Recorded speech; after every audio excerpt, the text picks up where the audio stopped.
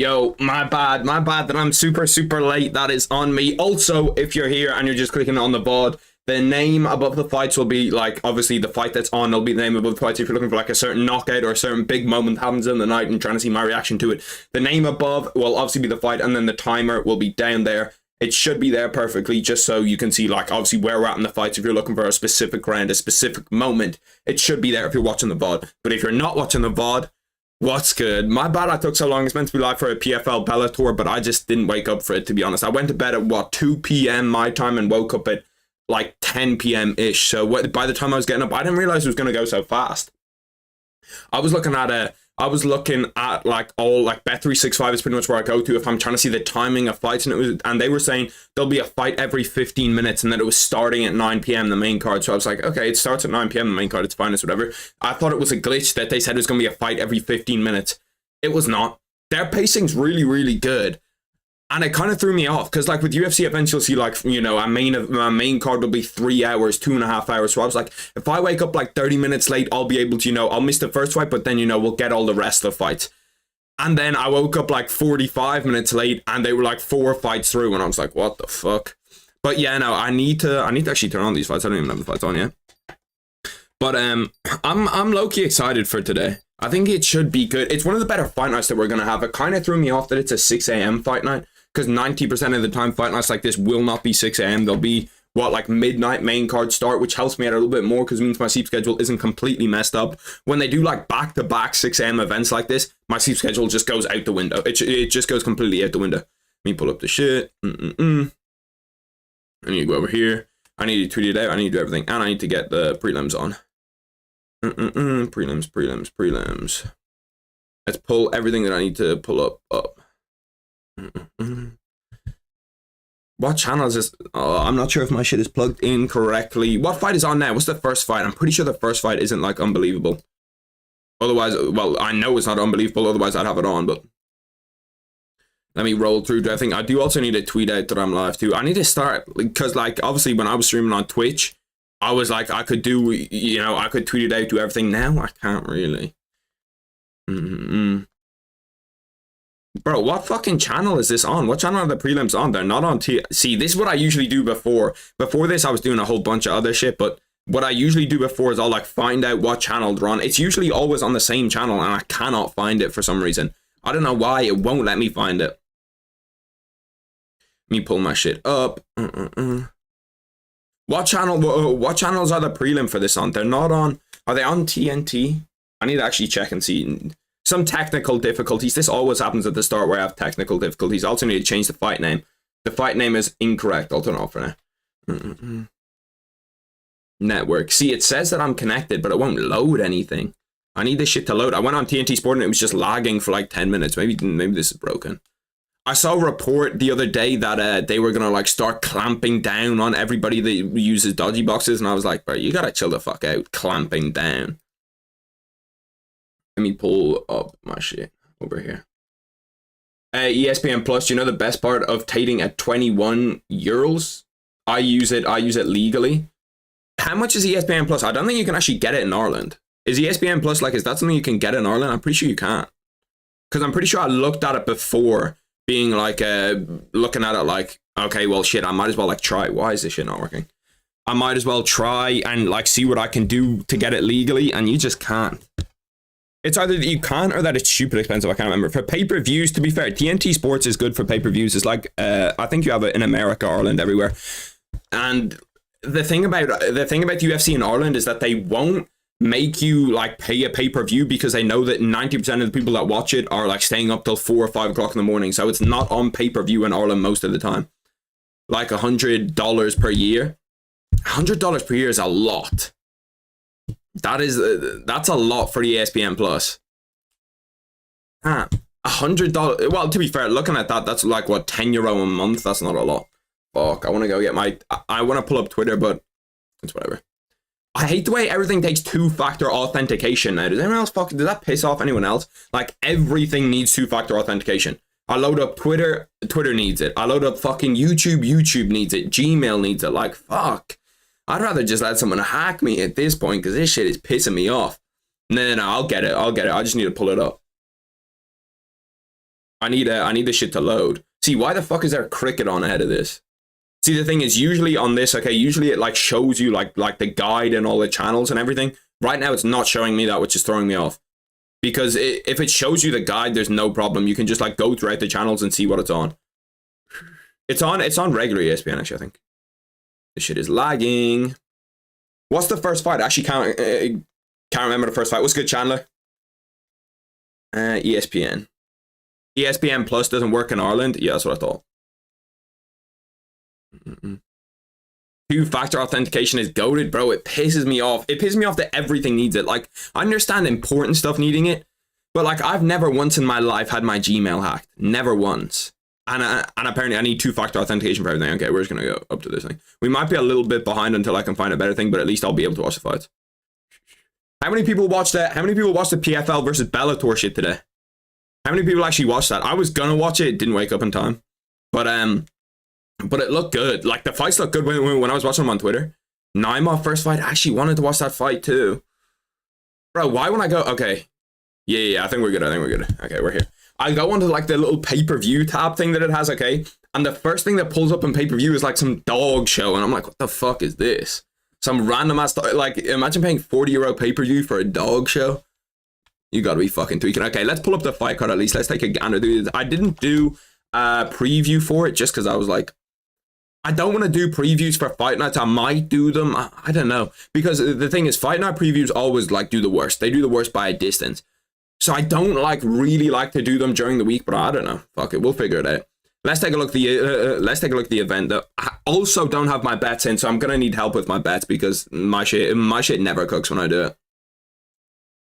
I'm what? Owen. I don't think I've won a bet yet so far this year, and usually I'm pretty positive in the UFC, and I don't think I've won one this year. Because Volkanovski lost. Yeah, Volkanovski lost, so I lost all my money there. Naimov against Eric Silva. This one should actually be good. Felipe Dos Santos is there. Felipe Dos Santos has gone from main card on a pay-per-view to, you know, pretty much a curtain opener on a prelim. But this should be a banger fight. Felipe Dos Santos is always so much fun to watch. Then you got Luis Rodriguez against Denis Bondar. Looking through the card is actually pretty stacked. Edgar Chairez, Daniel Da Silva. That fight, I swear, has happened like 3 times. It happened once, it got cancelled. Then they booked it again, the no contest, and now it's booking again. Edgar Chairez came in overweight, though, didn't he? He came in at like 131. Then Mateusz Munduka, he's a baller. He can fight. He can really fight. See, like, I don't know. This card's actually stacked. See, this is the thing. This is what I was complaining about with the Apex events. Now that they have to sell to a crowd in Mexico, they have to actually have people there. They're going to make it a good event. You're going to have, you know, Brandon Moreno, Brandon Royval, Yair Rodriguez, Brian Ortega. Like, you've got some big names on it. Raul Rosas Jr. is coming back. So they actually have to sell it. Chris Duncan being on this card is actually one of the weirdest things about this card. Like, how the fuck do we just have randomly a whole Mexican card and then just Chris Duncan slapped on there? But yeah, no, it's not a bad card at all. It's not a bad card at all. Daniel Zellhuber, he's a baller too. First fight is not about to start, but Mohamed Naimov's working out. Put money in Naimov and Felipe BRL. Yoel Santos put on a snoozer as expected. Yeah, Yoel Santos isn't. Bellator PFL card was actually good as fuck. Eblen got Project. I did watch that fight. That was one fight that I watched. Naimov and Felipe. Okay, I got you. We'll load up the bets. We'll take a look at the odds. See, I probably shouldn't say it. And actually, fuck it, I'll say it. No one's hacking my fucking Bet365. I don't need two-factor authentication for my betting account, but I need two-factor authentication for fucking everything else. Let's put in a little 20. I had to make sure that I wasn't about to fucking showcase my whole card details. Let's actually get the fight names up here too. Let's change it. Naimov. You said bet on Naimov. I'm gonna take your word here. I'm going to take your word here and I'm going to put money on him. I saw that also that the UFC said that they were going to give Shower Bullet, someone in like, not someone in the top 15, but someone that's just outside the top 15.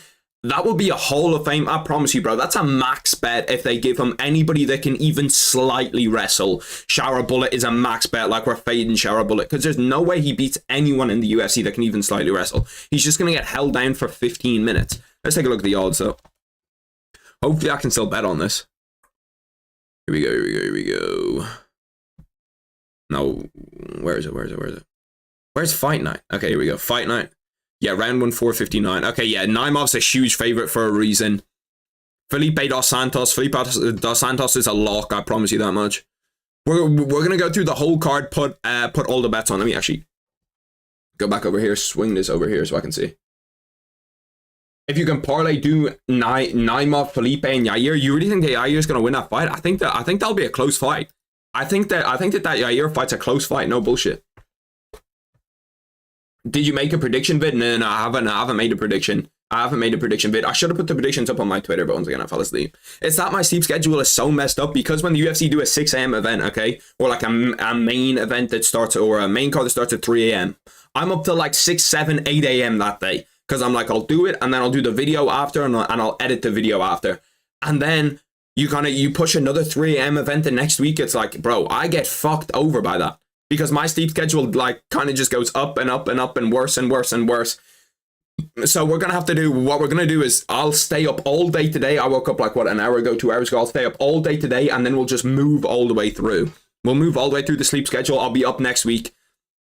I'll obviously watch the fight night next week. And then after that, we have UFC 299, which is a stacked ass day. Claudio Paul, as far as Edgar Chairez, Daniel Lacerda is such a big fucking underdog in that. I agree, bro. Ortega has a good chance, but I got Yair in a war. I think that I need to look at the odds on it. If Yair's a big underdog, I'll take... No, he's not. Or if Yair was a big favorite, I would have taken Brian Ortega, but it's actually pretty close. Raul Rosas Jr. What do you think about Raul Rosas Jr. against Ricky Turcios? I think that's actually a closer fight than people will think, just because they'll just throw Raul Rosas Jr. cans, but I don't think that's actually will. I haven't picked any underdogs here, I don't think so. We're gonna have to throw some underdogs. I can't pick against Mateus Monduca. Felipe Dos Santos I know is winning. We're gonna swap up, go for an underdog pick there. Who did you say to pick on? Who did you say to pick? What were the picks that you gave me? Naimov, Felipe, and Yair. What's good, name? What's good, Caesar? What do we say? Naimov, fuck me up. Naimov, Felipe, and Yair. Naimov we already have in here. I need to actually get this in right now. Yeah, fuck it. We'll just go with that. We'll throw 5 at that. 5 to return 392.50. That's like a 10-fold parlay. Don't bet Raul. Well, to be fair, this one's kind of like a throwaway where I'll just put something on everything. You know what I mean? It's not. It's like it's somewhere. It's like it's a heat check. Stop saying Menduca. It's Mendonca. It's actually Mendonca. I've always said Menduca. I swear on commentary they say Menduca. I swear to God that they say that on commentary. I swear I've heard DC say it. Maybe I'm bugging. Mohammed Naimov looks fucking pumped up. Coming from Tajikistan. Bro, he opened as a minus 300 favorite. I need people to hit me up about that. When he opens up minus 300, I need people to hit me up and say, yo, that guy's way better than minus 300. Okay, now let's get some locks in. I can't. We've lost the ability to bet on Naimov. Felipe Dos Santos is a lock. Edgar Chairez is a lock. I'm tempted to bet on Chris Duncan as an underdog here. What do you think about? It's Mendonca. That's how to say it. Oh shit. What do you think about Chris Duncan as an underdog? I actually don't mind that. I don't mind a Chris. I like this Yair bet. See, the thing is, I always do the same thing though, where I'll have one person that like all of my bets hinge on, where it'll be like Yair. You know what I mean? Yair's gonna fucking. If Yair doesn't win, all of my bets are fucked, and I don't want to do that anymore because we'll have a situation like Volkanovski last week, where I had Volkanovski in every single bet, and then he lost. I'm still kind of shocked about that. It still hasn't really hit me that like Volkanovski's fall off might be imminent. And then is there anyone else here that I'm really like locked in on? First round has started, but like obviously for the first prelim, if it was a women's fight, we'd just be here the whole time, but it's not. Claudio, there's no one here that I'm really super confident on. That Chris Duncan, fuck it, we're going Chris Duncan as an underdog. I don't mind that. What's good, Cyprus? Oh shit, Mohammed Naimov heard him early, 20 seconds in. I look over and he's fucked already. Okay, the bets are gonna have to go. I should have bet on Mohammed Naimov by finish. Brian Ortega wins. You really think so? I don't know. Oh, yeah, Mohamed Naimov's already finished him. 40 seconds in, Mohamed Naimov gets the job done. Look at that. Mr. Chandler sorting me out, bruh. Sorting me out. Naimov gets it done in one. Damn. That was crazy. I didn't even have time to set the timer, get anything ready. He fucking finished him immediately. After this, we got Felipe dos Santos. Felipe dos Santos is one of my, like, you know, kind of like the guys that might not be like the best fighters ever in the UFC, but you really, really like. Felipe Santos is one of those guys. Damn, spinning back kick didn't even connect, really. Oh, no, he got injured. Okay, he got injured. He injured his leg. I wasn't even really looking at it that well. He must have, what the fuck happened to his leg? Did he tear a muscle or something? That's weird as fuck. Okay, he didn't get leg kicked. For anyone that's not watching it, he didn't get leg kicked. He threw like a spin. Mohamed Naimov threw like a spinning back kick to his head. It misses. He just kind of blocks it, and then he goes down holding his leg. What the fuck? What the fuck just happened there? Injury in the first fight of the night?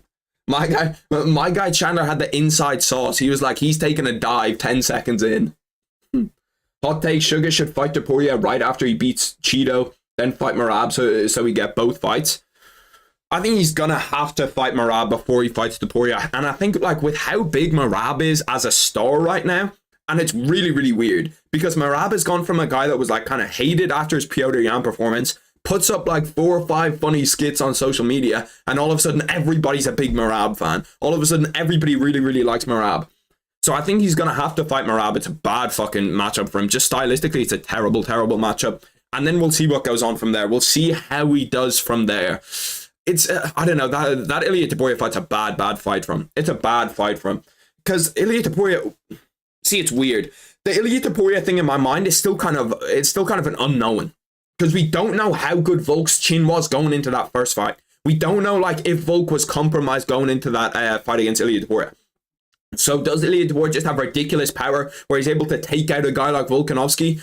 Or is it that Volk was a little bit compromised going in? I actually don't know. If he loses to Merab, it would never happen. Yeah, he wouldn't fight Ilia Topuria. Well, you never know with how the UFC is now. The UFC now is like boxing. It's like a better version of boxing, but it's like boxing where it's like, we're not going to give Alex Pereira a wrestler because he's one of our biggest superstars and we can't have someone that can wrestle against him. Hot take, Merab is not that ugly. It's a hot take. It's a hot take for sure. It's a hot take for sure. I always feel weird when someone gets injured. Like, I understand giving them a TKO, but like, it's obviously not really his fault. You know what I mean? It's obviously not the guy that got injured's fault. So I think they should, like, I don't know, there should be a different type of win for that. Maybe like, because it's not a no contest, but it's not really a win if you go for a spinning back kick and the guy tears his ACL. You know what I mean? It's weird. 6-fight win streak for Mohamed Naimov though. He said he's fighting Merab first due to backlash. Yeah, I saw that. He put up a little video about it. I also think if Sugar KOs Merab, if you think he is fucked, then I get wanting Merab first. I think it's always, for me, it's always you have to defend your belt before you go for double champ status. I don't mind people going for double champ. I think it's cool, you know what I mean? I think it's, you know, it's a good concept, but you have to defend your belt. We can't have situations where it's like a guy defends his belt once and then he wants double champ status. You know what I mean? Immediately he wants to go up and, you know, fight all these different guys. Like Ilia Topuria gets a belt and then it's like, I want to fight Conor at a catch weight. Like, come on, this like, what are we talking about? If you have no challengers left, 100% go for double champ. If you got a guy like, obviously, Usman when he was on his reign could have went for double champ. Izzy when he was on his reign at middleweight going for double champ. Volkanovski at 145. Like, there's tons of cases of guys where we have actual legitimate guys that deserve to get that double champ shot that get it. But I don't want to see people like Sean doesn't even have a defense yet, and he's talking about double champ. Do you want 1v1 in UFC at some time in the future? Yeah, for sure. I will be doing I do want to stream during the week just playing like games. You know what I've been playing a fuckload of recently? I've been playing a fuckload of Madden. I started playing Madden because obviously it's free on EA Play after the Super Bowl. They make it free, and I've just been grinding it. I've been no-lifing it low-key. It's not great because sometimes, like, because Madden games are long, okay? A Madden game could be like 40 minutes-ish. So when you play one game, you're like, oh yeah, shit, I just played one game. Let me play a few more. And then all of a sudden it's like 4 hours later. But Madden is super, super fun. Super fun to play. But I will be doing some gaming streams at some point during the week. Some UFC, some Madden, maybe, I don't know, some Call of Duty. What else? What games are the boys playing right now? because I'm excited for X Defiant to come out. X Defiant, obviously, like the next big Ubisoft shooter. I'm excited for that shit to come out, and then once that comes out, we'll see what's going on from there. Madden 24, yeah, Madden 24. Ilya has no challengers except for maybe Max. He has the winner of Yair, Brian Ortega is for sure a challenger for him. He's got to be a challenger for him. Then we have, who else do we have? We have Max, obviously. We have, I'm trying to think who else is a challenge for Volkanovski rematch potentially. Who else is at 145 that I'm missing? Oh, Movesar. Obviously, Movesar. I re-downloaded For Honor, so I've been playing For Honor. I never played For Honor. The only kind of like For Honor type game that I've played is Skyrim. I'm usually a guy that just plays, like, I play like the biggest games, you know what I mean? Like the most basic games. Where it's like I'll play FIFA, I'll play Madden, I'll play UFC, I'll play Call of Duty. That's pretty much like what I play. Let's go back to the bets though, because we need to, I need to figure out, I have 2 more bets to place here. I think that do I go with Felipe dos Santos via finish?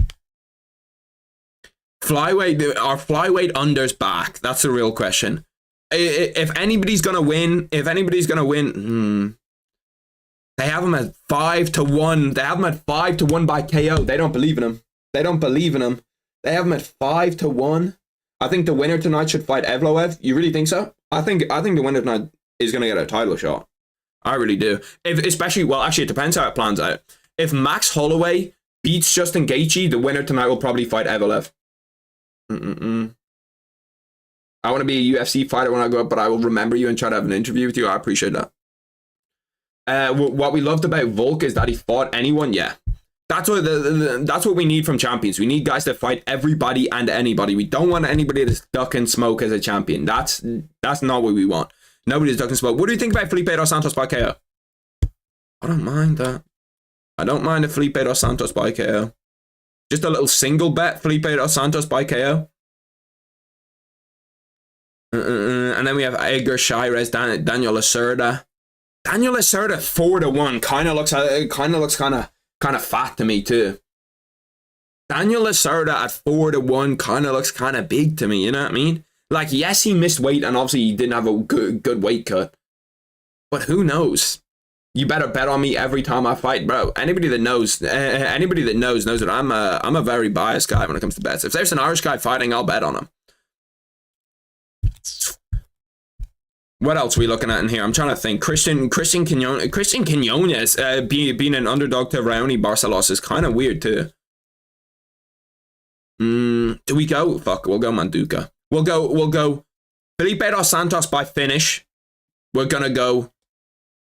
Ooh, I nearly bet on a draw there. 67-1. No, by decision. Manduka by decision. We're gonna get 3 right here. And then let's throw one more in here.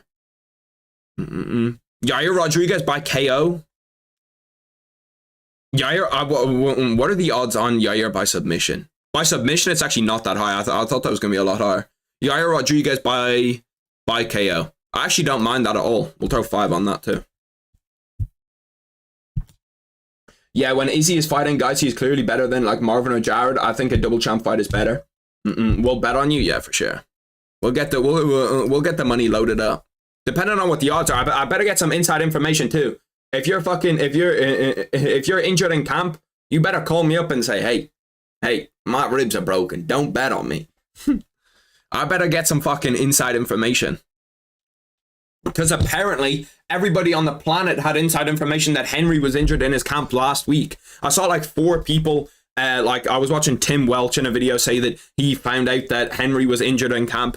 And I was like, everybody and their fucking mother knows that Henry's injured in camp apart from me, apparently. Like, what the fuck is that? Daniel Zellhuber. Ooh, I like that. Daniel Zellhuber. Then we're going to go.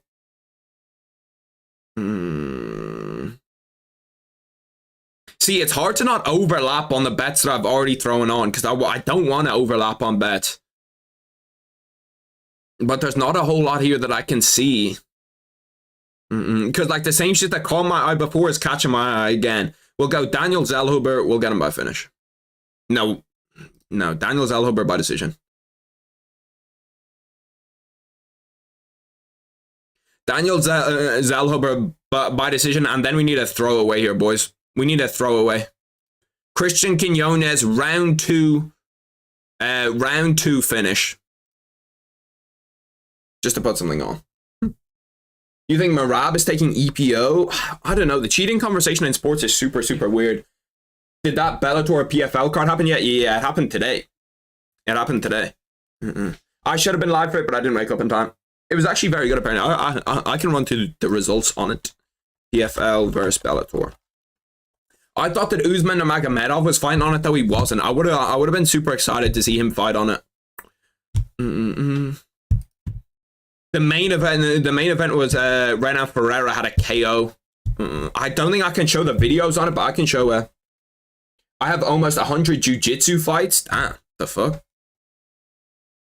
I like jiu-jitsu. I want to start doing jiu-jitsu just because I think it would be like I think it's fun to do. It looks like something that's just good for like the brain. And like now that I know how to box a little bit, trust me, I'm not like world class, but now that I know how to box a little bit, I think, you know, doing some jiu-jitsu would be good. And it's like the no brain damage. That's the biggest thing about jiu-jitsu. Ryan Bader, Renan Ferreira, that happened today. That was a banger fight. That was a banger fight. Renan Ferreira just slapped him inside 30. Johnny Eblen got dropped over here. Johnny Eblen, a guy who I said was like a top 3, top 4 middleweight on the planet. Vadim Nemkov, he was the guy that I was talking about in that light heavyweight video when I was talking about guys that I think could come in and actually make a difference in the UFC. Vadim Nemkov was one of them. Oh yeah, John Jones was here. I think I can show this. I presume I can show this. Can you hear that? I need a fucking I don't know if you can hear it. But if you can, it's just like John Jones talking about Francis Ngannou pretty much. John Jones said that he wanted to fight, he wants to fight Tom Aspinall, Stipe, and Francis. I don't think that he's going to do that. I really don't. I can't see John Jones fighting all of those guys. Like, there's no way in my mind, when we look at the shape that John Jones is in, I think that there's no way that he doesn't retire after that Stipe fight. Like, he looks old now. He looks old. Like, that age is, like, fucking weighing on him. You know what I mean? What do you think is wrong with you? I spar with the Muay Thai guys at my gym and get punched in the face, but it's so fun to me. I'm not getting punched in the face at all. In fact, I intensely dislike getting punched in the face. I think that it's not fun. What is this UFC Brazil stream where it's like, are they showing the fights? Shit, let me just load it up here. UFC Brazil are showing the fights for free? Okay, wait, we're locked in. UFC Brazil have got me. I've got me with the fights for free. I thought it was an illegal stream when I first saw it, so I was like, oh shit, well, we just won't click on that. But it's like the actual UFC Brazil page. I click on it and it's got 2.3 million subscribers. They might just be showing this Felipe dos Santos fight, who knows? But if they're showing all of the fights, I'm here for it. I'm here for it. Boys, if any of you need the link, I will put the link in chat if you want to see if you want to watch. Because the fights are technically free. At least for me. Let me know if this works for you guys. If it was Twitch, I would be able to Yeah, that's the link. I didn't even have to put it. This guy said, I gotta get you as my fucking producer or something. He's faster than I am at doing this shit. That's the link to it though.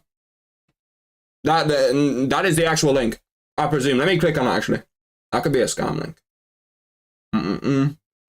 Yeah, no, that's the link. That is the correct link. 22,000 people watching it right now. Shit, this is fucking exceptional.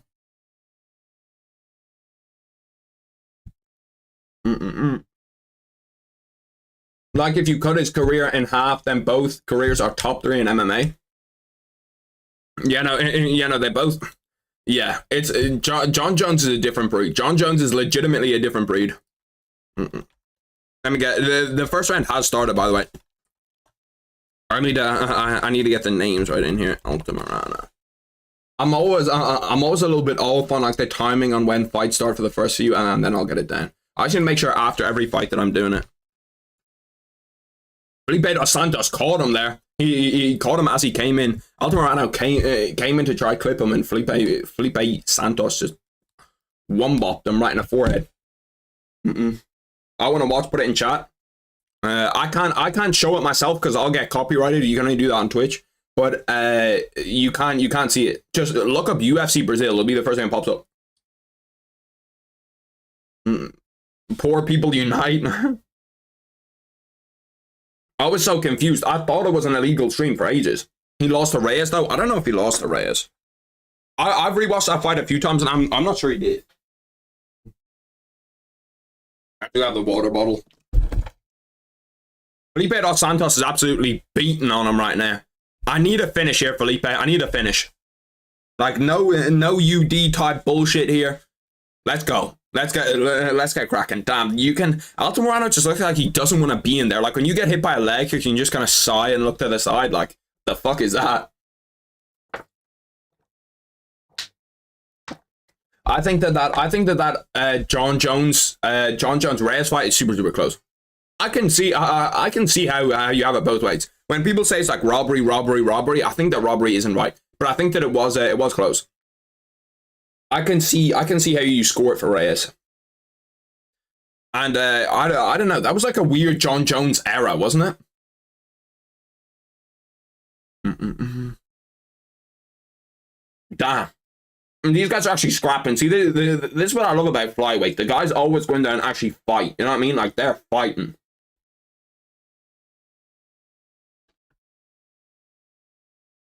No, just look up UFC Brazil. It's legit on the UFC Brazil YouTube channel. It's like right here. I'm fucking watching it. And this is probably the furthest that I've ever been ahead. The UFC must be showing it on, I don't know. It's weird as fuck. I don't know why they're showing it, but they are showing it. UFC Mexico. I said Brazil. Did I? Fuck. My bad. Where's it? What? Did I say Brazil in the title or in the video? I might have said it in the video. I do shit like that all the time where I don't catch it. Most of the time when like I'm going through and I'm editing, I'll catch all the stupid shit that I say. But there's some times where I don't catch where I say something stupid like a wrong name, and I always feel dumb as fuck. What did I say? I said like a few days ago, I said that Conor McGregor fought against Justin Gaethje, that he knocked out Justin Gaethje instead of Dustin Poirier, and I was like, bro, you're a fucking idiot. How did you not hear that you said that? Because like I'll listen back to it before I put it out anywhere. I'll listen back to it and just make sure that it's correct. And that bit of it was not correct. The UFC Brazil event 301 though, that's coming up. That should be an absolute banger. Damn. Felipe dos Santos nearly jumped on a guillotine immediately. My new vid is coming soon. Damn. Banger. If it's free, can't complain. Yeah, shit, bro. We'll take it. UFC put out more free shit. Put out more free shit all the time. But it's tabs and not UFC 4. What does that mean? It's tabs. I do want to get UFC 5. I haven't played UFC 5 in ages, and now that like all the boys are talking about it, I'm kind of itching to play it. You know what I mean? I'm kind of itching to play it a little bit. 50 seconds left in this first round. It's been not the most exciting first round. You're probably giving it to Felipe dos Santos just based off merit, just based off what he's done. He's landed the bigger punches. But I'm not 100% sure on who wins this right now. I need a Felipe dos Santos finish here. If Felipe gets a finish, our bet is completely on. We're ready to go. Also, if I'm like far behind the stream and you want me to be further ahead, because I can see that like it's kind of like 20 seconds behind where I am, the stream, you can put me in 2x. If you go to like the playback speed and you go 2x and put it in 2x, it'll like jump like 15 or 20 seconds ahead. So I should be more in line with where the actual UFC Brazil stream is.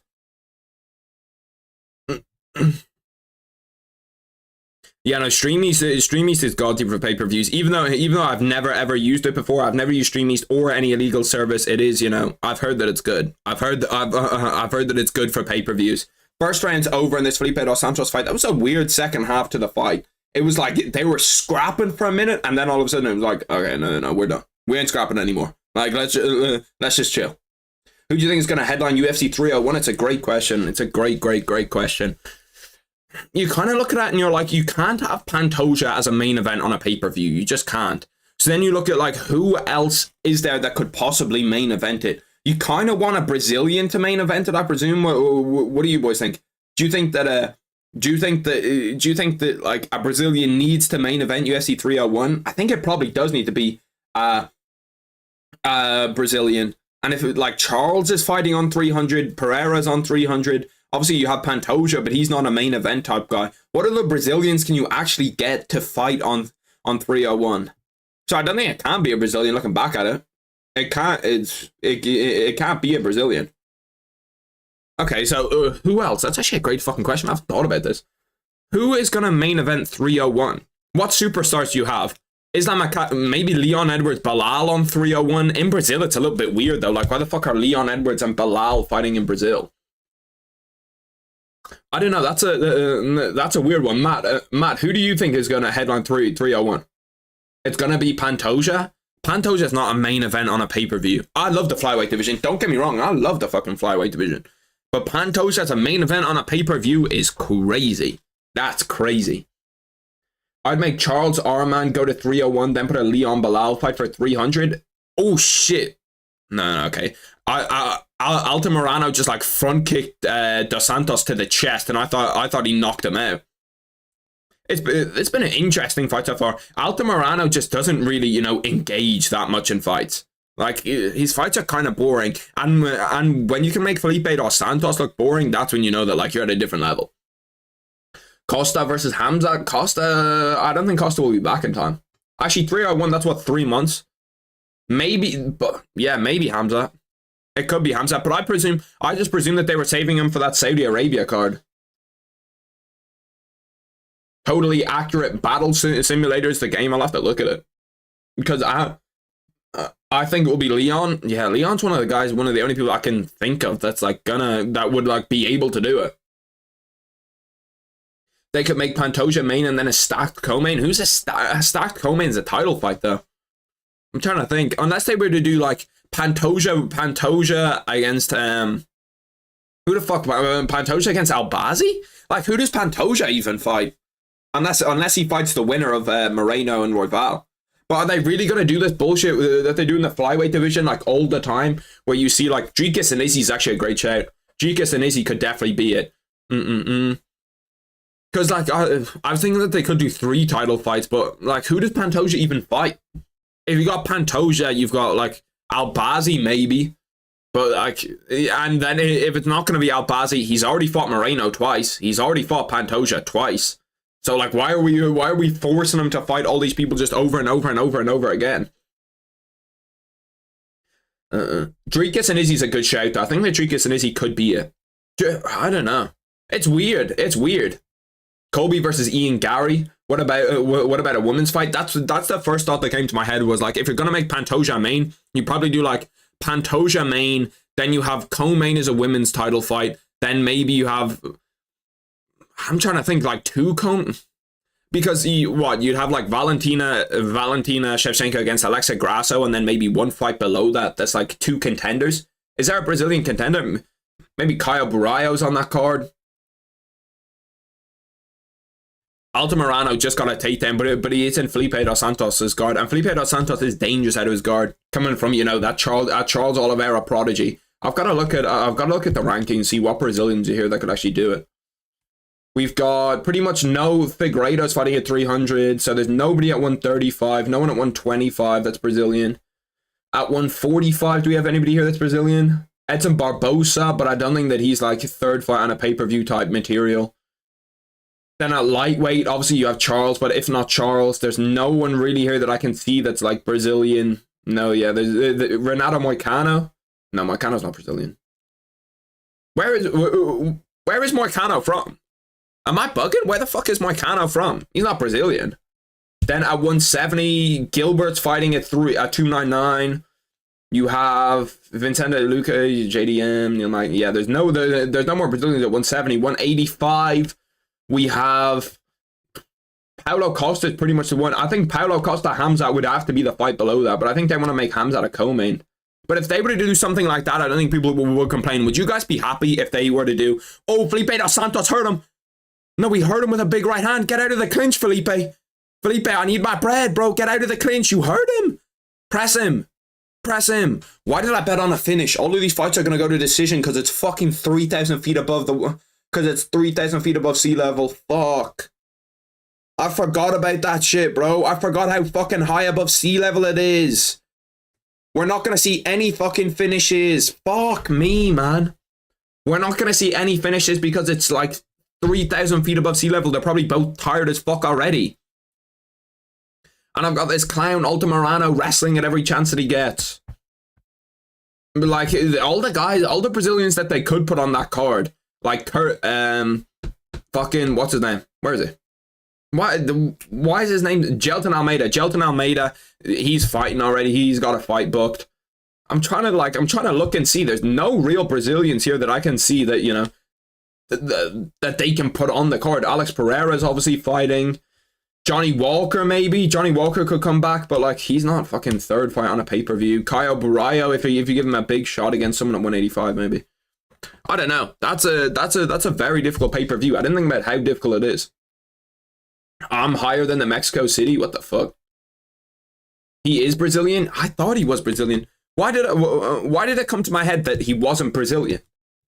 Where are you from? Where are you from to be higher up than Brazil? Maybe John Jones will be ready. John Jones could be ready then. Amanda Nunes comes back for 301. I'm not sure. I'm not sure if we're ever going to see Amanda Nunes back. And even if Amanda Nunes does come back, to be fair, I'd pay to watch Amanda Nunes beat the shit out of Raquel Pennington. I'd pay for that. We're getting pay-per-view. We're getting pay-per-view to watch Raquel Pennington's downfall.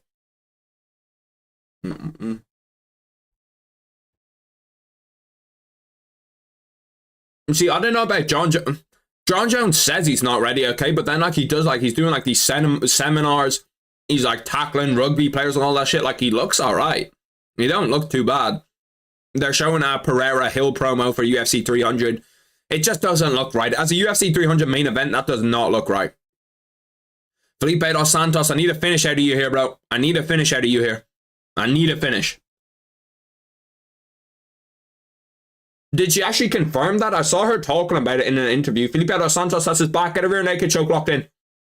Get that locked in, Felipe. Get that locked in.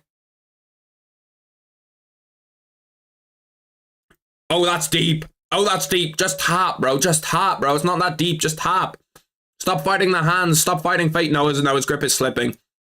He's slipping. Oh, his hand's off the neck. Felipe, man, that was our chance to finish. Okay, we're okay. Round 3's got his back. 4 minutes left.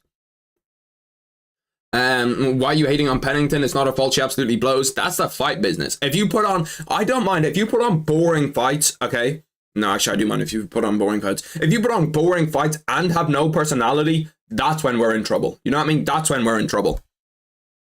Paddy Moicano could be featured on a fight. It's better than Magny Malo and 297. Yeah, Paddy the Paddy, he actually could be fighting soon. I presume they're saving him for a London card, though. I thought there was going to be a London card in, like, June, isn't there? I'm trying to... And then Dricus, they might do an Africa card. Who knows with Dricus if they do a card in South Africa? Because surely if they're doing a card in Spain for Ilia Topuria, they should do a card in South Africa for Dricus. I see, like, there's always, like, a big push for Ilia Topuria, but I don't really see it. Damn, Altamirano must be winning the fight. He's minus 150 right now. All of my bets are fucked if Felipe dos Santos loses, so I need him to, you know, kind of turn on the gas a little bit here. I haven't been watching like 100%.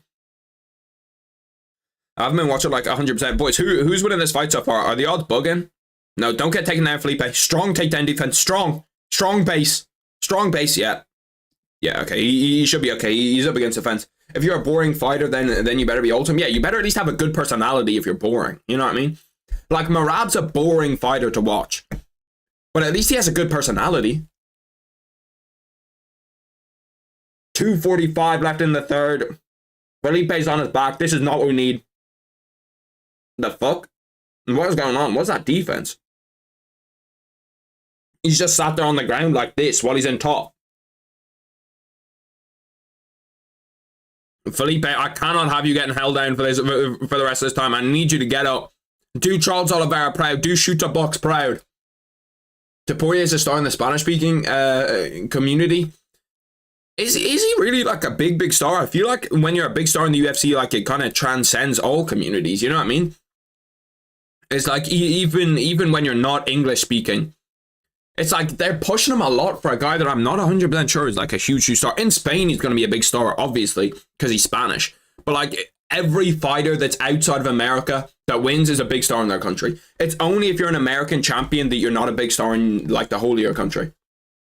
Like Dricus is obviously a huge star in South Africa. Obviously, Conor, when he was champion, was a huge star in Ireland. Then like Leon's actually not a big star in England, to be fair. He's a big star in Birmingham, but not in England. 135 left in the third. I need Felipe dos Santos to show me something here. That's a big right hand. Felipe dos Santos must actually just have pillow hands. Because, like, he just hit him with a right hand right onto the fucking chin with 4-ounce gloves, and it didn't even wobble him. It didn't even wobble him. Maybe Ilya could make 301. They said that they're going to make Ilya in Spain, though. So there's no way that they go from him in Spain to him in Brazil. It's like a huge fucking... I suppose in Brazil they speak Portuguese. It doesn't make no... It does kind of make sense. Where my earphones are over there. I need to get them ready for decisions. This fight has been the epitome of altitude. When you see that UFC Mexico altitude, you just know. Like, these guys are both struggling for air. They're both absolutely gassed. And it's like, you can't really blame them. Like, UFC Mexico is fucking stupid high above in the air. Once again, Felipe dos Santos just caught him with a clean fucking left hook right to the chin. And it just did 0 damage. Zero damage. 30 seconds left in the third round. Who do we have winning this fight, boys? Ilya versus Max next. It honestly pisses me off so much that they rushed UFC 300 and gave Max Holloway to Justin Gaethje, because Ilya Max would have been so perfect. What's good, James? What, 5 seconds left in the third round? I honestly have no idea who won this fight. I wasn't fully locked in. I wasn't as locked in as I should be. He's so tired that he can't get rocked. That's actually, you kind of do get to a point where you're like, it's harder to get rocked because you're so tired. You get to a point where you're like, you're so tired that you just kind of want to be out of there. Ilya versus Movzar, that would be a banger too. Let me get the earbuds. First decision of the night, boys. I'm sure it'll be the first of many with the altitude. See, I don't know, because what do you guys think? Do you guys think that with altitude there will be more finishes or less finishes? Because when you think about kind of like how altitude affects you, surely if you're tired, you're like more likely to just be like, oh, I'm too fucking tired, let me get out of here. You know what I mean? Like, I'm done. I'll just get finished. You know, it's not my day. I'm too tired. But then you get to a point where it's like the other guy's super tired too, so neither of them are going to go for a finish. First decision of the night. I don't even know why the fuck I plugged in my thing like I'm not even watching on the right thing. I'll have to connect them up here. I'm so not used to watching it on YouTube that like they automatically connect to the other shit that I use. Dana, don't kill me. Okay, let's get this ready. O'Malley, Vera, 2 Poirier, St. Dennis. They're showing UFC 297 promo, and holy shit, am I ready for that card. That card is going to be such a banger. I can't wait for the build-up to that card, the fight week to that card. The only problem that I have with the UFC is, okay, the UFC goes, the UFC goes, and they're just like, well, you know what? We had, UFC 298 a week ago. We'll go 2 weeks, and then we'll go UFC 299, and then we'll go 5 weeks for 300. Like, why the fuck is there such a big gap between all these events? We don't need, like, a huge fuck-off gap between all the events. It makes no sense. Alta Morano seems to think that he won it. I have no idea who won that. Absolutely no idea who won it. I think that, I don't know. I need Felipe dos Santos to have won that fight. Please, brother. Please, Felipe. Help a brother out.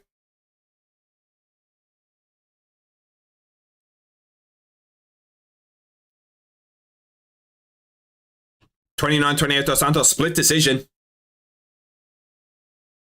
29-28. Felipe, okay. Felipe dos Santos got it done via split decision. Oh, the whole arena does not like that. The whole arena does not like that. That thing, they think that that's a robbery 100%. The crowd did not like that. Boys, was that a robbery? Was that a robbery? It could have actually been a robbery. I'm not 100%.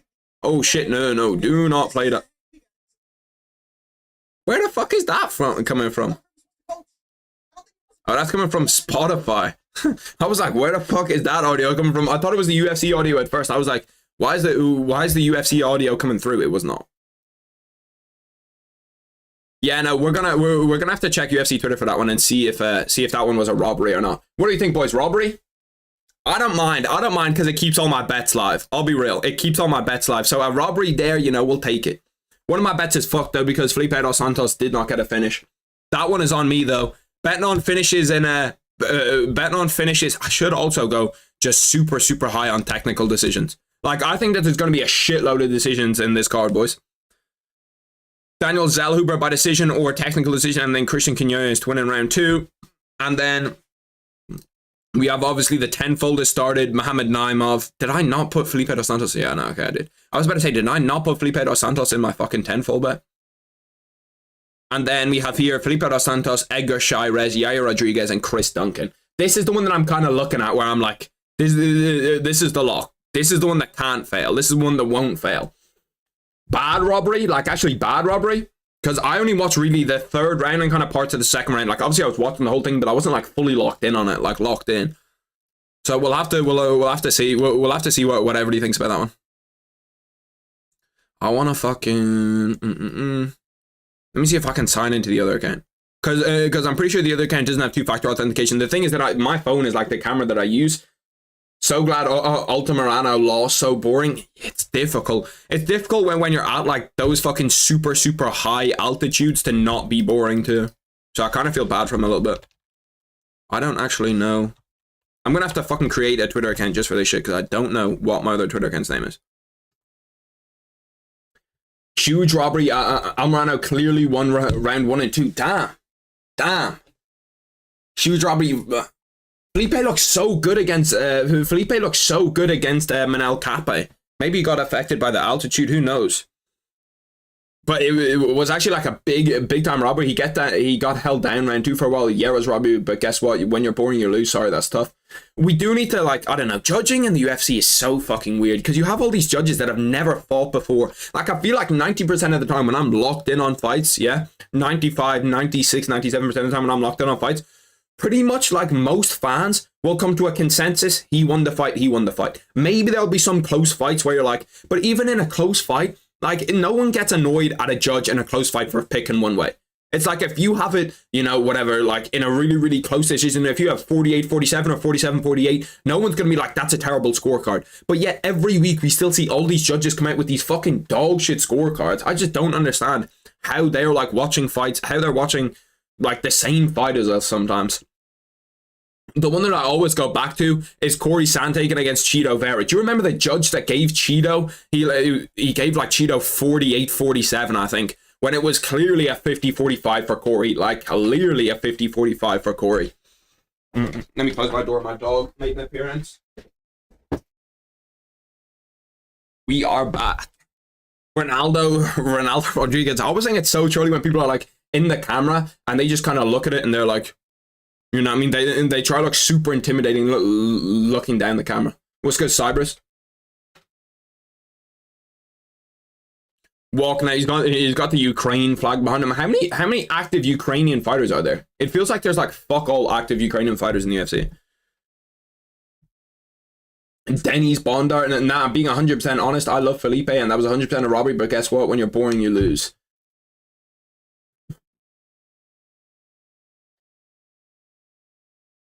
Can I join a Discord call with you? I can't have Discord open while I'm streaming because it fucks with my stream. It makes it lag because my PC is not that good. So like when I'm streaming, I have to like close pretty much everything down apart from like Google Chrome and OBS. Otherwise the whole stream will start lagging. Especially with stuff like Discord when you're like connected into a voice call, it just completely fucks with it. Actually, you know what I'm gonna do really quick. The camera will go really quick, but I'll fix it in 1 second. I just need to be able to log into Twitter so I can actually see like what consensus is on these decisions. I need to see, you get to see at least a backside of my setup while I pull this down. Okay, we're back. I'm going to reset it too because it looks blurry. Does it not look blurry to you guys? Like you'll see the difference when I reactivate it. You'll be like, holy shit. I even think that one's a little bit blurry, but I'm not bothered to wipe it down right now. Oh my god, I fucking forgot what the code was. That wasn't it. 1 sec, boys, that's on me. I fucking picked it up, got the code, and then forgot what it was. I was absolutely completely wrong with what I put the code in as to. If you're wondering what the sign is that you're currently looking at, it's like a men at work sign that just ended up in my house, and then I was like, fuck it, you know what, we'll keep it. See, that's what usually happens when I like take it off, because the auto-focusing just completely gets cooked. But yeah, no, I need to be able to see on Twitter if it's a robbery or not. Bang, and we're back. We're back, we're golden. Damn, he's fucking hyped up walking to the ring. He's fucking ready to go. I want to bet on him now. Like, anybody that I see super, super hyped up walking to the ring, like 4 Ukrainians, T-City wins by decision. You think so? The score will be 30-26. It's a 5-round fight. It can't be 30-26. Is it? I presume it's a 5-rounder. Is it a 5-rounder? Fuck me. I bet on Yair by KO because I thought it was a 5-rounder. Is it not a 5-rounder? By the way, Moreno, Royval, they're going to both be absolutely gassed. 5 rounds at that altitude is like hell. By the way, when people talk about like the altitude in Utah, where it's like 1,000 feet above sea level, this is 2,300 feet above sea level. It's sad. It's sad you can't rely on judges. I thought that they made that Yair fight a 5-rounder. I know that most of the time fight night co-mains aren't, but I thought that they made it a 5-rounder. Am I bugging? I thought that they said that was 5 rounds. Mexicans have the edge because they're used to the altitude. Well, they're actually used to it. I thought that Mexico City was just super high up.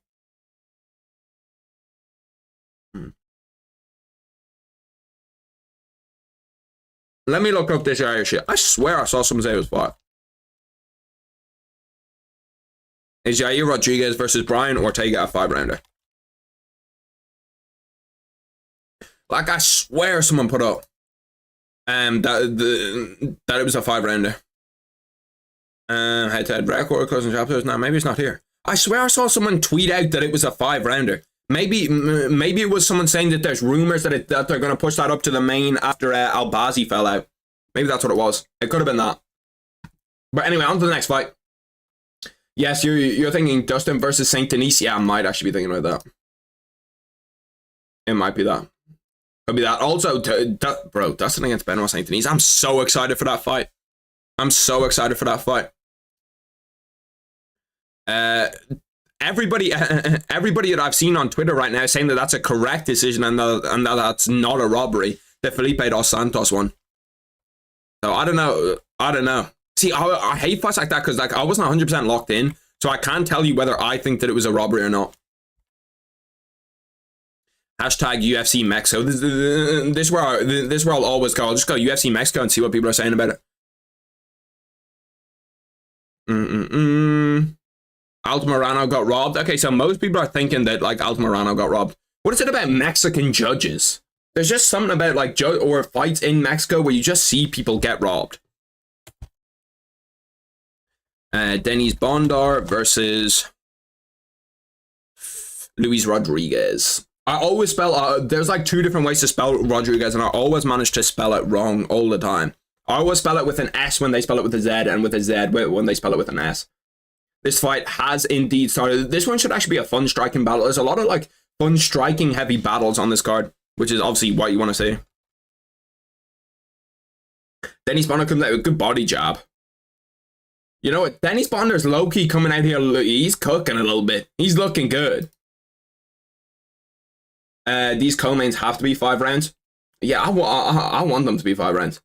Like, I just think they, especially if it's a good... No, to be fair, there's some co-mains where you kind of look at it and you're like, this co-main's absolutely dog shit. Don't make this 5 rounds. But then there's a lot of co-mains where we're looking at... Where we look at it and we're like, that's a good co-main. Like, that's not a bad co-main. Make that shit 5 rounds. Like, Yair Brian Ortega, make that shit 5 rounds. Just, like, there's no reason for it not to be 5 rounds. We could actually see a lot of wrestling today because the wrestlers are going to like want to drain people down. You know what I mean? They're going to want to drain people down. Even like non-wrestlers, I think, will turn into wrestlers because wrestling just zaps your energy so bad that I think that like if you're wrestling at this high of an altitude, you're just going to get fucked up. Like in terms of your stamina, it's going to get fucked up.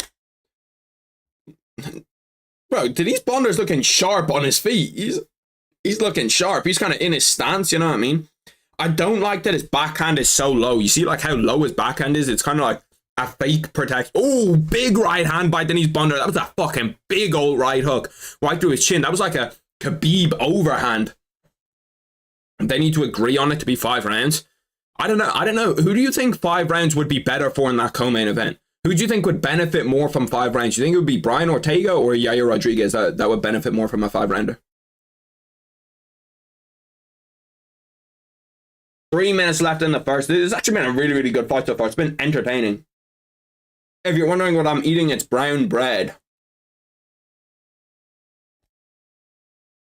It's homemade brown bread. It actually slaps, to be fair. It's always unbelievable. It's always very, very nice. It's got like some like seeds and like kind of like, I don't know what the fuck they're called, to be honest. It's like some seedy type thing in it, and it's fire. Grapple heavy. It could. We haven't really seen Yair gas in any fight though, have we? Like, he didn't gas against Volk. He just got beat up. So I'm not sure if like, because Brian Ortega did gas against Volk. When he was fighting against Volk, he did gas against them. So I don't know. It's weird. But it probably does help Brian more, because then again, Yair is a super, super explosive striker too. So when you're that explosive, it can only help the other guy to kind of like, you know, not have you be that explosive for that long. Or once he gets you into the 4th and the 5th round where you're not as explosive, that's probably where you can eat. So yeah, probably does help Yair Rodriguez more than it fucking hampers. Is that the word? Hampers? Is that a real word? Hampers him?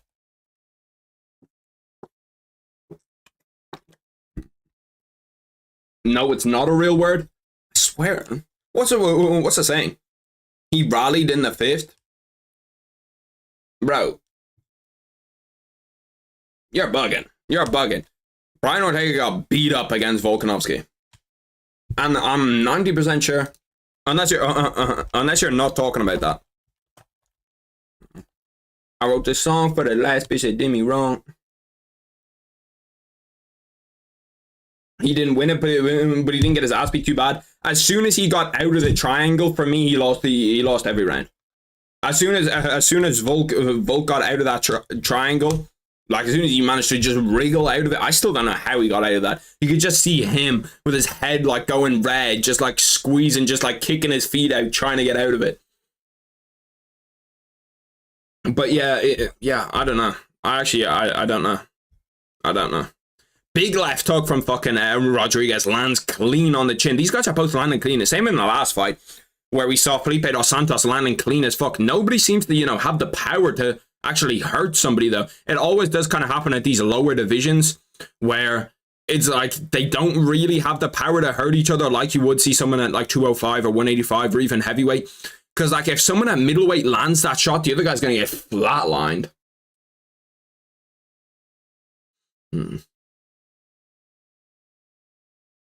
Yeah, he lost every round. That was prime Volk, man. That was prime Volk. When Volk was doing that to like the best guys in the UFC, it was fucking wild. It was absolutely wild. These guys are scrapping though, to be fair. They're absolutely scrapping. We've had some good scraps. Felipe dos Santos, that was a good scrap. First fight was obviously, the injury immediately. Does anyone actually know what happened there? Does anyone like know what injury he got? Because I'm still confused as to what happened to him. He must have like tore a muscle or something. Because he blocked the head kick and then pulled up his leg and just started like, and he was tweaking. He was done. Daniel, his fucking gum shield is unbelievably cool. He's got like a gum shield of just like his teeth. It's just like his teeth imprinted. There's no like, usually with a gum shield, you'll see that like there's gap or that like there's no gaps in between the gum shield. And his one, he's just got gaps all the way through it. It's like a grill almost. It's fire. I need to get a new gum shield. My one is fucking ass. Do you know Cormel Moten wears a bottom gum shield too? I was fucking tweaking when I saw that. He wears a top gum shield and a bottom one too. Round 2's about to start. Round one is a difficult one to score. That's a difficult one to score. I'd probably give it to Bonder. I think it's going to Bonder, but it's not like, yeah. Denise probably did the better work, but it was a close fight. Bro, can you show me the fucking timer, UFC? It took them 10 seconds to load up the timer. Damn. Bro, they're both throwing bombs in this second round.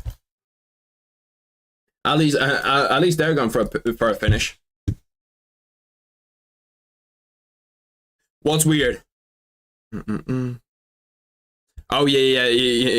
The Carmel Moten thing. I was trying to think of what I said. Big spinning elbow by Bondar lands to his chin. He's got a fucking unbelievable chin.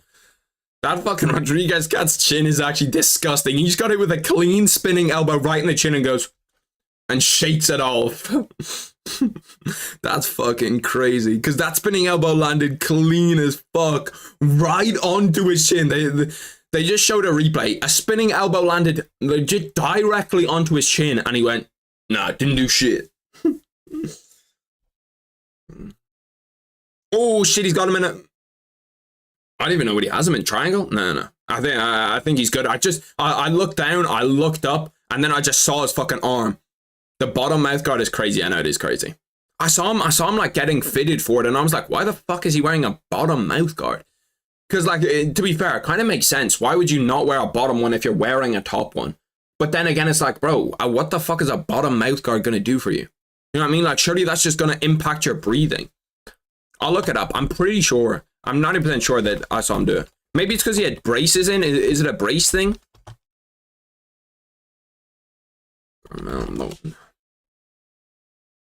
Well, you know, fun fact. Do you know who's fighting today? There's a guy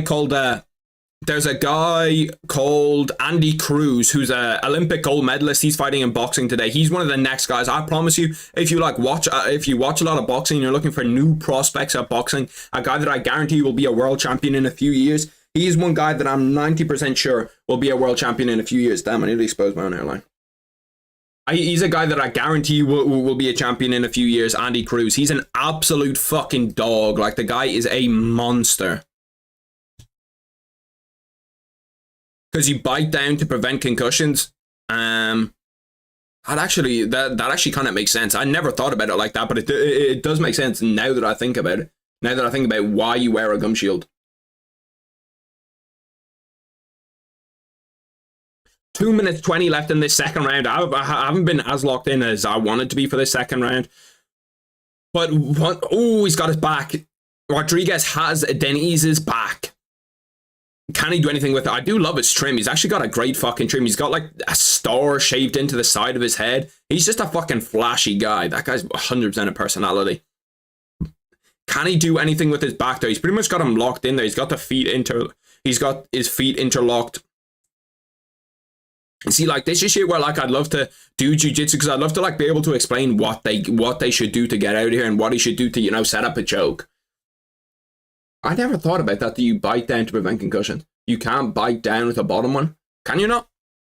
I wasn't lying, by the way. He does have a bottom and a top mouth guard.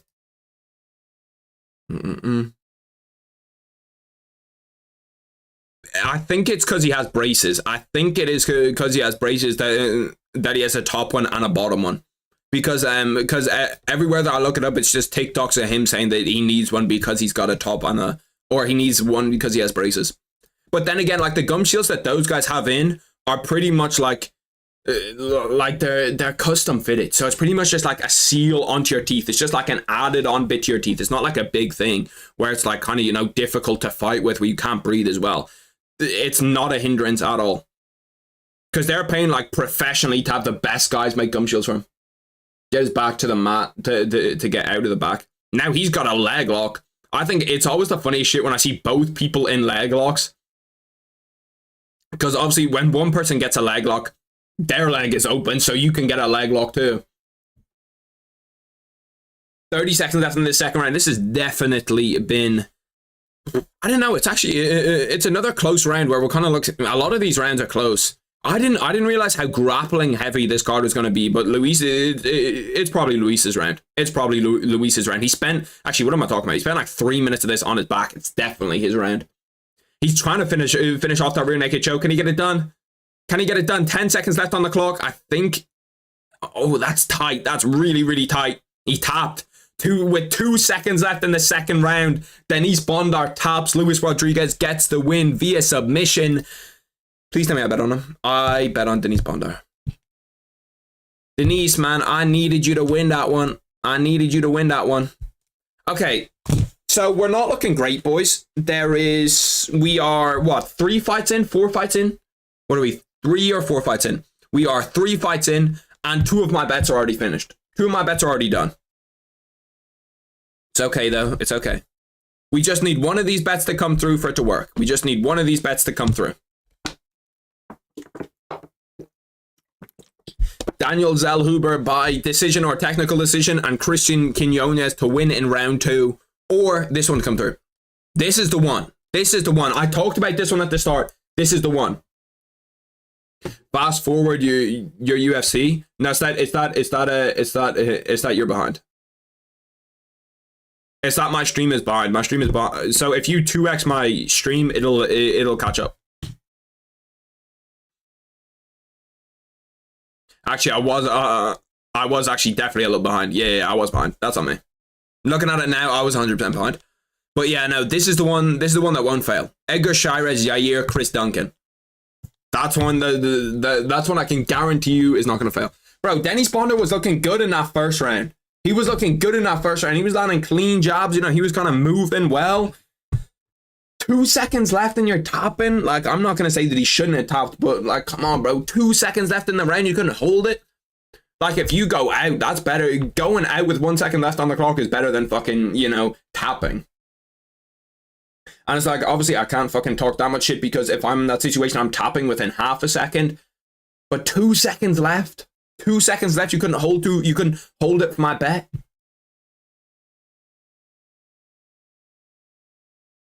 See, look at his gum shield. What the fuck is that gum shield? T-City takes? I don't know. He's had too much time out of the octagon. He's had a shitload of time out of the octagon. Like an actual shitload.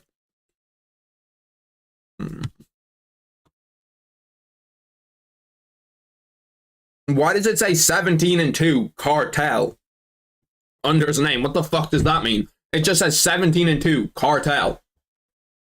I'm now finished my bread. I was hungry, man. Every time I hop on these, because obviously you're live for like 4, 5, 6 hours, it's like gonna be fucking I always get hungry in the middle of them because I try to eat before them, just, you know, to fill the appetite a little bit so I don't have to actually be really, really hungry, but then I always get hungry doing them. Hungry and thirsty because you talk a lot. Bro's gonna lose his house at this point. You're not wrong. You are not wrong. I'm not cooking in terms of bets recently. Recently, I'm not cooking. Usually, I'm good too. Like, usually, I'm not bad. Usually, I can, you know, I'll at least come away positive. Recently, I've been getting cooked. Recently, I've been getting cooked, boys. I'll be real. You can't bet. Why is betting not allowed where you're from? Surely you can use like steak or something. That's what everybody that can't uses. They all use steak. Let's take a look at what UFC Twitter thought of that. UFC Mexico results Ronaldo Rodriguez. Yeah. No, do not show me any video.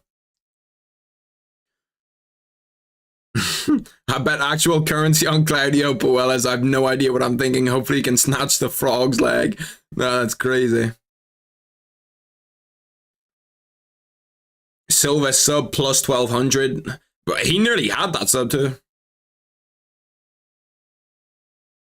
Good fights tonight. Yeah, no, the fights have actually been very, very good. Plus 5,625 UFC Mexico. Great start. Holy shit. That brother is cooking. Luis Rodriguez and fight to knock out the distance. He must have been shitting himself in the first round. The Mexico card has been good so far, though. In 5 years, I won't ever be able to bet UFC because I will be in the UFC in 5 years. Shit, I hope so. I hope so for you, brother. I might be young, but I plan to be in the UFC at 18.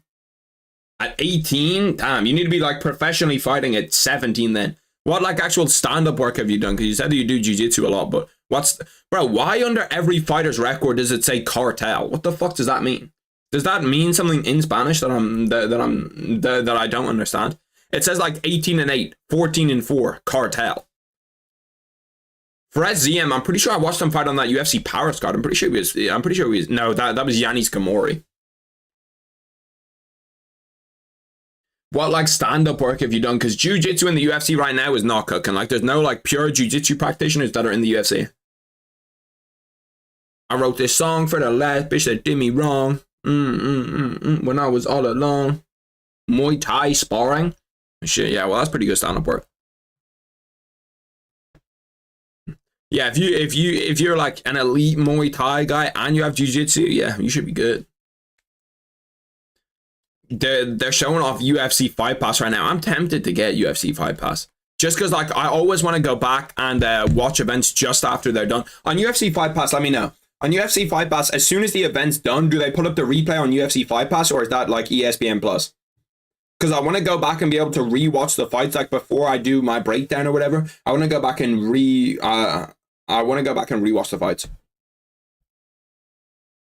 Muay Thai sparring on Saturday. So what, you had it today? Muay Thai I couldn't do. I'm not trying to get calf kicked. I'm not trying to get elbowed. I'm not trying to get any of that shit. I'm good. I know how to kick like question mark kicks.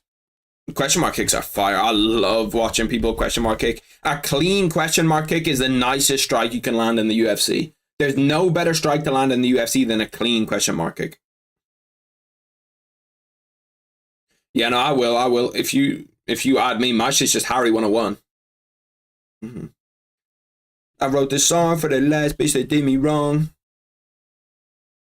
I'm listening to tons of fucking a boogie right now.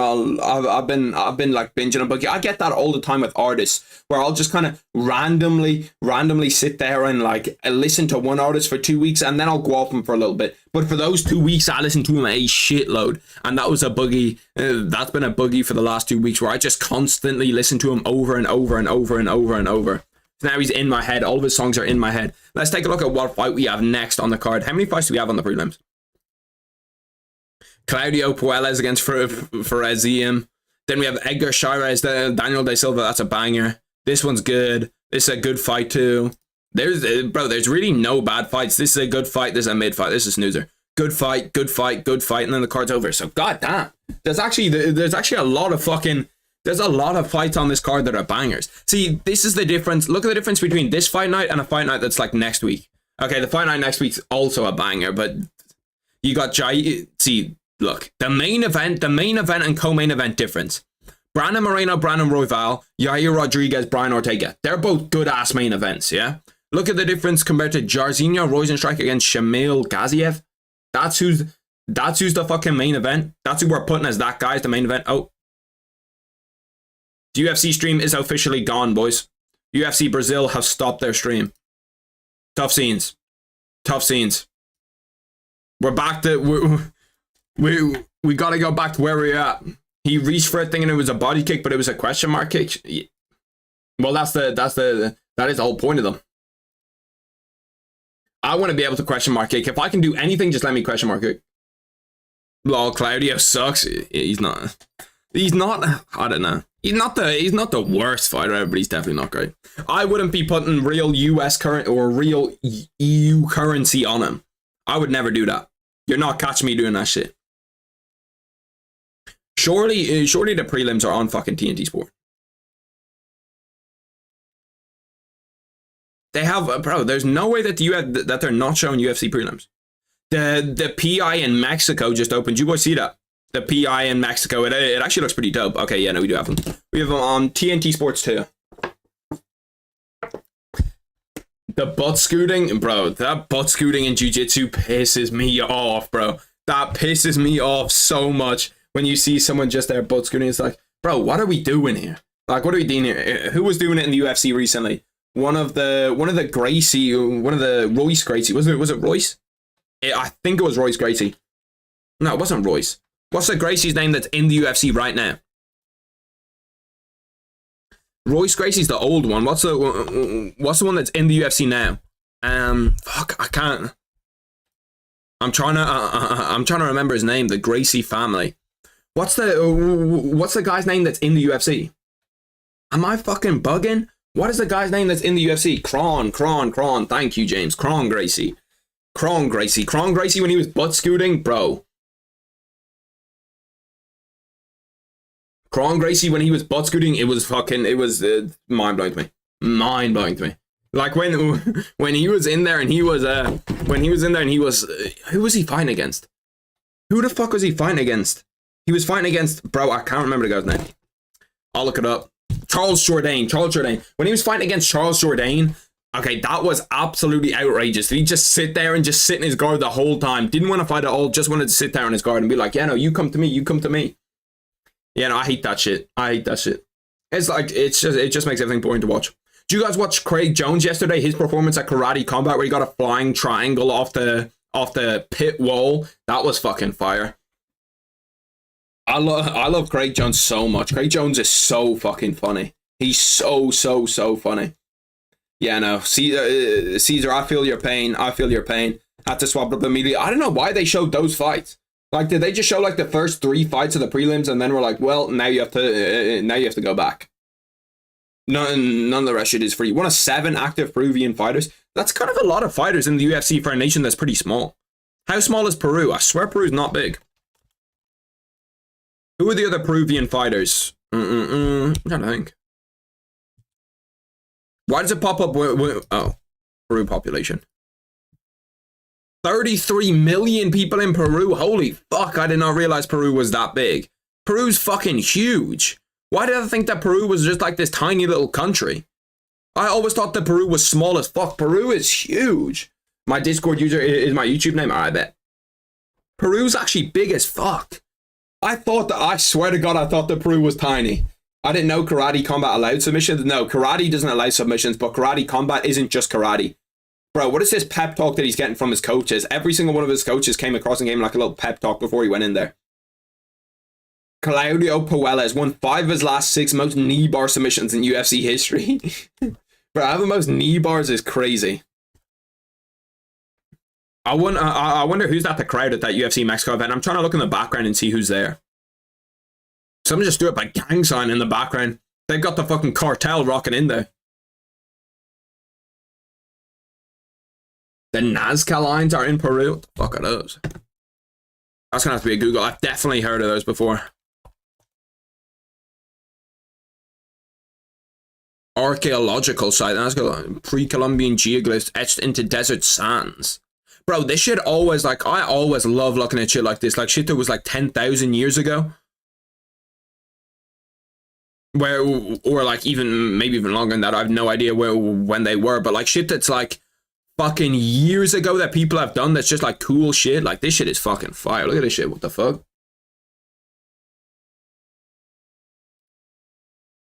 These look fire. Fire.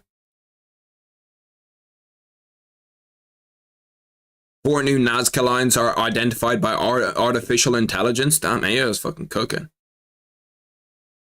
Like the other shit, like Stonehenge and all that shit, that stuff is always super interesting to me. Freziem, 14-4, 6'1", 156 pounds. I always think it's weird that they have that 1 pound like extra weight limit in the UFC. It just doesn't make any sense. Like, why is that a thing? Freziem versus Claudio Puelles. This one should actually be a good fight. Like, there's some fights on this card where you kind of look at it and there's duds, but this one should be a good fight.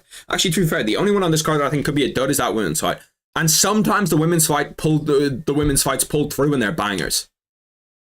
Puelles looks fucking locked in. He looks ready to go. Puelles looks fucking ready to go. I'm looking at the fight night next week, going back to it. The fight night next week's actually pretty stacked. You got Umar on it, you got Muhammad Makayev, you got Vitor Petrino against Tyson Pedro, you got obviously Jairzinho Rozenstruik, Shamil Gaziev. Who else is on this card? Javid Basharat, Christian Leroy Duncan, Yanis Gamori, who I was legit just talking about, Loic Rabzadov. You've got a lot of good fighters on that card next week, and it's an early card. It's a 6 p.m. prelim card. So I can just chill. You know, we're not going to be up too late. Alexa Grasso, my future wife, is definitely in there. Yeah, no, she must be. I hate butt scooting. It's very... Oh. Claudio Puelles gets a takedown 20 seconds in. This could be trouble. This could be trouble. I need to start the timer. My bad. I'm actually going to drag the timer over here. What do you think, boys? Having the timer on the left or having the timer on the right? I feel like I'm always kind of leaning on the right, so I feel like leaning into the timer doesn't make much sense.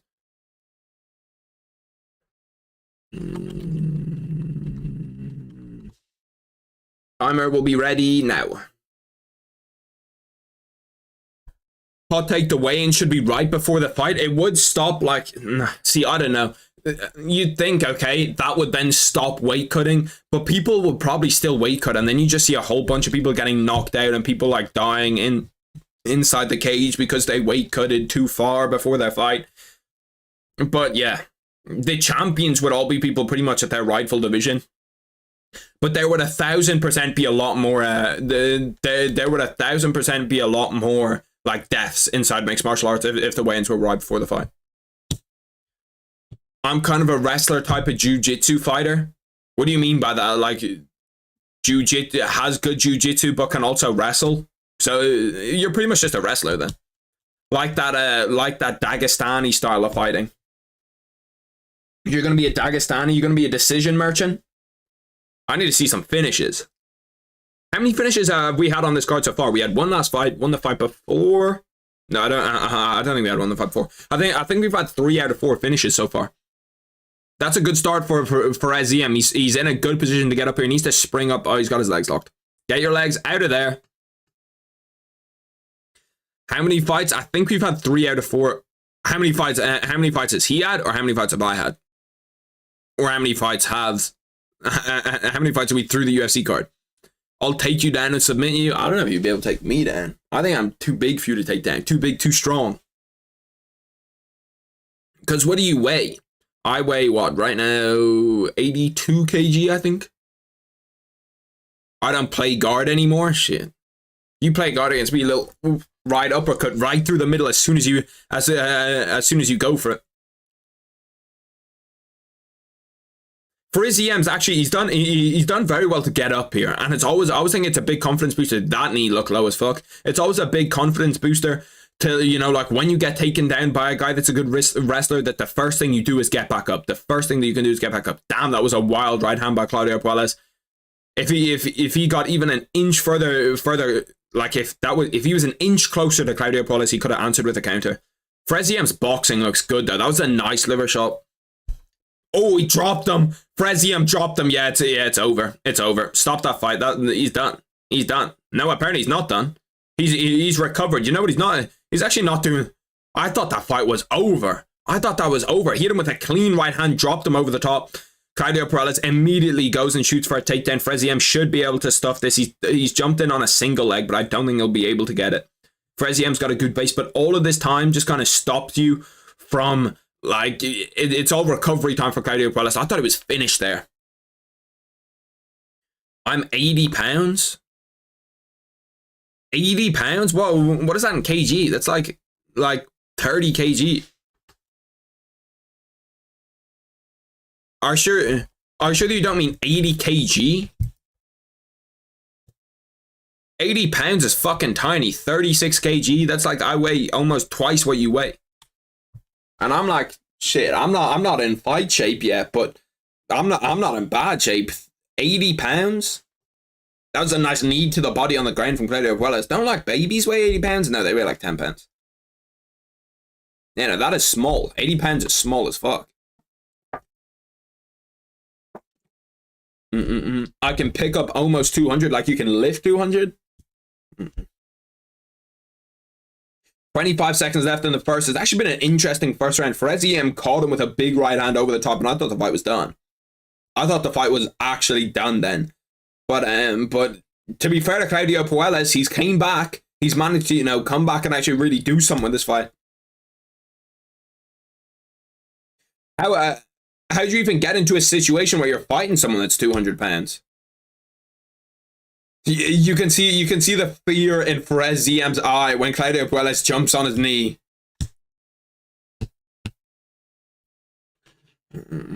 What does that mean? What's that thing on the back of the Cutman's thing? On the back of the Cutman's jersey, Afanasiev? Does anyone know what the fuck that means? I haven't got a clue. Not a bad round. That's a really difficult round to score. How are you scoring that round, boys?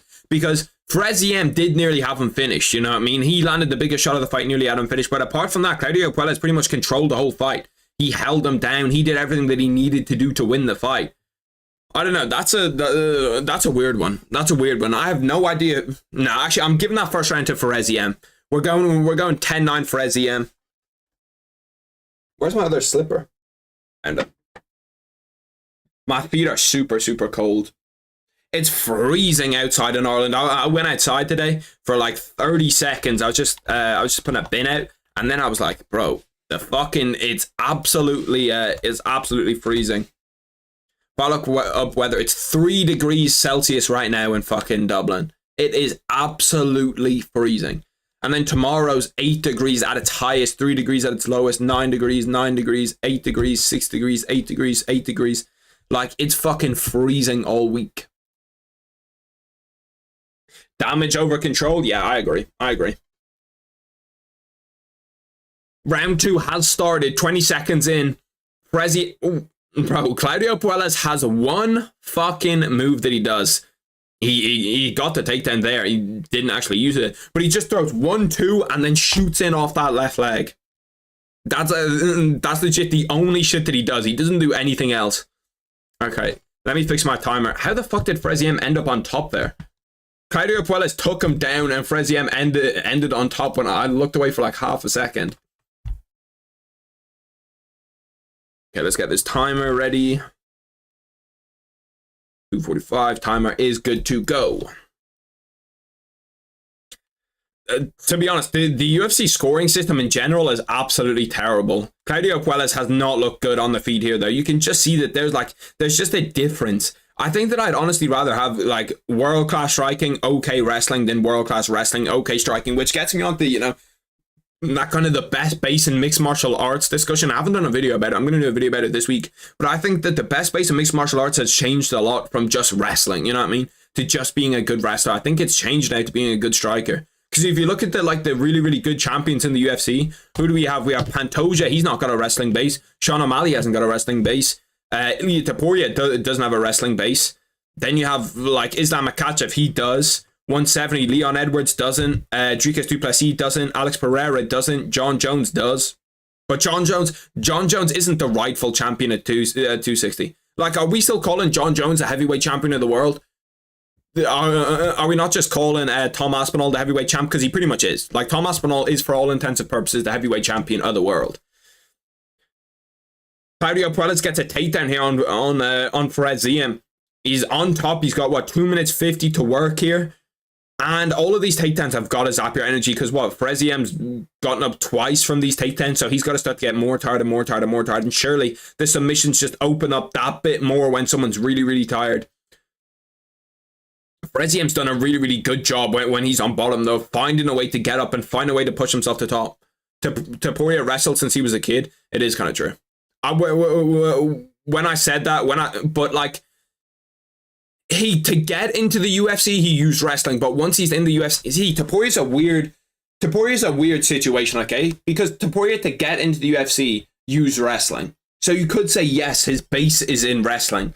But like, once he's in the UFC, are we really going to say that he's a wrestler? That his base was wrestling once he's been inside the UFC?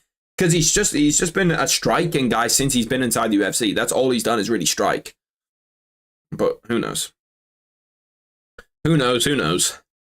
1 minute 50 left in the second round. Claudio Puelles is pretty much in an ideal situation here. He's got top control. He's right beside his corner, so his corner can give him instructions. And Freziem just got up immediately. Ooh, Claudio Puelles has his back. He's going to lose it, though. I hate this position to take their back when you're like up against the fence, because it seems like you never ever like finish a submission from here. You never see a submission get finished. Claudio Puelles has his neck. Fuck me. That came out of my mouth. No jiu-jitsu? What, you think jiu-jitsu is the best base in mixed martial arts? Jiu-jitsu, I think, is one of the worst bases. I think in terms of like just like being straight up jiu-jitsu, I don't think it works that well in the UFC anymore. Like, you have to have jiu-jitsu and elite level striking. Shit.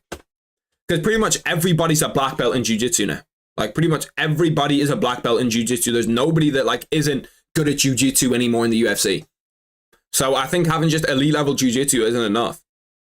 I think you need to be able to strike. Because even look at like Islam Makhachev can do legit everything in the UFC now. That's why those kind of Khabib Nurmagomedov versus Islam Makhachev debates blow my mind. I think that Islam beats Khabib, and I don't think that it takes him. I don't think that it's really, really difficult for him. Because I don't see Khabib being able to submit. I I don't see Khabib being able to submit Islam, but I do see Islam being able to, you know, like outstrike and beat up Khabib for 25 minutes. Because, like, Islam's striking's good. His striking's really, really good for where he's at. We have to check these black belts, brother. Bro, the Dagestanis are low-key underrated for how funny they are. Because that Khabib comment was fucking funny as shit, bro. That was funny as shit. Same with Islam Makhachev. Like, they're both funny as fuck. It's just the fact that they have, like, such, like, aggressive fans that makes people dislike them. If they had fans that were just, like, a little bit more chill, you know what I mean? Fans that, you know, weren't constantly down your throat about why their fighters are the greatest ever, I think that, you know, I think that people would really, really like them a lot more. He was a jiu-jitsu practitioner. Who? Charles Oliveira? Charles Oliveira was a jiu-jitsu guy who has elite level striking though too. You know what I mean? He did Muay Thai as a kid too. So yes, you smash. Bro, that Daniel Cormier and Conor McGregor do the same thing. When they're talking to Russians, they talk all of a sudden like they're Russians. They just talk immediately like they're Russian. Conor McGregor, whenever you see him talk to a Russian guy, he immediately puts on the accent, bro. He puts on a Russian accent and then starts talking to him like he's Russian. And it's the same with DC. When DC's talking to Islam and that, he's like, I bring my kids over and we smash. We smash. We smash. That fucking, bro, that clip is so funny. When DC's talking about bringing kids over and them smashing, and then Islam Makhachev looks over at him and he goes, smash? Smash? That clip is comedy. It is said that Khabib beat everyone except Islam, who won one round sometimes. Yeah, but that's Islam when he's super young. That's not the Islam that like is in the UFC now. Obviously, when Islam just got into the UFC, Khabib's gonna beat him. Khabib's a champion. Islam just got into the UFC.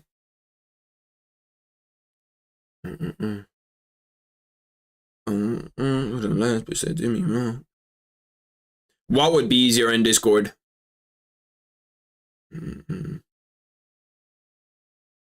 Minus 250 plus 190 for Ezia, minus 250. He has won these first two rounds pretty, like, not convincingly, but he's just, the striking's just a different level. You can just see that the striking's just better. To be fair, Ryan J. Frederick said that it was 10-9 Puelas in it after that round. I gave that round to Perez EM, but who knows? Should be 2018 ZM, but who knows what the judges are really thinking. People are pissed after that fucking decision. When they throw out the who knows what the judges are thinking, some dodgy judges tonight, you know that they're pissed about like the decisions earlier.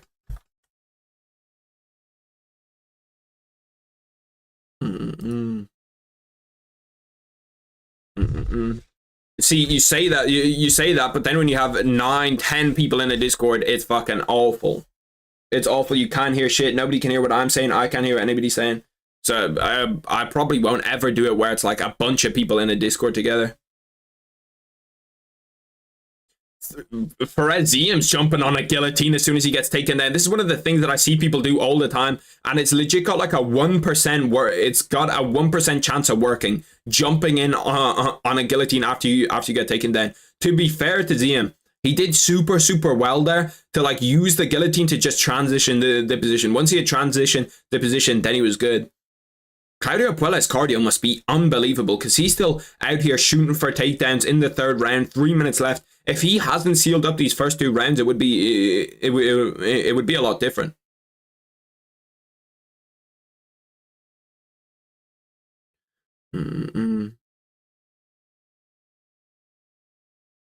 So you can tell me what?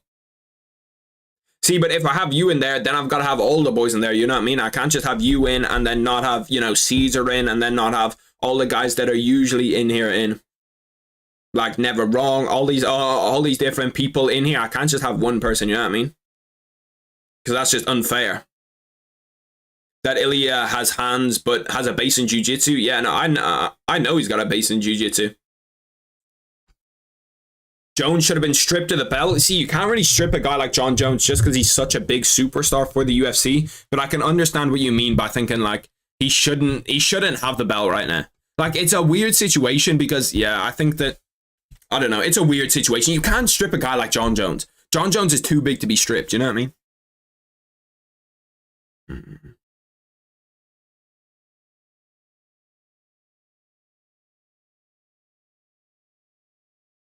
Bro, the control time is adding up here. He's had, what, like 7 minutes of control time over the fight. Control time always blows my mind when you look at, like, heavy wrestling fights to see just how much control time someone has. Like, 7 minutes of a 15-minute fight being in your control is absolutely wild. That makes sense. Yeah, it's just the way it is. Bro, what is going on in this scramble? What is happening? They're both just so unbelievably fucking tired now with a minute left in the third. If Perez-Ziem doesn't have this third round locked up, do you have Rust? Nah, I'd have Rust. I've seen a lot of people talk about it though. Aspinall versus Stipe and the winner fights with Bones. I think that's it. It would have been the fight to make, but Stipe doesn't want this fight. Stipe doesn't want an Aspinall fight, and you can't blame him. The only reason that I think that Stipe would fight Aspinall is if there's more money on the line. If he gets more money for it, yeah, for sure, he'll have a go. But he knows if he goes in there, he's losing to Tom Aspinall. He knows 100%. Bro, Stipe's walking with a fucking cane. Stipe's walking with a cane. There's no way that Tom Aspinall doesn't, beat the shit out of him. And Tom Aspinall does irreparable damage to Stipe Aspinall. To Stipe Miocic. He hasn't landed a punch though, yeah, but like it's just kind of how wrestling works, how fighting works now. Where he has, to be fair, the control time has kind of shifted at points. Perez-Ziem on top for the last 20 seconds trying to get a finish here. Significant ground strikes. See, this is what I don't know. It always like kind of confuses me with the wrestling, where Claudio Puelles has been on top the whole time. You know what I mean? He's been on top. He's, has that control time, but has he really done anything with it? Has he really, had the fucking impact that you should when you have that much control time? Who knows? I don't know about that decision. That decision is super fucking close. Super close. It's not a good sign that Perez-Ziem hasn't got up and, had his hands in the air after it. We got this shit plugged in, so we should be able to, we will be able to hear the decisions. Why is it not connected? I needed to connect. Is there like a Riyad Mahrez documentary out? Why am I seeing so many things about Riyad Mahrez? So many ads and shit.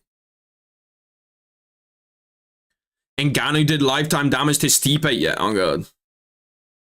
On God, he did.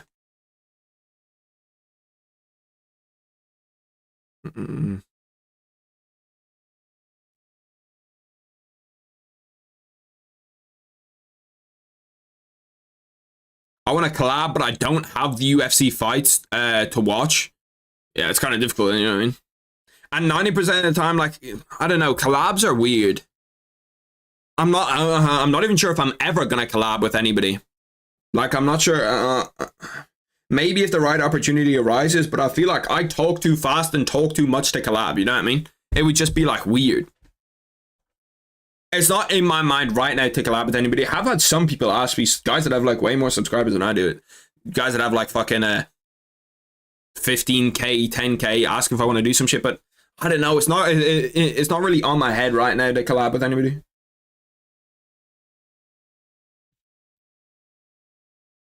Steal mate, I'm paying $8 on God. On God. You've got the fucking, you know about the secret sauce. To be fair, like in Ireland, it's not too bad because you can just get TNT Sports. I do need to look up how expensive TNT Sport is a month because I might actually invest and just get in it. The problem is though, if I get it, I've got no like when I'm watching on a monitor. Obviously, I'm not watching on like an actual TV where it's like kind of 100% in line where it's as fast. I'd pretty much just be streaming it on TNT Sport, which is always like 20 seconds behind. So if I'm like a minute behind here and 20 seconds behind if I actually buy it, it's like. Do we really want to, do that? 29-28 Puelles. 30-27 Ziem. Split decision. 29-28. Perez-Ziem gets it done via split decision. That was a close fight. That was a close fight. It was a close fight. Perez-Ziem looks fucking pissed off. He looks pissed off. He looks like he lost.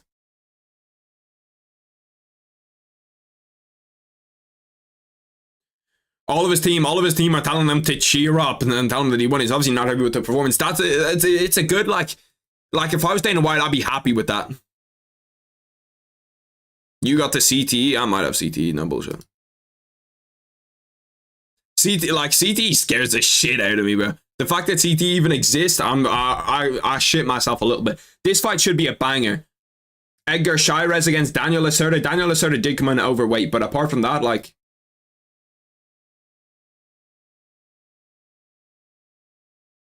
I think he's just knackered. Yeah, no, he could be. He was tired as fuck when he got up. He was tired as fuck when he got up. Like, but like, he didn't get up. He didn't put his hands in the air. Like, surely, like, he doesn't want to lose the fight. I understand he might not think that he won the fight, but like, at least put your hands in the air. We've seen people get 40, 50, 45 and then walk around with their hands up in the air after it.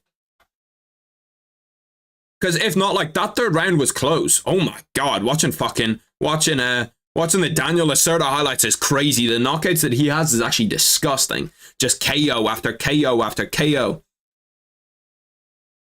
Daniel Lacerda's nickname is Mio in Spanish. I'm pretty sure that means, like, my son. What the fuck is that his nickname? Maybe I'm thinking wrong. Let's whack that into Google Translate really quick. But I'm pretty sure that means my son. Why is the first thing that pops up Indonesian? Mio means ramen noodles. Okay. In Portuguese, it means ramen noodles.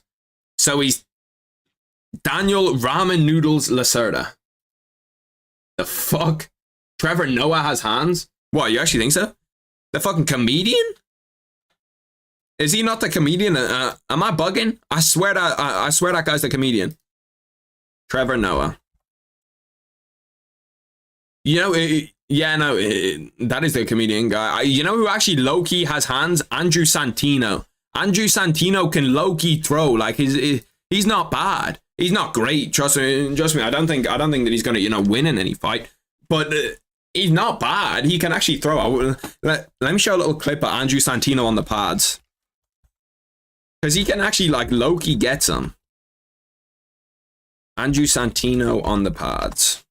After this fight, we're going to go to the UFC Reddit and see what the UFC Reddit has to talk about. Andrew Santino. Why would I look it up on the pads? Does it not pop up? Boxing. Bro, just show me that. I swear there's a clip of him on the pads that I can't fucking see. Andrew Santino is obsessed with this new boxing league. Bro, I can't fucking find the clip. It's a clip of, oh no. Am I thinking of the wrong person? I think I'm thinking of the wrong comedian. What's the guy's name? Daniel Lacerda looked like Trevor Noah in his preview pic. Bro, what's the guy's name what's that comedian's name? Let me look up comedians. He's the guy that's like, yeah, I don't fucking know. Andrew Schultz, that's his fucking name. Andrew Schultz. What the fuck, bro? The shit that Edgar Chairez wears to the ring is so cold. He's wearing like a fucking bullet casing on either chest. It's Andrew Schultz boxing. This guy can actually, like, Andrew Schultz can actually hit pads. Andrew Schultz on the pads. It's taken me 30 seconds to fucking find this, but we will find it. Andrew Schultz hitting pads with Tim Welch, okay.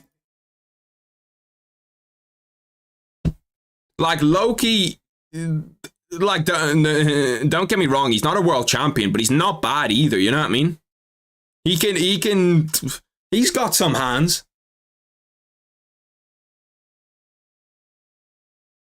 Is that a Superman punch? He's got super nice gloves too.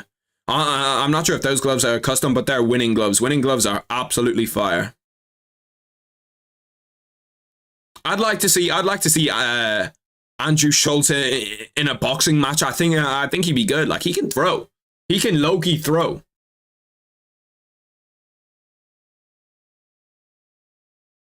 Obviously, Sugar Sean in the background. He looks so clean on the pads anytime he's on pads. I just got racism and Infinite Craft. What the fuck?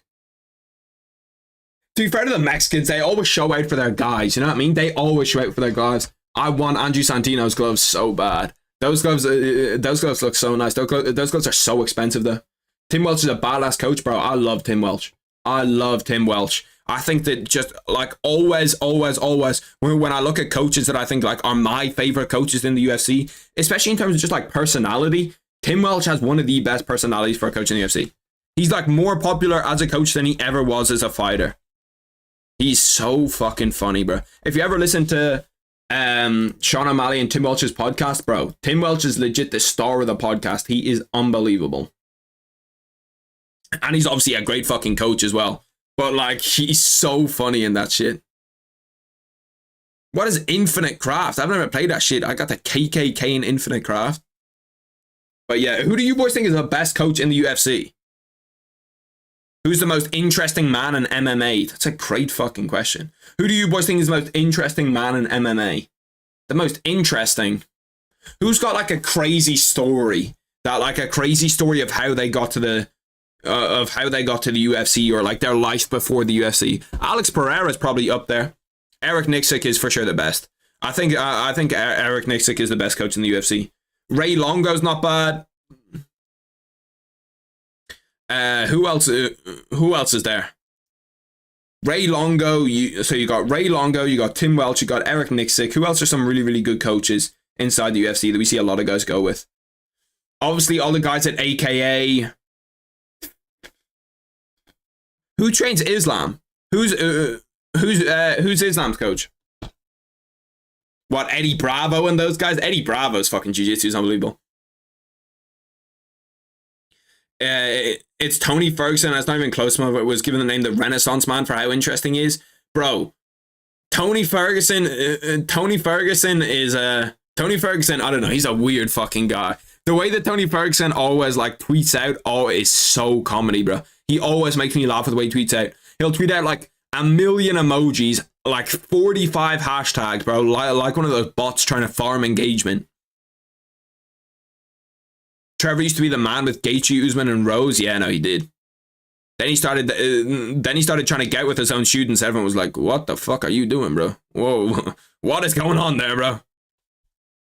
I might as well tweet out that I'm live. Actually, I didn't tweet out that I'm live.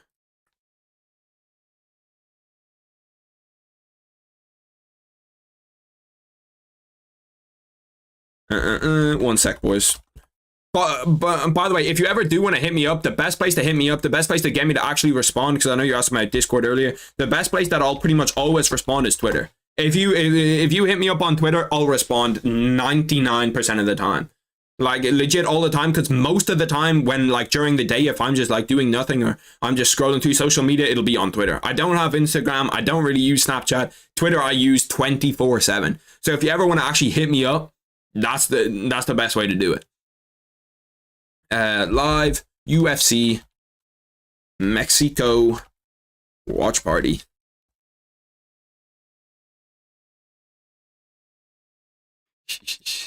Standing in the Hall of Fame.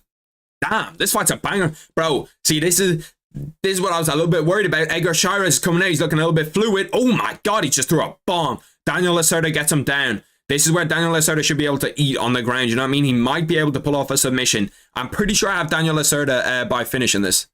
And if Daniel Lacerda doesn't get that finish, we're in trouble.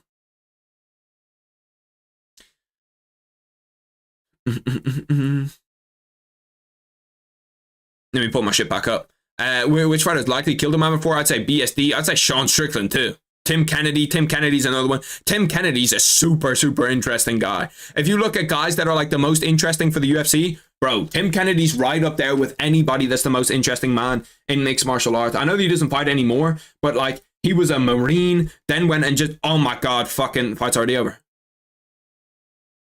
Edgar Shires taps out Daniel Lacerda via arm triangle.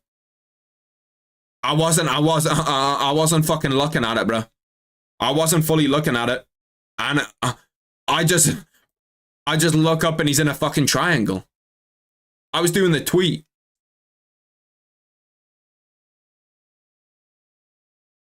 Why did I just get replied to on Twitter by some fucking by some like scam?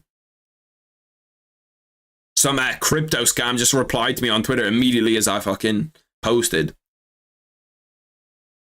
Bro, like, is this not the coldest walkout that you're ever gonna see? put this walkout in UFC 5 immediately. Like, that is fucking fire.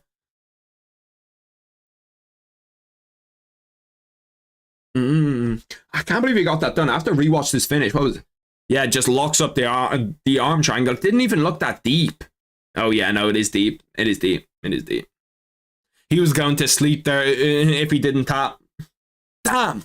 I think that's all my bets finished, boys. I think that we're done for the day in terms of bets. I'm just handing over fucking money to these casinos. Just handing over money. 24/7. The weight cut did not matter. Yeah, we're fucked. Felipe dos Santos via KO. Yeah, Edgar Shires to beat then. Oh, wait. Hold on a minute. We had Edgar Shires. Oh, shit. My OBS studio disconnected. Are we good? Is it reconnecting? Are we okay? We're good. I thought I bet on Daniel Lacerda. I did not bet on Daniel Lacerda. We are back, boys. We are good to go. We are living. Now we just need Yair Rodriguez, Chris Duncan to come through, and that bet is good. I swear to God, did I bet on... I meant to bet on Daniel Lacerda. Edgar Shires gets his purple belt after winning the fight. I'm happy for him. Anytime you see someone get a belt upgrade, it's always good. I just got off a Tony Ferguson interview, the one from Jackson, bro. Tony's more open now. I can't confirm he's not human. Rey Mysterio killed a guy. What the fuck? Did he actually? I didn't pick Lacerda. I thought I did. I'm not gonna lie to you. I was 100% sure that I picked Daniel Lacerda. Because, like, bro, the first fight was close. Randy Couture has killed somebody. Neil Magny has. Bro, I can't believe that I got away with that. You know, sometimes God's just looking down on you and saying, you know, you deserve that. To be fair, it wasn't my underdog. It wasn't my underdog bet where I was looking at. This wasn't a bet that I was like 100% sure is going to come through. Bro, I'm 4 of 5 right now. I'm 4 of 5 right now on fight predictions. And every other fight that I picked was going to come through. Every other one that I picked was going to come through. By the way, every single favorite has won in the fight so far. There's every single favorite has won. We've had Felipe dos Santos win. We've had Mohamed Naim. No, I'm not even going to try fucking pronounce that. Naimov's won. ZM's won. Edgar Shires has won. And then obviously Luis Rodriguez won. Luis Rodriguez wasn't a huge favorite, but he was a favorite. BSD's 100% killed somebody. He's got a Hitler tattoo. He's got a Hitler tattoo. Hold on a minute. We've got to fucking investigate this. Benoit Saint Denis Hitler tattoo. There's no way that's real. Hitler tattoo. Does he actually have a Hitler tattoo? No, he doesn't. Okay. I was tweaking for a second, bro. All this is just 27. Yeah, Benoit Saint Denis, former French Special Forces operator, joined the French SAS at 18 and is now a top 15 UFC fighter. Stream's back. Yeah, no, it was down for a second. I don't know what happened. It just disconnected. Let's go to the UFC Reddit, though. We're going to go to the UFC Reddit. Just scroll through what everybody's thoughts are on this. What everybody's thoughts are on the Reddit. Because Reddit's always a super fun fucking place to go, bro. To just look at the conversations that happen on Reddit. John Jones says that he plans to beat Stipe Miocic, Tom Aspinall, and Francis Ngannou. Francis Ngannou says, in your dreams, you're fucking fat. Decent response. Who the fuck is this guy wrong? Answers only. Let's take a scroll to that. John Arabia. Why does Allah always test him? Great guy, never met him.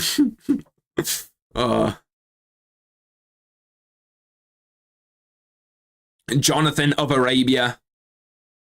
Mansa Musa, bro. There's some comedy replies, and the wheels have officially fallen off. I'm gonna fight until the wheels fall off.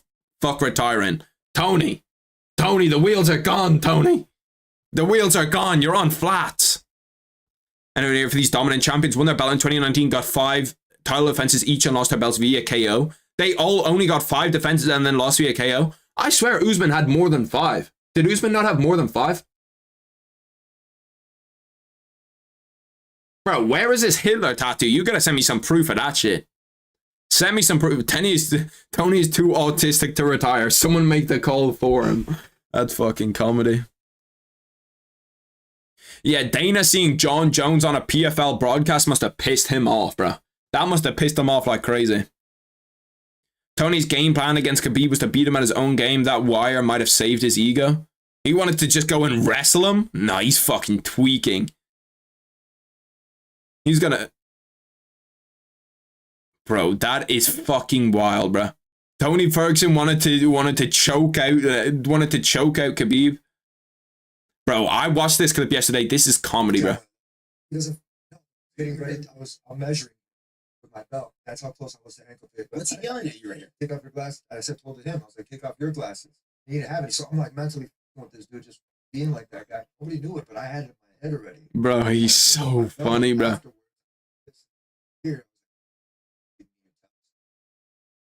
Bro, he is fucking comedy, bro. He is absolutely comedy, bro. Look at fucking, like, just to even have that in your head is one of the most ridiculous things ever. To put down your belt and say that you're going to measure him out with your belt is fucking wild. Ilia Topuria wants to challenge Islam Makhachev for champ status. Ilia Topuria would get absolutely fucking killed by Islam Makhachev. 10-8 John Jones.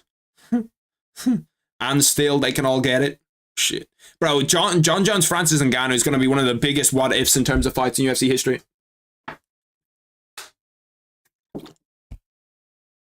Have you ever seen, talking about Hitler, have you ever seen that video of Hitler on meth? It's fucking crazy. Hitler just tweaking at the Olympics. Another day, another W for the soldier of God. Highway. We'll see what the comments are on this shit. Let's see. Because I did see some people say that it was a correct decision. Surprised the guy from Mexico City got robbed in Mexico City. Victor was minus 2100 at the close of the fight. Damn, he was minus 2100 at the close of the fight. Holy shit, and he lost. Bro, I'm gonna have to start betting on shit like that just because, like, you could see a dog shit decision in there. How the hell does one George score 27-30 and the other two do 29-28? There needs to be way more than 3 judges. All 3 were wrong. Should have been 29-28 Victor. Bro, like, judges, don't even get me started on judges in mixed martial arts. They're absolutely dog shit. I truly believe this Dagestani can become champion. That's fucking comedy, bro. So is this new therapist any good? Also, when you live and you believe. When you believe, everything is possible. He's got me motivated right now. Ooh.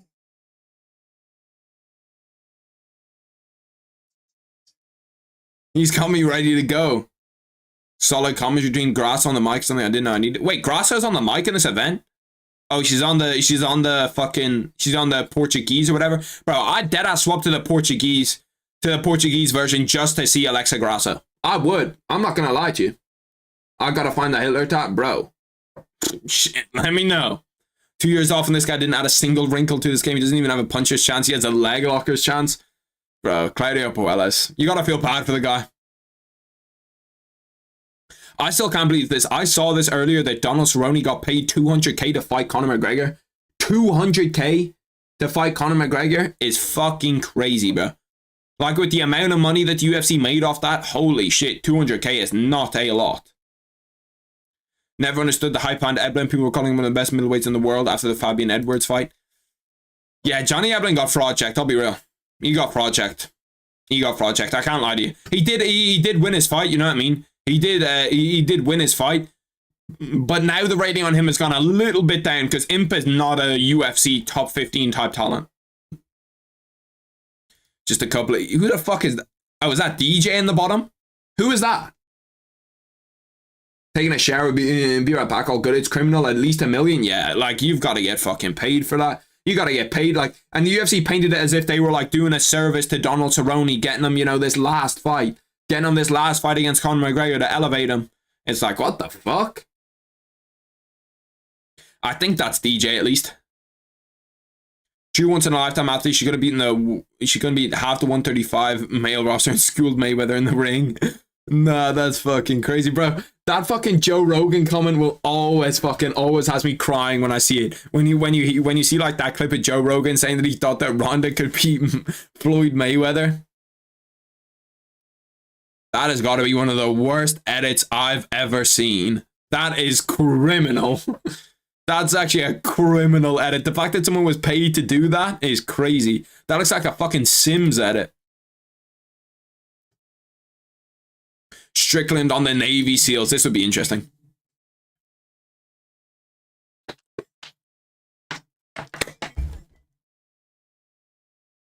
Sean, we get it. You're a badass, bro. But check it out. Your training partners get millions of dollars and they actually live. My swim buddies, they die every single year. Do you have any idea what that means? We've already proven. To be fair, Sean Strickland going against the Navy SEAls is not a good Just in your career, Sean. It's not a good whatchamacallit. Sean, you talk about taking people's souls. It's not a good way to go about it. Going against the Navy SEALs, being anti-Navy SEALs in America is a hard thing to sell. It's hard to sell being anti-Navy SEAL in America. How is this? What the fuck? I didn't even see this shit. Is that real? Is that actually real? It didn't look that big in the cage. Is that fucking real? PFL is going big with Mike and all the promotion. Fighters Gabber would make 100k a day from him, my understanding. Damn, 100k a day from Mike Tyson? Whew. 100k a day? That is fucking crazy. It's an old controversy, is it? Oh, okay. He and Dana are friends. He talked about how Dana helped him out right after he broke when Don King stole the money. What, so Dana and Mike Tyson are friends? Oh, shit. Freak accidents need to be a no contest, not a TKO. What did I say? What did I say, bro? I said that freak accidents need to be no contests. Because, like, it doesn't make sense. Like, that's not a TKO. Not when they're caused by an offensive mechanic from the other fighter. But, like, he missed a head kick. That wasn't an offensive mechanic. He snapped his ACL 10 seconds in. Like, I think that there should be the same thing as they have in boxing. It's one of the rules in boxing I think should actually be in the UFC. Obviously, it's a little bit less. But, like, I think that for the fight to be official, you need to be, like, 2 minutes into the fight for the fight to be official. What I mean by that is that in boxing, in some fights, they have, like, 3 rounds before the fight's official. Which is, if you get injured in the first 3 rounds, if there's, like, a headbutt or something and the guy can't continue, the fight doesn't count. So I think the same thing needs to be in the UFC. Usman 185 look interesting. Gourmet Chen couldn't finish him even short notice. I'm out. Paulo Costa against Kamaru Usman. That would be a fun fight. It's real. Big dude is 6'8". Bader is fucking 6'2", bro. I did not realize that Ferreira was 6'8". He's fucking huge. Thinking about that and then thinking about who's I think his name is Renan Sparrow. The guy, the Cuban gold medalist. That's a 6'8" heavyweight. Let me look him up. 6'8". I think he's actually Cuban. 6'8" Cuban heavyweight. 6'7". Okay. Here he is. What's his name? Rabelis Despan. He's 6'7", so he's gonna look huge against heavyweights. Absolutely huge. Like, look how big this fucking guy is, bro. Look how big he is. Imagine finding a guy like that, who's, you know, like a world-class kickboxer, who's an Olympic gold medalist type kickboxer. It's fucking insane. Tony is 40. Glover became champ at 42 despite all the odds against him. There's still hope. If Tony comes back and becomes champ now, it is the greatest redemption in sports history. There's nothing ever that will ever top. There's nothing that could get close to it. Oh. Do not show me no fight footage. Before there was Conor, this man was the real cash guy of every UFC. Every time he main event, there was a million pay-per-view buys. Yeah, Brock Lesnar was that guy for the UFC. In terms of fucking... Do you guys think Tony Ferguson thinks we want him to fight next?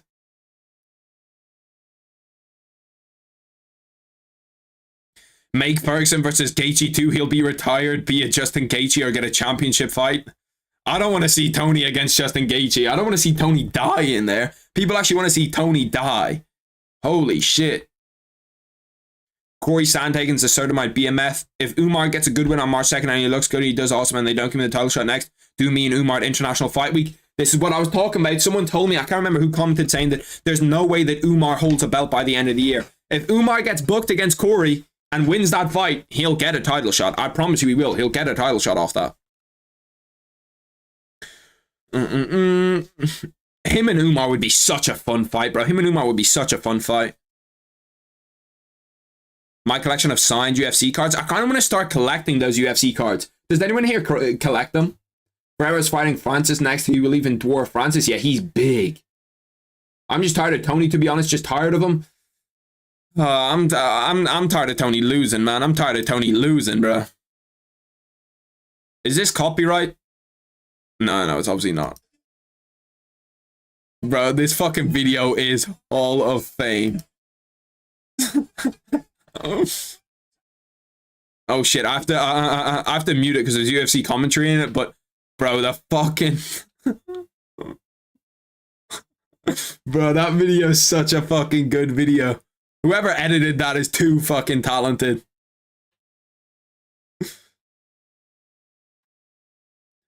On the hoverboard, bro, do you remember when hoverboards were a thing? Bro, the Connor comp. Nah, whoever edited that fucking last bit is actually god tier. This last edit is fucking Hall of Fame. Look at this edit, bro. Look at the skill it takes to edit that correctly. Every punch actually lands on him too. And the ground and pound. The ground and pound with him falling over. Okay, the next fight is about to start, so we gotta get back. It's actually started. Aguilar against Mendonca?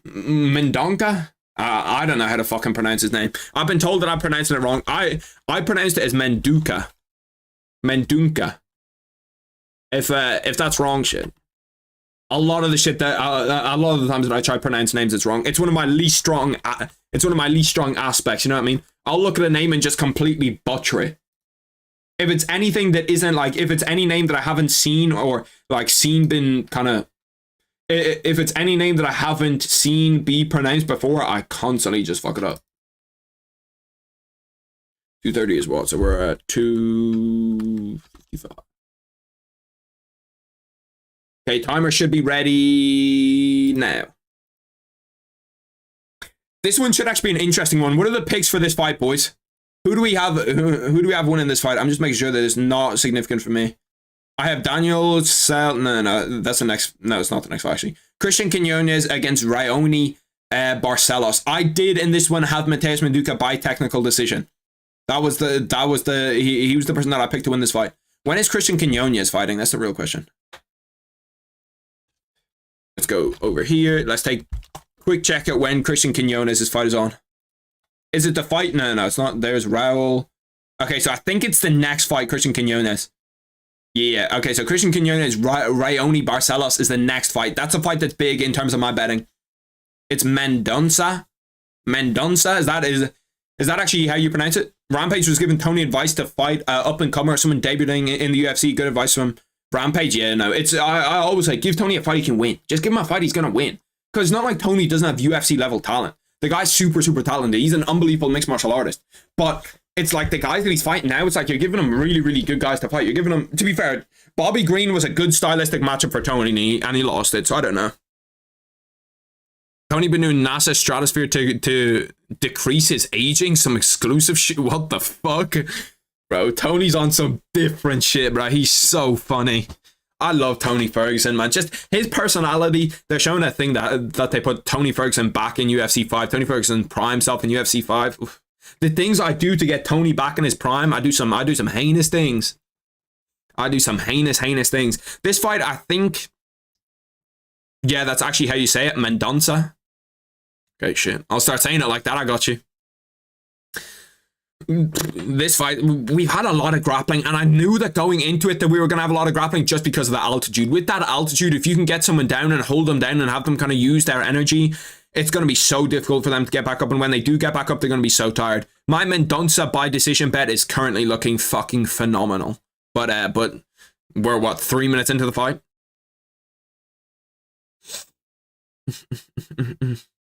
See, the one problem with watching fights like this is that, like, the camera angles are so bad when people are grappling. Like, I feel like it's always, you can never get like the right idea of what they're trying to do or the movements that they're trying to get. Mendonça nearly had a fucking he nearly had a guillotine for a second. See, I don't understand doing that. See where Mendonça jumped onto his back there, and then when he jumped onto his back, he shook him off immediately, and now all of a sudden he's on bottom. Now he's, the one that's taking ground and pound strikes. He just loses all positioning just because he wanted to jump on his back too early from a position when really you shouldn't try take his back. That doesn't make sense to me. For real, Prime Tony was scary, bro. One of the closest things to unbeatable. Bro, he put on a crazy pace on people. He did some crazy shit in the octagon. Like, Tony Ferguson, I've talked about it before, but Tony Ferguson must have been quite literally impossible to get a sparring partner for. Like, who are you going to get to replicate Tony Ferguson? There's nobody on the planet that you're going to find that replicates him properly. Like, legit nobody. It's fucking comedy. 45 seconds left in this first round. We got Mendonça on the bottom. This one, it's been a weird round because Mendonça had like control for maybe 2 minutes, 2.5 minutes, and now Aguilar started to, kind of regain control. He's in top position, but once again, they're not doing a whole lot once they're in top position. This is the kind of top position control time that I don't think we should score. I don't think that we should score this control time just purely because it's like you're not doing anything with it. You're not going for submissions. You're not, landing big ground and pound strikes. You're not landing anything that's really, really significant. Oh, nearly in. Mendonça nearly has an arm triangle set up here. He's trying to get that arm for an arm bar, actually. I think he's trying to get that arm or set up an arm triangle. Dangerous off his back.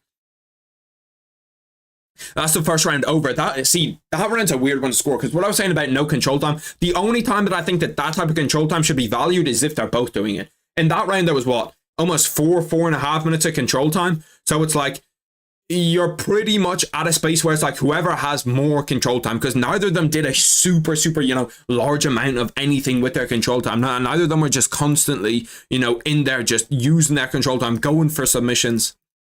Because I don't mind watching a heavy grappling fight if they're both, jumping on submissions and they're looking for finishes and the ground and pound is there.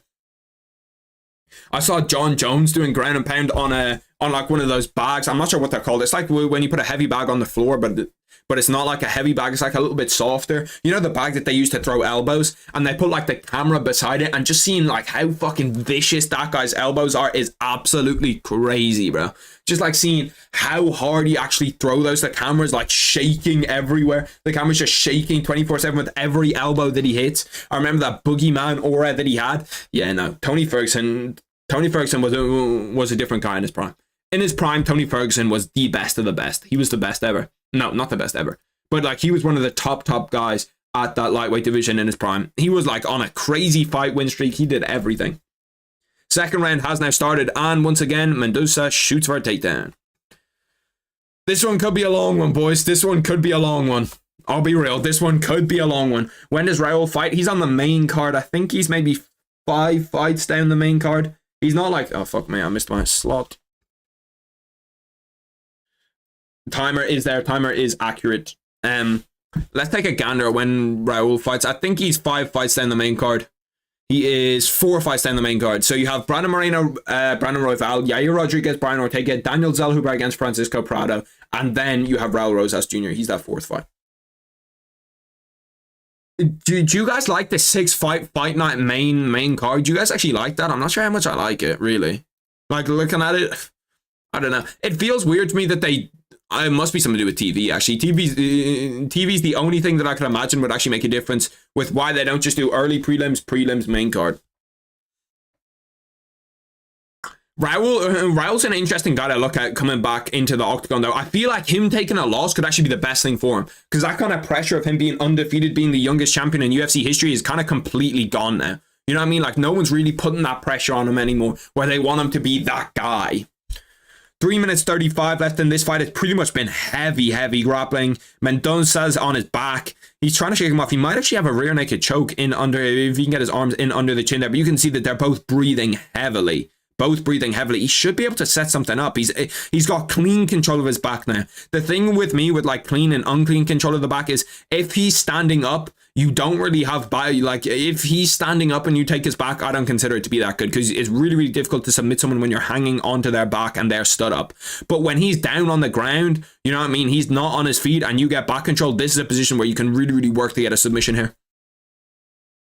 Who do we think won that first round, boys? Who do we think won that first round? Aguilar or Mendonça? I think that it was probably Aguilar probably got it in the end because they both didn't do much with their time grappling. And no, they didn't do a lot. There wasn't a lot that really happened in that first round, to be honest. Like there was no like real big ground and pound. There's no real like deep submission attempts. Bro, he does not have a Hitler tattoo. I don't care what you say. He does not have a Hitler tattoo.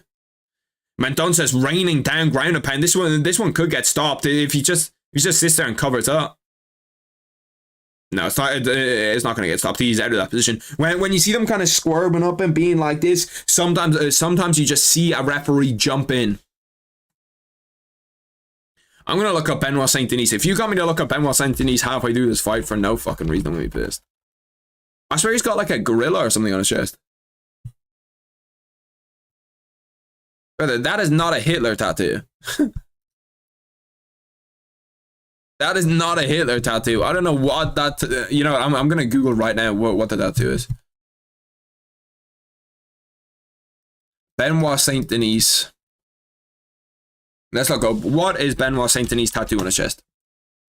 Tattoo on... Oh, shit. Aguilar rocked Mendonça. Hit him with a big shot. Mendonça's jumping, guillotine on the ground anymore. That guillotine's actually kind of deep. He might be able to finish that. See, the thing with the guillotine is that guys just kind of manage to wriggle their way out of it. When you lose that power in your arm, see, look, he's lost it already. And now Aguilar has top position. I don't understand why people jump guillotine. When they get taken down, they just jump guillotine 24/7. He's in a bad position now, Mendonça, because he's got full top control. He's got full top control. He's in mount. Let's take a gander at what this tattoo is on his chest. Benoit Saint-Denis explains his tattoos and details. Ugh. I don't want a full 2-minute video. Has 4 tattoos: the dagger from the French Special Forces, the samurai helmet from his first BJJ club, Joan of Arc for chivalrous spirit, and a temple cross reminding the security missions he carried out in Mali. So that's what his 4 tattoos are. None of them are a Hitler tattoo. 30 seconds left in this. Aguilar once again has top mount, but he hasn't done a whole lot with it. He's done a little bit, he's kind of pushed him, moved him around a little bit, but he's not like he's constantly, putting on pressure here. And big flying knee from Mendonça doesn't really land. Right hand from Mendonça land. Big knee from Mendonça. He's ending this round well. I'd probably give Mendonça that round, but it's close. That's a close one. The tattoo on his left leg looks almost identical to the Hitler logo. Now, the Hitler logo is like, I can't even do it. But it's different. That one's just like a plus. The Hitler logo is like a kind of different thing. I've got these. If you know, these are absolutely elite. Snack shortcake. The real ones, no. The purple ones are better, but these ones will do. I have that probably 1-1 going into the third. 1-1 going into the third. All to play for. All to play for. Just because Mendonça had that... Mendonça... He kind of had that, like, he had more top control, he had more control time, and then on the feet, he stung him a few times. Although Aguilar did hurt him on the feet too. I don't know, that's a close round. Both these rounds have been super, super close. I really don't know.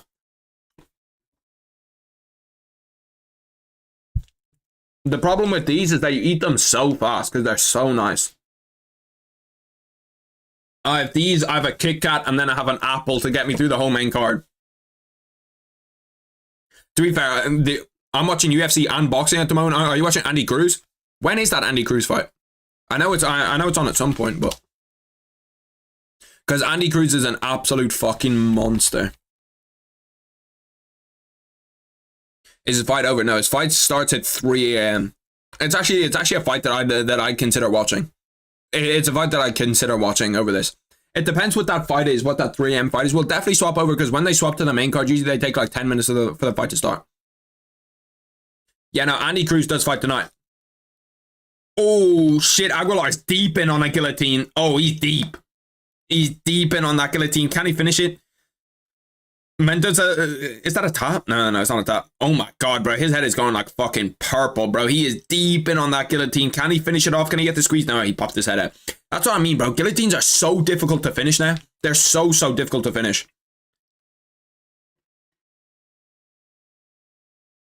Let me do the timer.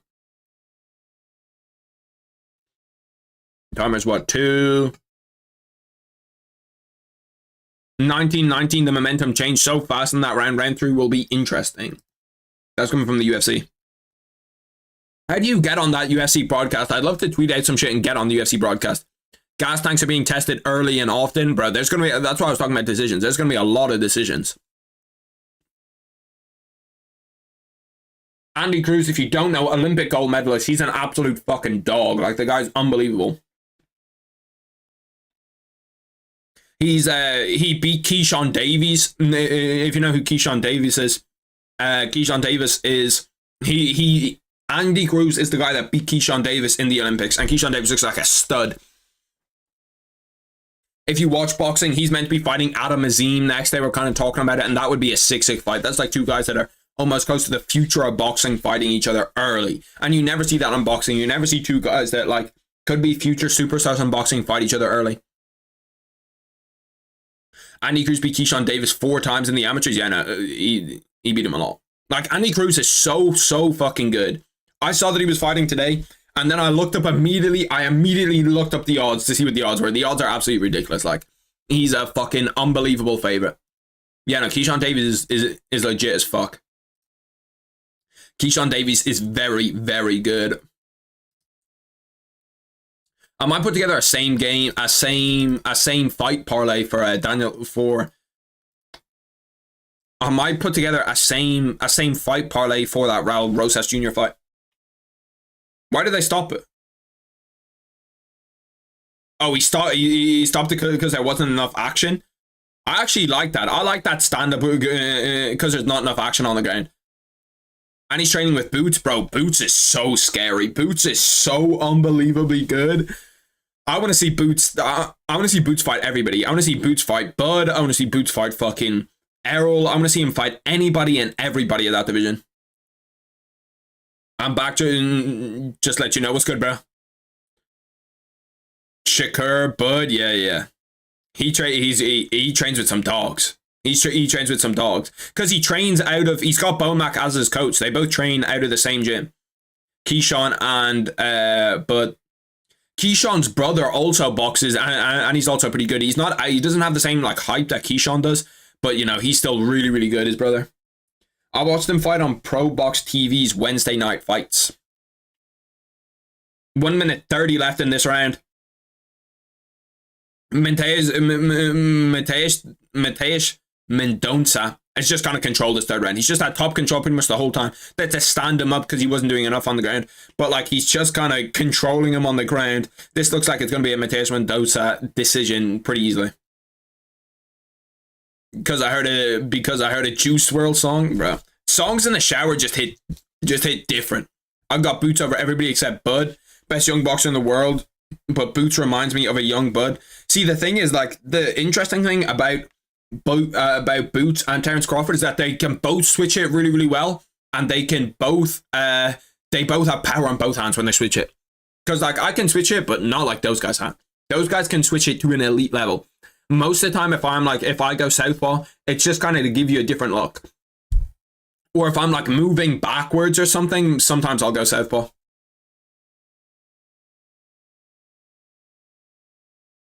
Did it to Murder on My Mind too. Murder on My Mind's a banger song. The DB3, I believe it's called. What? Keyshawn and his brothers are called the DB3? I never knew that. Why, is there 3 of them? Boots will be Bud's hardest challenge. I'll leave it at that. If he doesn't fight Canelo. We saw loads of shit about him fighting Canelo recently, where like they're talking about, they're talking about, I don't know about Canelo fighting Terence Crawford. For Terence Crawford. That's a big jump up. That's a big jump up in weight. Mateus Mendonça gets it done. Snooze fest. That was an absolute snoozer of a fight, I'll be real. Let's go back over to the Reddit, see what the UFC Reddit's cooking. What should the UFC do with this guy? I mean, clearly he's being disrespected by Dana in the UFC. He is deadass being disrespected. Like, the fact that he didn't get offered a title shot against Leon is fucking wild for UFC 300. It's absolutely wild. PFL. We might have a legitimate competitor to the UFC. Unhappy ranked UFC fighters moving to PFL will be a danger signal to Dana for sure. I don't think he goes to PFL. Like, the guy's on like the weigh-in show. He's on all of these different things, bro. Like, I think that he's got a good relationship with the UFC. He should force Dana to cut him, or he should take on fights and intentionally lose. What the fuck is this guy cooking? By going to social media and all, his UFC career is actually screwed. Yeah, this guy's not cooking shit. That's why Baldy wants to trap all his fighters. I guess he hates Dana. So many people are concerned. Turn up to his fights and show him support. If he was popular, he'd get a title shot. Deadass. Doesn't have that the current champ isn't a huge draw either. The UFC doesn't want to put two decision machines as a headlining pay-per-view main event. And while Bilal absolutely deserves a title shot, he's not undeniable. 0 former champs on his record and beat all one boy and one arm bums. Pretty easy for the UFC to look and say, nah, so-and-so, who happens to be a big draw, deserves the shot more. Shavkat Rakhmonov. Yeah, I don't know. I feel bad for Bilal. He's got to get the next shot. All takedowns completed by Marab in his last fights. This is interesting. Look at Jose Aldo, man. Look at Jose Aldo, 2. Ricky Simone, 6. Henry Cejudo, 5. Yan, 11. Yeah, he just fucking spams the takedowns.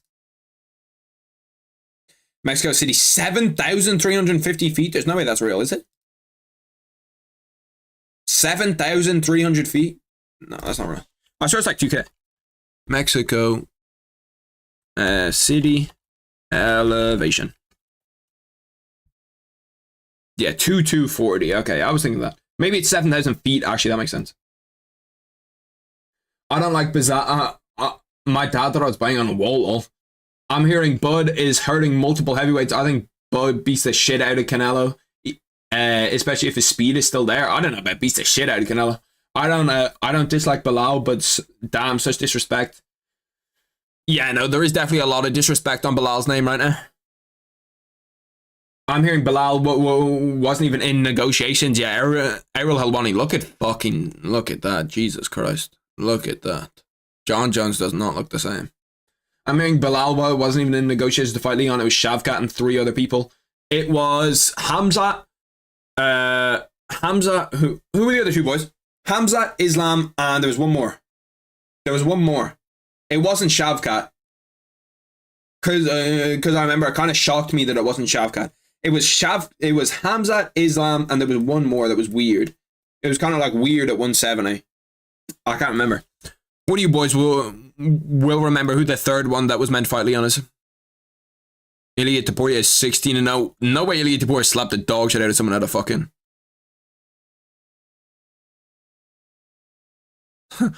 He just beat the fuck out of someone at a bar, then all of a sudden everything just breaks loose. April become the 185 pound champion. July become the 205 pound champion. December become 170 pound champion versus Alex Pereira, Israel Adesanya, Edwards. I truly believe this statistically bad nightmare for all these guys. Death. Could do it. It was Shavkat, was it? But he's a way better boxer than Canelo. He would dog walk him if his speed is still there. I think his power moves up easily. See, I don't know. Canelo, I think, is too powerful for him. I think the body shots that Canelo has I think the body shots that Canelo throws will be too difficult. It'll be too difficult. Snowboarder challenges UFC fighter Sean Strickland to a grappling match in the snow. Grappling in the snow actually looks fun as fuck. That looks vibey. Just sitting there in the snow, fucking throwing.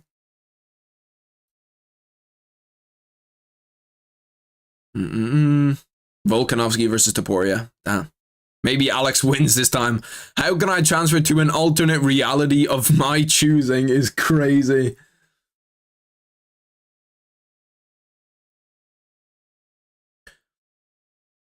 Why didn't UFC make this fight for 300? That was the fight to make for 300, but Alex Pereira didn't want to come down to 185, and Israel Adesanya was never going to go up to 205. It doesn't make any sense for Israel Adesanya to go up to 205. Like, that legit makes zero sense, so I can understand why Izzy didn't want to do it. But seeing why Alex Pereira, I don't know. It's too much of a weight cut for Alex Pereira now. He's too old to cut down to 185. He's just too old to cut down to 185. Doesn't make sense for him. Now we have a big fight for my bet. We have Christian Quinones against Raoni Barcelos. Tony Ferguson calls out Jake Paul. See what it is. Jake, You're calling out Jake Paul. I would love to fight you. Yes. I don't call or talk to too many people or call them out, but Jake is the one, and a lot of these up and coming people. When I talked about insurance for fighters and so on and so forth, I plant that seed, and a lot of these other fighters, they go and what they do is they take it to another level. Yeah, take that, but Uncle Dana would be mad as you take that fight. I don't give a fuck what Dana says. He knows already. He don't owe me shit. And I don't owe him nothing.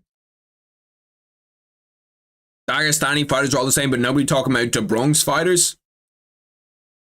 To be fair, he might be cooking. This guy might be cooking. Daniel Lasoda, Felipe Dos Santos. Brian just looks like he got the news that Pelo costed bank. No, that's crazy. This game is so realistic. Let's take a look at some UFC 5 propaganda.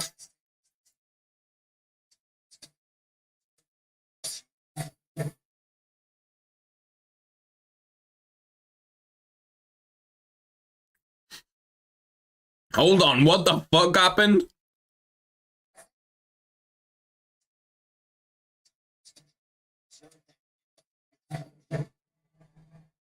Bro, what the fuck is that game? Isn't Jorge like 220 right now? Just to give him a generational ass beating? If you put BMF against BMF, no, he's actually not that big. I did see that photo. Izzy could make 205, yeah, but it doesn't make sense for him to go to 205. He's just going to get beat. Despicable. Like, because he's probably not going to knock Alex Pereira out at 205, because Alex Pereira is a legit 205er. Israel Adesanya, when he goes up to 205, weighs like 197, you know what I mean? He doesn't even make 205. Top 5 best boxers in boxing. 1 Bud, 2 Usyk, 3 Inoue, 4 Bivol, 5 Shakur. I don't know about Shakur at 5. Shakur at 5 is high. For me, I'd probably say top 5 in boxing right now. 1's Bud, 2's Inoue, 3 is Usyk. 4 I'd probably agree and say is Bivol, and then 5 I'd say probably Haney or better BF. Haney's an elite of the elite boxer. Haney is so fucking good. Let's see this actually. The last guy's still walking out, so we can still see some shit here. Last round. Let's see. That's actually a pretty fucking dope shit to see everyone in their last round. Holy fuck, Rory McDonald had the shit beaten out of him. Ortega's last win was just a week after Topuria's UFC debut. Damn. Alex is 240. Yeah, but when I say legitimate 205, is kind of like someone that's 240. You know what I mean? Shakur would whoop on Haney easily. I don't know about that. Another Reddit. What color should my Lambo be? Okay, let's see. Let's see if this is hit so far. 19 cent into 237k. Chris Duncan, Sam Hughes. Okay, well, this is only like a third of his bet. I was looking at that saying, what the fuck? It's time for Michael Chandler to decide, fight anyone else, retire, or go down as Connor's bitch. We're not getting off this train. This is the fight that is happening. I can't tell you a date. I can't tell you a weight, but I can tell you the fight is happening. I have way too many assurances that the fight is happening to think otherwise. I don't know, Chandler. I don't know about that fight happening. I don't know. Charles went to Mexico just to meet Tracy Cortez. No, it's crazy. I don't blame the guy. I'd go there too. I do want to look up Ring Magazine to see what Ring Magazine think the pound for pound list is. Ring Magazine ratings. Pound for pound list in boxing. Shakur is the best defense in boxing and one of the best offenses in boxing. Shakur's offense is not one of the best offenses in boxing. I'll keep it 100% with you. 100% with you. Shakur's got one of the worst offenses in boxing for a top level guy. Probably the best defense in boxing. Yeah, he probably has the best defense in boxing. He doesn't have one of the best offenses in boxing. Not even close. Canelo at 4. Actually, I'll have Canelo out. Canelo's probably there. In terms of pound for pound, I think it's difficult to agree with Canelo not being there. I think David Benavidez should be on this list though. I think David Benavidez should be on this list ahead of Gervonta. Like, who has Gervonta beat? Gervonta beat Ryan Garcia, he beat Pitbull, but like he doesn't have that signature win. I suppose David Benavidez. I'd say that having a win over Caleb Plant is more than having a win over Ryan Garcia for me. Bam Bam, Errol, Bivol, Beterbiev, Haney. Yeah. I don't hate their list. Why you say that? Don't let his last performance fool you. He injured his lead hand. He had Bud, Ward, and Floyd in his corner. He's top 5 for sure. He's got Andre Ward in his corner, but Andre Ward also didn't have a great offense, and he's got Bud in his corner, and he ain't Bud. He's not Bud. He's way better defensively than Bud is, and nowhere near as good offensively as Bud is. This is a big time fight for the bets, boys. This is a big time fight for the bets. Christian Quinones to win in round 2. That's what we need. If Christian Quinones wins in round 2, we're legit. Like, we're unbelievable.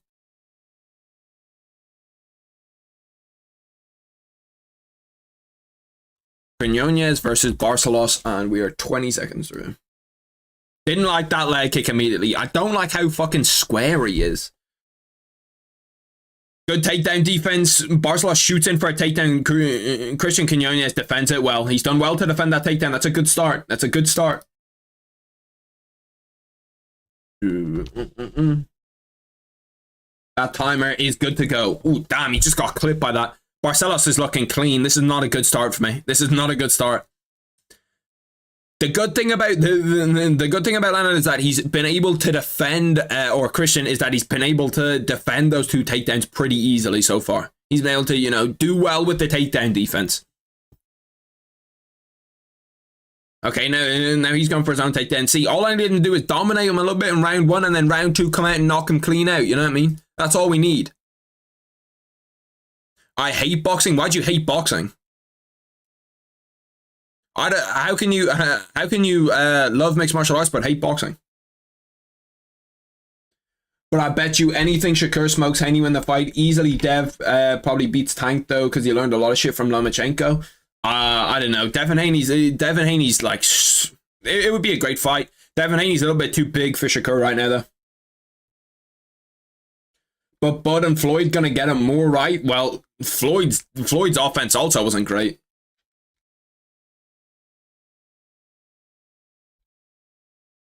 Yeah, no, but I think if Haney and Shakur fight right now, I'm taking Haney. I'm trying to think, who else do I take over Shakur? I think that Shakur beats Gervonta Davis. I do. I think that Shakur loses to Haney. I do think that Haney's probably like the top guy around that kind of consensus division. And then I don't know. I don't know what else happens from there. I honestly don't. I hate watching it. Why do you hate watching it? I like watching all combat sports, to be honest. I'll watch Muay Thai, I'll watch kickboxing, I'll watch the UFC, I'll watch wrestling, I'll watch boxing, I'll watch fucking anything. I really don't care. I'm a big guy for sports, you know what I mean? I'll watch the UFC, I'll watch the NBA, I'll watch the NFL, I'll watch actual football. Like, there's so much shit that I'll watch. I'll just watch legit anything and everything. I just looked up the scores in the NBA right now. Pistons against the Magic. Magic are beating the Pistons. Celtics, Knicks. Celtics are just beating the Knicks, and the Timberwolves are beating the Nets. Anyway, anybody see, what did I say about Floyd's offense? Floyd's offense was not that good. It wasn't good. Floyd's offense, it was only good. It was only good when he was a pretty boy Floyd. When he was at that pretty boy Floyd era, yeah, no, Floyd's offense was good. That's one of the most egregious cage holds I've ever seen. How you don't take a point for that, I don't know. Landon, I'm not gonna, or no, fucking, I keep on calling him Landon Quinones. Christian, I'm not gonna lie to you, bro. You have got to not finish him in this round. You know, just win this round. Bro, that's like legit one of the most egregious cage holds I've ever seen. How he doesn't fucking take a point for that, I don't know. And he did it again after. How you don't take a point is fucking crazy. The decisions are rigged sometimes. Yeah, no, that is true. But like, you gotta take the artist away from the... You gotta take the artist away from the art, you know what I mean? So just because they're shitty decisions doesn't mean there still isn't a good sport to watch. But yeah, no, like boxing is rigged, pretty much. Like, you know, going into a big fight, if it goes to a decision and it's in any way close, even if it's not close, the bigger name's going to get it. Like, pretty much 100% of the time, the bigger name's going to get it. 50 seconds left in this first round. Christian Quinones has pretty much dominated the whole time. That was a really nice sweep by Barcelos to reverse that position. But Christian Quinones pretty much dominated this entire time. This entire time, he's pretty much dominated. Floyd could have fought like that if he wanted to, just fought smart and didn't want to get hit. His offense wasn't good enough to like fight like that constantly, or his offense was good enough, but his body wasn't good enough. You know what I mean? He broke his hands when he fought like that. So yeah, no, Floyd, like, his offense wasn't good though. We can't say that his offense was good. Maybe it could have been good. We saw that it was good when he was at Pretty Boy Floyd era, but his defense was obviously elite. I think Shakur's the only guy in boxing right now that has the ability to have Floyd like defense. Obviously, he doesn't like use the Philly shell like Floyd did, but I think that you know, he has the ability to be at that Floyd level in terms of defense. No one else really does.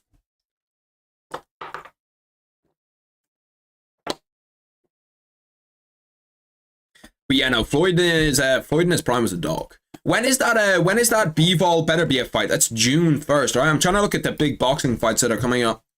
Because I have to say, a big boxing fight for me is more entertaining than a big UFC fight. Apart from like Conor. If Conor's fighting, obviously, that's what I'm going to be most excited for. But when Terence Crawford and Errol Spence were fighting, there's just a different energy around it compared to like when we see, say, like Alex Pereira and Jamal Hill fighting. You know what I mean? UFC 300. There's just a different type of where we're looking at it and we're like, holy shit, is it going to happen? Who's going to win this fight? Especially when it's close. I think Jermaine Ortiz would whoop Haney too. You're bugging. Jermaine Ortiz and Haney fought, and I don't know, it was close. Or Jermaine Ortiz and Teofimo Lopez fought, and it was close, but Jermaine Ortiz would get absolutely smoked by Devin Haney. Like, Teofimo Lopez didn't cut off the ring at all, just made terrible reads, you know what I mean? Like, Teofimo Lopez looked absolutely shocking. Devin Haney would absolutely piece up Jermaine Ortiz, and he'd be out of there in 7 and 8 rounds. That Andy Cruz fight is on soon. If anybody's watching that Andy Cruz fight, let me know whatchamacallit. Let me know the timings of it. Of like when Andy Cruz is actually out there. Because I hate the way in boxing, like, it's like a 30-minute walkout, you know what I mean? 4 minutes 25 left in this second round. This is where we need to see Quinones get a finish. We need to see Quinones with a finish here. That is spelled wrong. My bad. Quinones. Nice leg kick by Christian. Nice head kick too. That one was slightly deflected. I need to see him get a finish here in this second round for my bet. I need to see him, you know, put it on him a little bit and get this finish. When he comes in, please throw that right hand. Every time that Barcelos comes in, he leaves himself super, super open to that counter right hand. Pretty much everybody agrees that it's 10-9 Quinones in the first. And then Best Fight Pick said that Barcelos just doesn't look like he used to. He knows the right things to do. His body just won't let him do it. That's got to be the worst feeling when like you have the right instincts, but your body just doesn't want to do what you want to do. Your body just can't do what it used to do. 3 minutes left in the second. We're getting a little bit nervous now for the cheddar. You know, I need to see him step it up a little bit. I just need to see a big shot. Just give me the hope. Just give me the chance at it. My bad for a timer. Timer is there now. Quinones kind of poking his jab out, bit by bit by bit, poking his jab out, trying to measure that distance, but I need him to throw a bomb behind it. I need him to throw a big 1-2 behind it, you know what I mean? Somewhere. Oh, that was a nice 1-2. Nice calf kick. Please throw a left hook. Please. Oh, he got caught there. Quinones got caught, but to be fair, for a stand-up battle, this is what I want. Bro, Barcelos' head movement is actually very, very good. The way that he can get his head off center line, very impressive. And like his changing of levels and stuff, like he looks good. He's just old. Merab versus Ilya would be a banger. That's a hot take. I don't know about that. Ortiz has been sparring. Oh, shit. Barcelos landed a big right hand on Quinones. Quinones is in trouble. If I bet on Barcelos by second round, I'd be fucking screaming right now. He actually looks to be like, oh no, he got it with a big knee. That knee's illegal. That knee's illegal. Was that knee not illegal? That knee looked illegal to me. I'm not sure if that knee was illegal.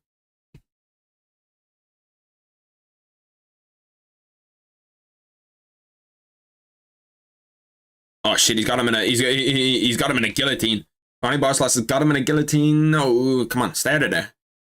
To be fair, you never see a guillotine finish, but it just takes up so much time. That knee definitely looked illegal to me. I'm not sure about that knee's legality. Tom Aspinall's boxing is underrated. It is very underrated. Now, bro, can fucking Quinones please get his left hand up, bro? Like, does he know how to block that right hand when he's coming through? His lead hand is so low. Please keep it high. Please keep your lead hand here. So when he throws that 1-2, he does this weird shit where like he tries to roll. He tries to roll with a jab like this way. It's weird as fuck. Where like he just leaves himself so open to a right hand to the chin. Oh, that's a big right hand. Barcelos is starting to struggle. 60 seconds left in this second round. 60 seconds left for Quinones to get my cheddar. I need a finish I need a round 2 finish from him here. Oh, if he gets taken down, it's over. 45 seconds. Come on, Christian. Come on, son. Come on, show me something. Show me something. Go for something here. No one's throwing a punch in 15 seconds. Oh, that was a big right hand. I thought that hurt him. Come on. Come on, Christian. Push the tempo a little bit. Push the tempo a little bit. Push the tempo a little bit. He's so fucking tired. You can see how tired he is. You can see how tired he is. This bet's finished. We're done for. 10 seconds left in the second round, boys. Yeah, I think we're done. Big knee up the middle. That hurt him a little bit. No, it didn't. Second round is over. That bet is finito, but it's okay. It's okay, because we still have one bet left. We have one bet left, and if that bet comes through, we're okay. That bet is... where is it? Yair Rodriguez and Chris Duncan. That's what we need. Yair Rodriguez and Chris Duncan, and we're good. I don't know if it's true, but he stated that he was Tyson Fury's sparring partner. Yeah, no. He was a Tyson Fury sparring partner for a while. Tom Aspinall. Top 5 best boxers in the UFC. 1 JDM, 2 Poirier, 3 Yan, 4 Holloway, 5 to Poirier. Blueprint got different lists from last time. See, but most of the time what people like... I don't think you need to be married to your opinions. You know what I mean? You can change your opinion on it, and it's whatever. It's cool. Another one with underrated boxing is Jamal Hill. I don't know if his boxing is underrated. I feel like everybody pretty much knows that Jamal Hill's a great boxer. Didn't you have O'Malley in there? To be fair, Sean O'Malley's also a really, really good boxer. But he just... I don't know. I don't consider Sean O'Malley to be an out-and-out boxer, though. Like kind of like a guy like JDM is. Just added Volk out of the top 5, which makes sense. I still stand with T-City by decision 30-26. 30-26, it would be crazy. He smokes him like that, 30-26. Now we don't have a fight that is super, super important to us till... Might be next fight, actually. Yeah, next fight, Manuel Torres against Chris Duncan. That's the next fight. That's the fight that we need to see. Now, a lot of people underrated his boxing here. A lot of people were saying Pereira has better boxing, which is very laughable. I think that Pereira's definitely got better striking, but boxing, I don't know. I think that in terms of pure boxing, Jamal Hill's better. But in terms of striking, Alex Pereira's better.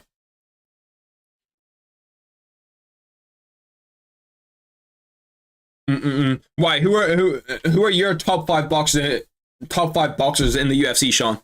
Well, what would your list be? I don't think my list is too separate from Blueprints. You've got obviously Yan in there, you got Poirier in there, you got JDM in there. I'm trying to think of other really, really, really good boxers in the UFC. I don't really know, to be honest. I haven't put a lot of thought into it.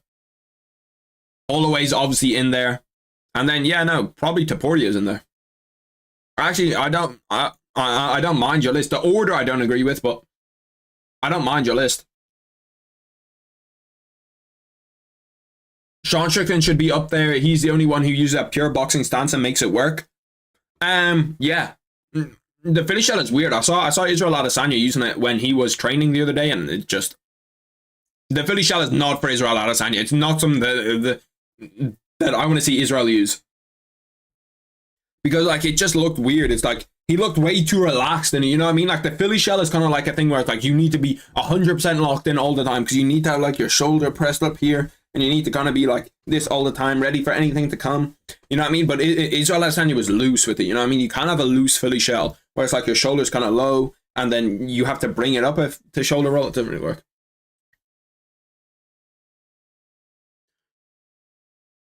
Oh shit! I didn't even see what happened. Rainy Barcelos got a finish. I didn't see the end of the fight. I was looking over at this screen, and then I look over and I see the fight's done. What? Did he submit him? Bro, I'm fucking bugging. I missed that finish. I was watching the whole fight, and then I look over and the fight's over. Did he submit him? What the fuck happened? What happened? What did he hit him with? Sweeped him, and then finished him via ground and pound? No, jumped on his back, got a rear naked choke. Wow. Yeah, no, that was super, super efficient. Now onto the main card, and you know what? The timing's pretty much perfect for this. We're gonna look and see if we can find that Andy Cruz fight. That should be on DAZN, correct? Take a gander, because it's gonna take ages for that next fight to start. So we're gonna look and see if we can find Andy Cruz. Yeah, Berlanga versus McCrory. So hopefully we have Andy Cruz walking out here in like 2 minutes, and we should be able to watch that without really missing a UFC fight, without missing a beat. Let's go back to the UFC Reddit though, to scroll through, take a gander at what's going on. Neil, Chris Curtis trains with Strickland, Moreno, Gaethje, etc. What, they all train with? They don't all train with Strickland, do they? It's been so long since he had the belt, they had to use the hairy Volk pick. God damn. God damn. It's been so long since he hasn't had the belt that they had to use the hairy Volk pick. Bro, Volkanovski was such a good champion too. UFC card Matt Frivola. A little Matt Frivola, 5 of 49 signed. Like, those guys just look cool as fuck to me. Bro, I saw this the other day. Cheeto Vera or IP Sean O'Malley. That's fucking comedy. That is absolutely comedy. I'm saying they're all good boxers. Oh, okay. I have a question. Since so many people are pissed off, the UFC 300 main card includes women's fights. Which one would you rather was the co-main of UFC 300? This is actually a good question. Oh, obviously Bilal against what? Obviously Leon Edwards against Bilal. If anybody says anything other than Bilal Leon is fucking crazy. Like, legit, anybody says anything other than I don't get how people can hate on Zhang just because she's a female MMA fighter. She's one of the best fights all time against Joanna. Consistently finishes and is just generally never in a boring fight, and Yan brings it too. I don't get why people waste energy hating just hate. I don't mind the fight, but if you're saying that you'd rather watch that over Bilal against Leon, you're just absolutely tweaking. You're absolutely tweaking. Diego Lopez, dark horse of the featherweight division. I don't feel like he's a dark horse. Everybody pretty much knows who Diego Lopez is now and like what Diego Lopez can do in that division. I don't feel like that there's anything really like unknown about Diego Lopez. Leon Edwards at UFC 300. Does anyone else want to fight Leon? Anyone at all? Me. What the fuck is this, bro? Top 5 best strikers in the UFC. 1 O'Malley, 2 Wonderboy, 3 Gan, 4 Sandig, and 5 Poatan. That's a list I don't agree with. I think that Alex Pereira is the best striker in mixed martial arts right now. And I think Izzy's probably got to be up there too. Izzy. I think I'd go Izzy.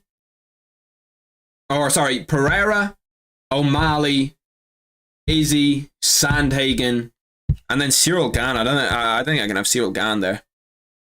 Probably. I don't know. It's difficult. It's difficult. Who's a really, really good striker? Leon's got to be up there. Leon's got to be there at 5. The fuck is going on there? Now you show me respect. If it's true, I feel like he's gonna go on a downfall and not win anything. See, look, fucking Andy Cruz still hasn't left his locker room, bro. Like, what are we doing here? They say the fight's meant to start at 3, and this guy hasn't even left his fucking locker. Is he like? Are we tweaking here? You think Ortega gonna lose to Yair? Think again. Damn. I didn't realize he had all that. Izzy's inactive. If he wasn't, then I'd put him at 1. I'm not sure I had him. I think Pereira's a better. I don't know. It's difficult. Striker's such a difficult fucking thing to look at. If Jelton Almeida doesn't take much damage in the Blades fight, could this potentially headline 301? Yeah, I actually wouldn't mind that as a 301 headliner. Tom Aspinall against Jelton Almeida as a I don't think that's a bad fight. I don't mind that as a fight at all. Pereira was a 2-time kickboxing champion. How the hell is he below Sandy? And which UFC fight broke your heart? There should be some interesting replies here. Seeing Gaethje versus Tony for the first time is horrifying and saddening. Ugh. Tony, the last 7 have broke my heart. Ugh, yeah. Someone clipped together that little knee slide. This is start of fights, bro. Can't even get down on his knee to slide anymore, bro. The Tony, bro. How much Tony's loved. The beginning of BJ's losses. When Anderson lost his pop and kept losing. Jose Aldo's losses after losing the belt. Yeah, the Jose Aldo ones were tough, bro. They were tough. Bro, what's on this own broadcast? Like, the short ring walks are so fucking weird. Let me know when that, I'm going to scroll through just make sure that the next UFC fight hasn't started. No, it hasn't. They're still showing promo. See, this thing, they constantly show promo for fights when the main card is starting. The main card actually starts at like 3:15. I don't know why.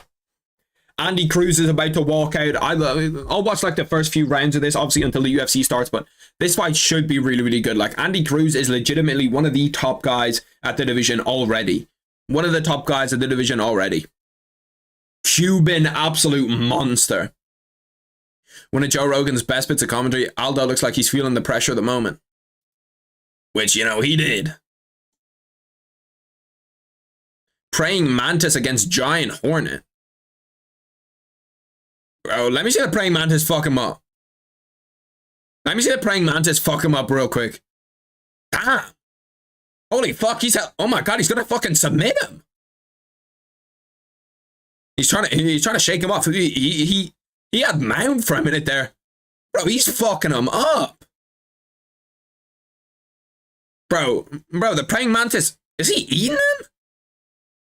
I didn't realize Praying Mantis is fucking had it like that. Holy shit. Holy shit. Praying Mantis is a god. In battle, Brian Ortega details spiritual eagle rebirth. What the fuck does that even mean? Abdullah Mason? What? Gervonta Davis? Gervonta Davis ain't a prospect anymore. Gervonta Davis is old as fuck. Gervonta Davis is like 30. Or are you talking about that, is that not Gervonta Davis's fucking Muslim name? No, you're talking about this kid, aren't you? Yeah. I know who you're talking about. What is Gervonta Davis's name? What is Gervonta Davis's Muslim name? Abdullah Mason won like what, 2 weekends ago?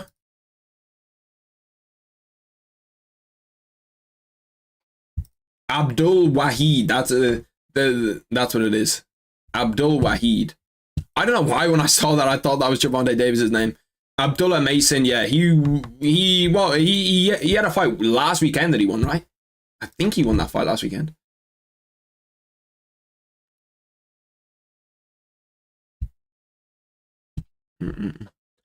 Animal MMA, let's go.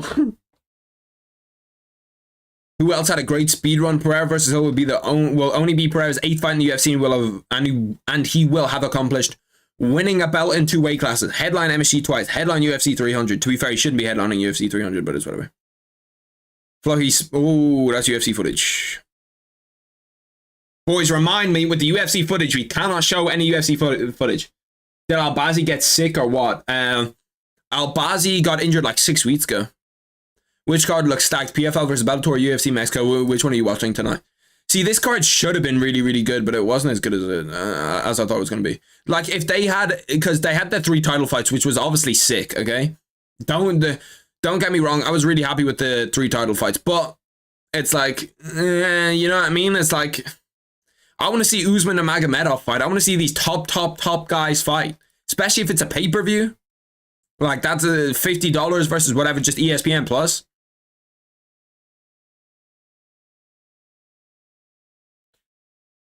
Like, first things first, engage you, but you know that thing back in Brooklyn a couple years ago.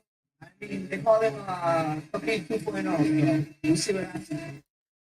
Max Holloway against Islam Makhachev? I don't know. I could be tempted into wanting to watch that fight. Which of these fraud check fighters can rebuild themselves? Mike Mallard. Mike Mallard, I don't think will be able to. Bonfim, I think, could. Bonfim could. Grant Dawson, oh, it's difficult. Abus, he'll be able to. I guarantee you he'll be able to. Your dad's a dub? Why? Pereira has 3 things. Left hook, leg kicks, and a right. Sometimes wheel kick and flying knee, but the rest of my top 4 have way more tricks. The commentary rambling about leg reach and Stipe and completely missing the injuries. Peak commentary. Oh, that's UFC footage. I gotta scroll down every time. W Mans. The greatest troll to ever grace the UFC subreddit. Chael shouldn't go back to PFL to announce how unprofessional to start the UFC bashing. Bro, Chael does what the fuck he wants. That's Chael's son right there. He does what the fuck he wants. Nobody tells Chael what to do. Jake Paul says fighters need to wake up. Bro, yeah, getting paid $200K is absolutely crazy. To fight Conor, you're getting $200K to fight Conor is disgusting. Andy Cruz fight has started round 1. I'm guessing Andy Cruz gets him out of there in 3. 11 years ago, the UFC debuted female fighters. So I met Dana White and watched Chad Mendes stripping a party bus. It was a good night. What the fuck? Hot takes time. This is what we want to see. We want to see some UFC hot takes. I might make a whole video about this. BMF should not be defended. It should be BMF 2024, BMF 2025. I actually quite like that. I quite like that. That's not bad at all. Fighters are officially becoming so skilled in general that moving forward, multiple title defenses will become far rare. Each division will be too deep with talent. And I think this is true as well. These aren't even hot takes. These are just good takes. I wish Manel Kape had fought instead of seeing Moreno Royval. What so? You want to see Manel Kape against either Moreno or Royval? He showed to have power in his last fight, which is scary. Yeah, no, he does have good power. This is a 10-rounder too, so this is a pretty long fight. He's just got crazy good speed, and technically he's so good. Bro, I don't like the way that Reddit does this shit, where it just shows you, like, I want to see the original comment, and then like just like maybe a reply under that, and then if I want to see more replies, I'll click on it. Like, I don't want to see these huge big fuck off chains of replies all the way down, you know what I mean? Poatan is a bigger star than O'Malley. Yeshug has more followers, but Pereira has way more engagement. I don't disagree with that. I think that they're both pretty big stars, but like, I think that Poatan could, like, there's an argument to say he's bigger than Sean O'Malley for sure.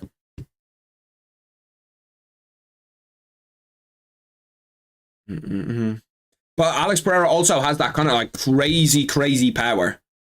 Sean O'Malley does too, but Sean O'Malley's just at a lower weight class. Alex Pereira's at 205, and he beat one of the most hated fighters or one of the most polarizing fighters on the roster. Like, some people love him, some people hate him.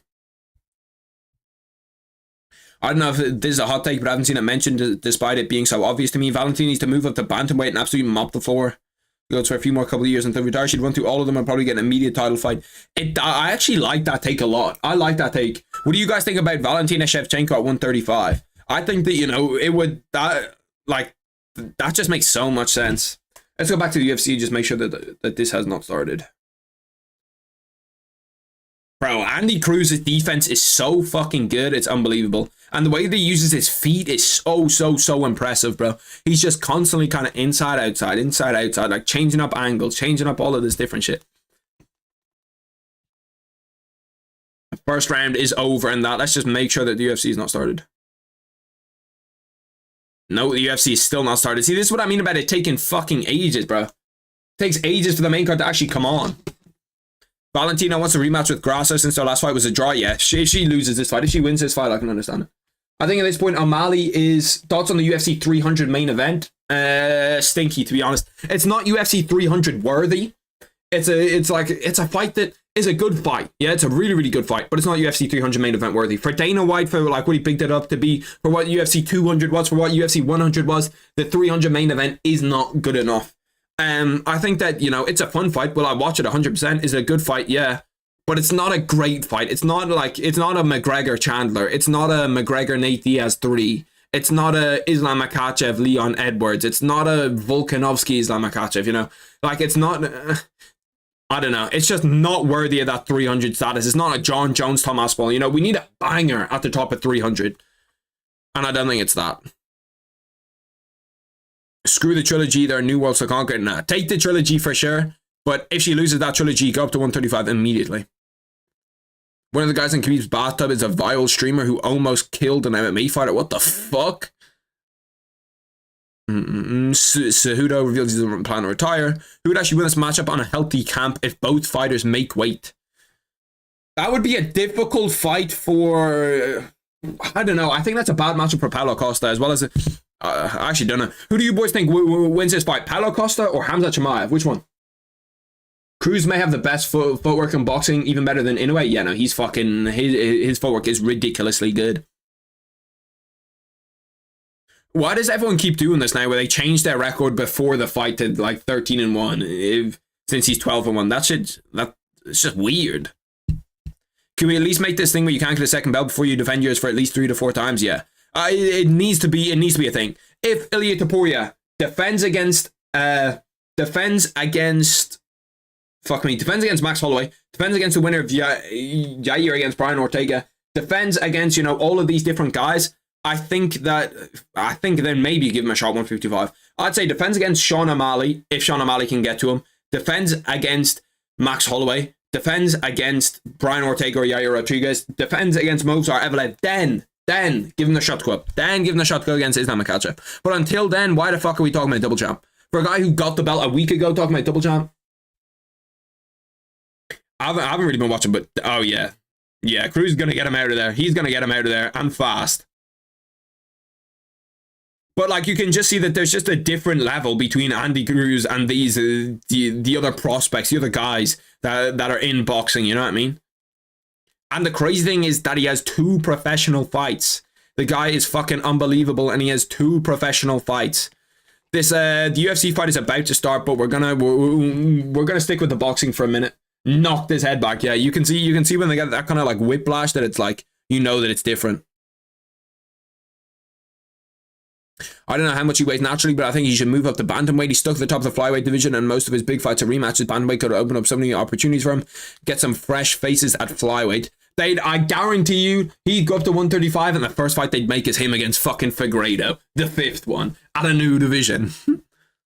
Topuria said versus Emmett, they had to respect the power. With Volk, they didn't respect it because Volk doesn't have KO power, and they could get in the fire. Realistically, what is Volk's path to victory in a rematch? Like, Volk just got into a bad situation and got caught. It wasn't like fucking... It wasn't anything crazy. Bilal Muhammad witness stabbing. No, it's crazy. Costa Yoel couldn't keep Costa on the ground, so he can definitely defend against Hamza. Yeah, that's true. It is a bad matchup for... See, that when I was looking at that, okay, I was thinking to myself, like, well, like, it's a bad matchup for Hamza. And it's a bad matchup for Paulo Costa, so I don't know who it's the worst matchup for. Cruz with another big straight right, rock the dude bad. Yeah, no, Cruz is coming on. He's coming on. He's throwing bombs now. Damn, he's got some bad gal in his corner, bro. I don't know who the fuck that is, but she's bad as shit. Wait, maybe she's not. Maybe she's like 50. I haven't seen the face. I've only seen the back. I might have prejudged this one, boys. Oh, it could be his mother. I actually don't know. Does Moreno get it done, or does Royval pull it off this time? This guy thinks he has a chance because no UFC footage. Henry needs to get rid of this guy, starve the ego, and join a proper gym if he wants to return. They're both still living in the delusional cloud of the past. I think that this is a little bit of a weird coaching fighter duo, but he wasn't there for his last fight, so who cares? Me and bro, after adopting 2 Dagestani children, they're now undisputed UFC champions. That's fucking crazy. One day this fight will happen. Imagine the scenes. Dana against fucking Tito. Nobody knows this, but Tony's just entering his prime. So, what the fuck is that photo? What is that crossover? Wasn't Hamzat Costa already scheduled for 294? Yeah, but like I'm pretty sure Hamzat never signed the contract for that fight. So I'm pretty sure like they say that it was done, but it wasn't done because I'm pretty sure neither Hamzat nor Paulo Costa actually had a contract signed for it. Hear me out. Henry and Tim Welch. They'd never do it because Tim Welch has Sean O'Malley, but yeah, it would be a good coaching duo for sure. But because Tim Welch is there, they're just not going to do it. Okay, let's get the UFC on.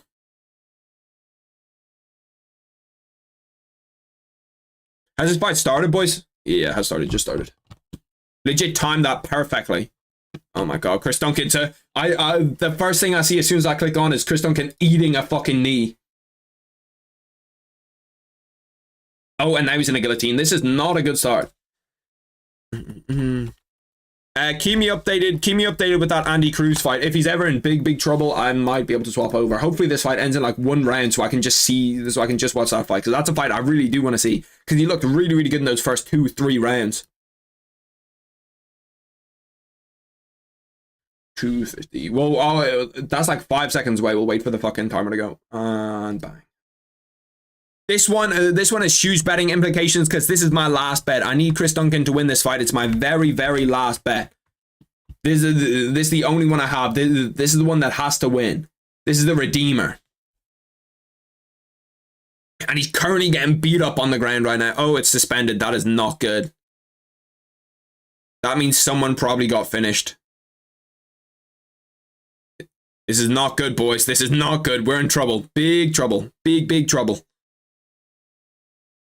I'm gonna scroll away because it's gonna tell me who wins the fight. But before I'm even anywhere near who wins the fight, I'm back. Was good. I thought Paulo Costa pulled out. No, I don't think he pulled out. I'm pretty sure the contract was never signed, or maybe that was him and Ikram. Oh, there's a rear naked choke sealed up. Oh yeah, this is over. Yeah. Chris Duncan lasted a whole 2 minutes inside the cage, and all of my bets are finito. Damn. That was a tough way to lose the last one. I'll be real, boys. That was a tough way to lose the last one. At least we get to go right back to Andy Cruz and see how Andy Cruz is doing. Very difficult way to lose that, though. Very difficult way. All of the bets are cooked now. All of the bets are done for.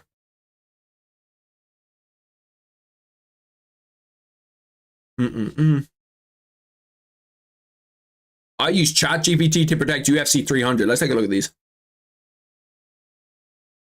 Pereira versus Hale. Predicted winner Pereira. KO second round.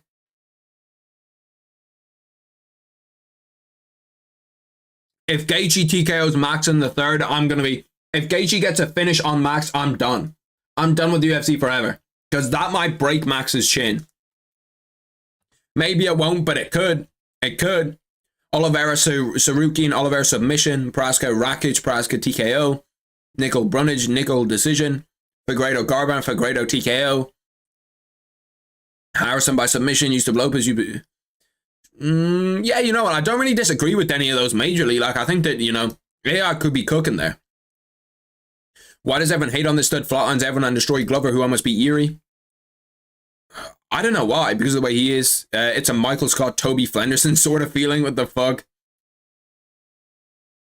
Liked him, rooted for him in the Glover fight, respected him when he vacated. Now seeing how he is on Twitter, can't help but root for Alex. See, I don't really understand. Like, he's just playing the game.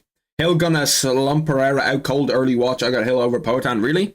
I think that Alex Pereira is gonna win that. Like, Jamal Hill's coming back way too early. Jamal Hill is coming back like Jamal Hill, like, he's coming back quicker than Aaron Rodgers is, and it's not like, you might look at the fight date and say, like, oh, it's 11 months, but he's in an 8-week camp before that, so it's really like 9-8 months, you know what I mean? So he's just, I don't know, it's weird.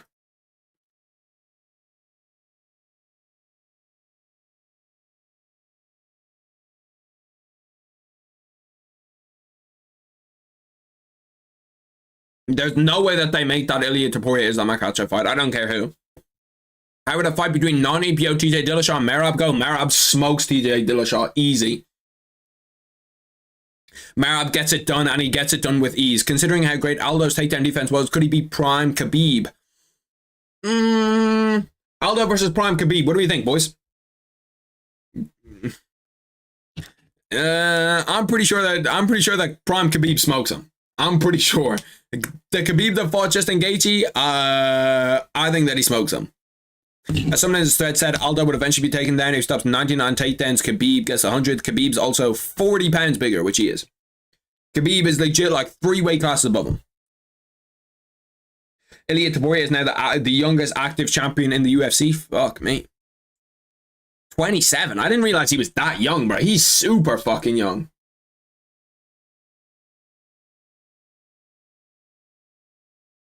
Which UFC fight made you a fan of the fighter after? Cody Garbrandt against Dominic Cruz. Whaley versus Joanna 1 made me a fan of both. Gaethje versus Michael Johnson. Yeah, bro. Early Justin Gaethje was a monster. Saw a 14-minute video on Sean Strickland being a hypocrite. Who has worse tattoos? Those tattoos do stink. I'll be real, Jamal. These tattoos are ass too. We're gonna go with he has worse tattoos. With all the hype this fight had back in 2017, would it have done 1 million pay-per-view buys? That fight would have been absolutely fucking crazy to watch. Prime Khabib just has to take him down once and it's over. Yeah, no, it's difficult. Topuria versus Hall made you a fan of Topuria? Made me a fan of I don't know if that made me a fan of Topuria. I was like, oh shit, this Topuria guy's got hands after it, you know what I mean? But I wasn't sure I was like a huge fan of him. Is Andy Cruz fight's getting into the 5th round now? No UFC footage, man. Will either of these legends get the belt back? See, Padraig McCrory, he's Irish, so I kind of feel the need to watch this fight too. Just because he's Irish, but I don't really have the time. Will either of these legends get the belt back? What do you think? Robert Whittaker or Volk, do they ever get the belt back? I could see Robert Whittaker, low-key hot take, I think Robert Whittaker is more likely to get the belt back than Volk is. I think he is. Never heard a dude to laugh fight as well. I wanted Holt to win, but the way he put him out cold and made him pay with him doing the same shit, he deserved it. Yeah. Bro, Elite Boy was just a bad man. Let's see this. Usman Nurmagomedov and Khabib fight wrestling.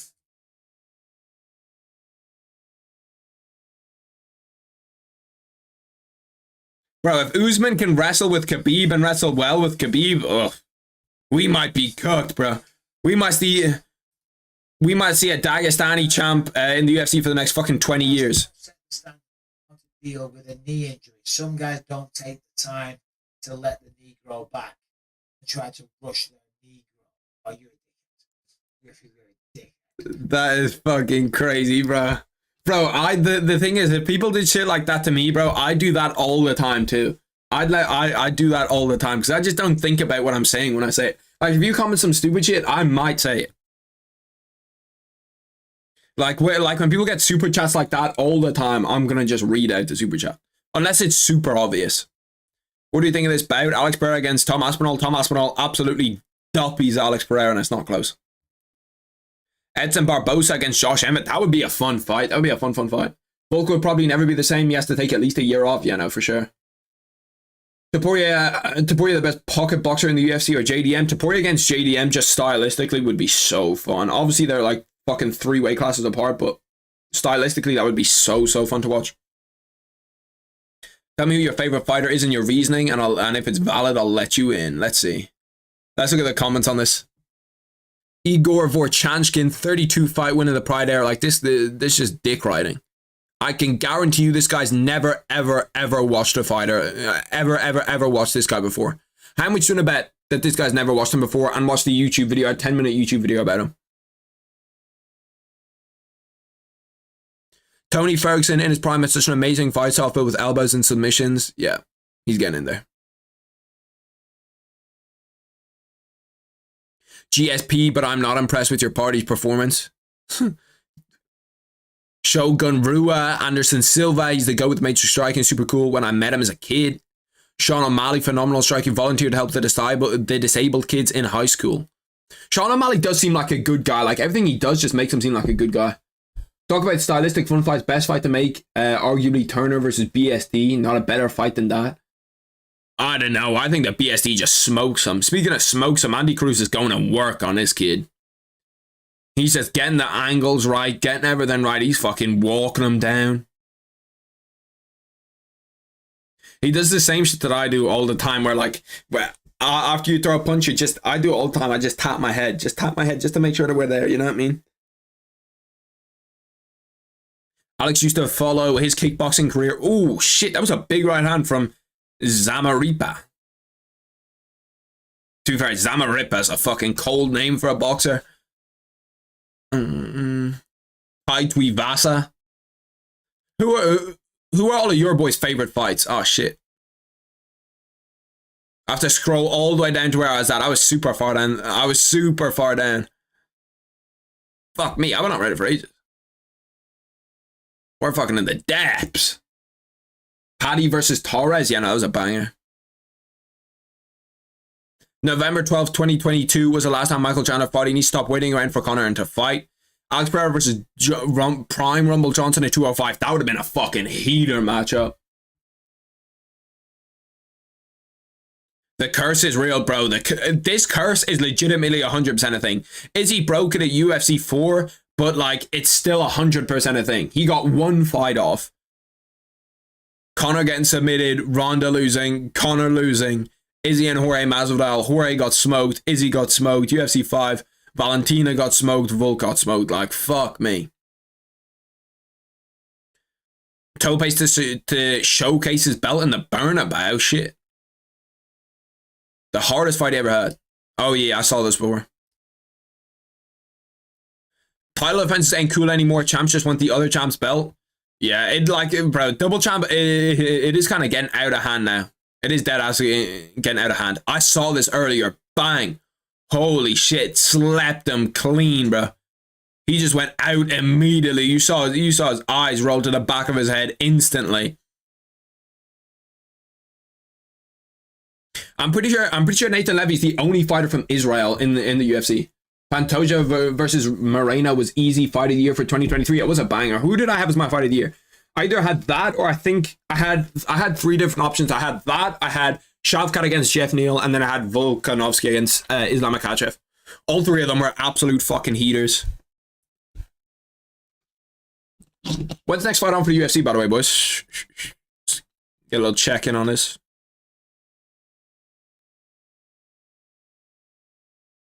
It's not on yet, so we're good. I think we've all established that Paddy's hype is gone, but he still has time to improve. But besides that, who's the next? The next opponent for Paddy Pimblett, for Paddy Pimblett is an interesting conversation. Who do you boys think Paddy Pimblett should get next? Moicano. T-Rex would be a good fight. They want to see the guy dead. Chandler, they want to see the guy dead. Chandler against Paddy. Chandler would legit kill Paddy Pimblett. Give him Drew Dober's a good one. Paddy is in a sneaky good position. He's 5 on the company in the UFC. Wants to see how far he can go with the right matchup. He can find himself ranked. RDA perhaps. RDA's not a bad one. Bobby Green, I feel like, would put Paddy Pimblett's lights out. I'll be real. I think Bobby Green would put Paddy's lights out. Y'all think Cheeto gets it done again? Abso-fucking-lutely not. The guy gets smoked. Or, no, he doesn't get smoked. I think it could be a close fight. BSD, bro. Like, they legit want to see the guy die. Put him up against Benoit. Benoit St. Denis. Yeah, you're bugging. For me, it's hard to have a fight where I have the other guy winning for fight of the year. It is difficult. But, like, fight of the year is just between the two fighters, you know what I mean? That's how I think about it. So for like that Islam Volk fight, it being fight of the year, even though I had a different scorecard to what they have, I still think that it can be a fight of the year. Did Marab carry me across the craze? Yeah. Did I take another L? Yeah. Does this mean this is the end of the King of Cringe? Absolutely not. Full video on YouTube. This video is sponsored by Scottsdale Meat Market. Andy Cruz is going to work on this kid now. 10 seconds left in the sixth. He's hunting him down. To be fair, he's done well to stay in there for 6 rounds. But Andy Cruz is just whooping on him. He's just too big, too strong, too fast. Yeah, the fact that John Jones is younger than Alex Pereira is absolutely disgusting. It shows you like how much being in championship fight after championship fight adds up, and how the damage adds up fast. A better UFC 300 card. Main card: McGregor Chandler, Edwards Bilal, Grasso Weili, Oliver Sarukian, Gan Pavlovich, Praska Rakic, Home Harrison, Qatar Sterling, Nicole Weidman, Jessica Andrade Namajunas, Derek Lewis Rosenstruik, Miller Felder, Figueiredo Garbrandt. Yeah. There's so many here. There's like you could put together so many good fights here. Bo Nickel against Chris Weidman would have been a banger, bro. That would have been a banger. I actually really like that. Gan Pavlovich too. I really like that fight. I've been talking about having that fight for fucking ages. Low-key, Yorige is bad, or am I tripping? Has the UFC fight started? If it has started, I'm not watching it. My fault. I was not locked in, boys. Bro, why would I go TNT Sports 1? Is there fucking cricket on? No, it still hasn't started. It still hasn't started, I don't think. Who wins this? Bilal? Who the fuck is that? Who's that cunt? Roids and cocaine also had an effect. Yeah, you're not wrong. Best fight in MMA, Benoit St. Denis versus Jalen Turner. You must want to see Jalen Turner dead. Like, Jalen Turner would just get the shit kicked out of him. I want to see Shavkat versus Hamzat someday. It probably will happen. 100% it will happen. This would be an all-time great fight. This would be a banger if they could put it together. Jared Cannonier just isn't big enough of a star to have it work. Alex Pereira's whole UFC career has happened after Brian Ortega's last win. What the fuck? JDM has a sweet performance against Durinho where he shows greatly improved takedown defense. He might be the guy to take out Shavkat. No. It's mad funny how people complain about UFC 300 then complain the fight nights. Like, do y'all want good fight nights ever? Like, do y'all want good fights ever on pay-per-views? See, for me, the thing is, because I see a lot of people talk about it, for me, the thing is, the 5th fight on a UFC card, yeah, you know, the fight to open the main card should always be taken off and put onto a fight night. No, like, if a worse fight opens up the main card, I don't mind. I really don't mind. Like, let's go through, okay? Let's go through the UFC events really quick and just go through here and just look at UFC 299, okay? What opens up the card? Petr Yan against Song Yadong or Curtis Blades, Elton Almeida. Pretty, like, either of those fights, they're both pretty similar in the same, like, vein for me. Either of those fights, take it off and put it here. Put it instead of Marcin Tybura against Tai Tuivasa. Put it instead of Amanda Ribas against Rose Namajunas. Put it instead of Blanchfield against Furo. Put it instead of Vittoria Allen's actually a good fight night. But, like, any of those fights, dude, like, because, like, UFC 299 doesn't suffer, okay, from losing Petr Yan against Song Yadong. But this fight night suffers from this being dog shit. And same with this.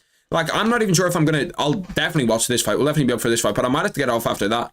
Because if you look at when 299 is, okay, 299 is what, 3 a.m.? And then immediately you're putting me in a spot where I have to go and watch, where I have to go and stay up till 2 a.m. here. So this is 5 a.m. at least. Then whenever this starts, I presume it's midnight. So 3 a.m. is fine, but 5 a.m. is not. Also, I don't like this big ass gap. If you look at when UFC 299 is, UFC 299 is the 10th of March. Then we have 1 week, 2 week, 3 week, 4 week, 5 weeks until UFC 300. 5 fucking weeks. Jalen Turner could turn BSD's lights out. You know his power. Yeah, no, he has good power, but like not good enough power to knock out Benoit St. Denis. Like Dan Hooker, he landed clean on Dan Hooker at multiple points and couldn't take him out of there. That was another fight of the year. Jalen Turner, Dan Hooker. Plus he throws head kicks, dude, a decent boxing and striking. That fight's a 50-50. No, that fight's not a 50-50. Benoit Saint Denis, that fight is not a 50-50. Benoit Saint Denis could take him down, submit him, and can outstrike him. Hot take, Poatan is the most overrated MMA fighter ever. I feel like if anyone wanted to take him down, they would. I think fighters just have too much pride. Nah, I don't agree with that. It's not like if anyone wanted to take him down, they could. And that they just have too much pride. People have taken him down. People have, got him down and got him on his back.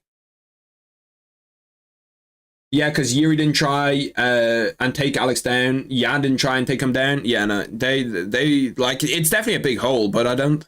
His legacy is a little bit overrated in my eyes, but I think that like people have tried to take him down. It's a general consensus on who will win at UFC 300. This photo is still wild to me that this photo is real. The prime athletes they sell you on versus who actually drinks the product is fucking. That is wild, bro. Who should Ilya's first of all title defense be against? Brian, fucking Max Holloway. Max Holloway, and it's not close. Yeah, he didn't even beat him. It seems impossible. Yeah. No one's done it. I'm going to tell you one of the things that's super unfortunate for us, but very fortunate for Habib. Putin called and gave them 20 million. I'd love to have seen him go on longer. 20 fucking million is crazy. 20 million? He's like, oh yeah, you beat Connor, here's 20 mil. Uruguay against Hughes has started. Boys, I'll be real. We're going to keep scrolling through Reddit for this one. You know what? I'll give it consensus right now. What would you boys want? Do you guys want me to like watch the fight and be locked in on this fight, or do you want to continue to scroll through Reddit and just look at Reddit for this fight? Like I'll scroll over, I'll talk about it, I'll still be watching it bit by bit. But I'm not sure if I'm gonna, be fully locked in on it. Who do you guys choose and why? Who's the most entertaining fighter outside the ring cage? It's Connor. It's Connor 100%. 99% of the people that voted Muhammad Ali have never ever watched Muhammad Ali fight. 99%. Like, who's the most entertaining fighter outside the ring cage? Muhammad Ali. You've never watched him fight. You've seen a 3-minute TikTok compilation. This aged like milk. I'll climb right above you in the rankings after about 2 fights. People actually want to see me fight. You're a nobody and will continue to be a nobody. While I get shit done, you will stay on the prelims while I'm on the main card. Yeah. Not one that aged well. Scroll but read chat more. I can fucking. Why? What did I miss? See, the thing is that it's 20 seconds behind for you. If you put it in 2x, if you like 2x it, it'll be in line. And it's also because the fight is here, the thing is over here, and then the chat is over there. People just want to say Alex is overrated because they want to go against the grain. In 3 years, he's achieved double champ and his wins over 4 former champs. Keith Thurman? You think Keith Thurman's the most entertaining outside the ring? I don't know about that shit. Who's going to be the next cash cow for the UFC once Conor is gone? You got Ilya, you got Sean. I think it's going to be Sean. Sean O'Malley, 100%. My 145-pound roadmap: Topuria versus winner of Yair Ortega Mexican Independence Day. I don't know about that. Volk versus Contender, and then Topuria versus Volk 2 in Spain. I would like to see Volk against a Contender. Not Movzar though. Give him Aljo. Give him something to beat up on.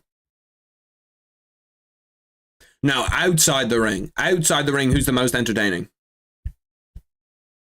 The Activity Era, RIP on God. RIP to the Activity Era. Someone got the old man Volk tattoo. The old man Volk tattoo after he lost his crazy commitment.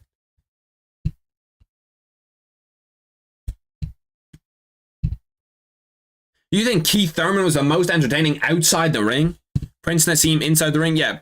Prince inside the ring, Prince Nassim is pretty good. Damn. Bodies. How high do you think Fluffy Hernandez goes in the ranks? He's now 13. What did he finish at? 11? I'm pretty sure he's number 11 ranked. It ain't happening. Bro, you just have to feel bad for Michael Chandler at this point. Like he's just aching for that fight. He's saying, please, bro, please. Who's the weakest and strongest UFC champion right now? That's an interesting question. Let's go through this.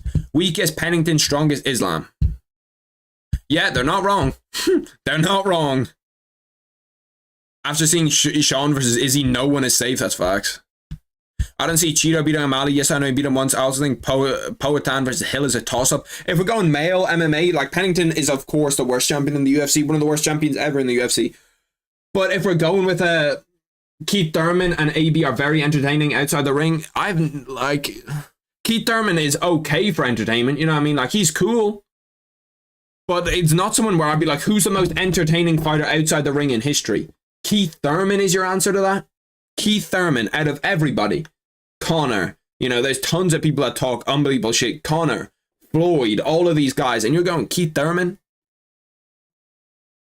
I think if O'Malley doesn't get Cheeto out of there, he can be finished, but Cheeto has to be actively landing leg kicks each round. He hasn't been active enough in any of his recent fights. Very true. If he comes in like he did against Corey, he's absolutely fucked. Poatan gets cracked often. Izzy cracked him in the first fight and almost finished him. Got knocked out cold the next time. Yuri also rocked him. I like watching Poatan fight, but I think he'll lose to Jamal. He could. Poatan could lose to Jamal. He could lose to him. That's going to be a close fight. The only thing is how fast that Jamal Hill's coming back. Jamal Hill's coming back too fast for me.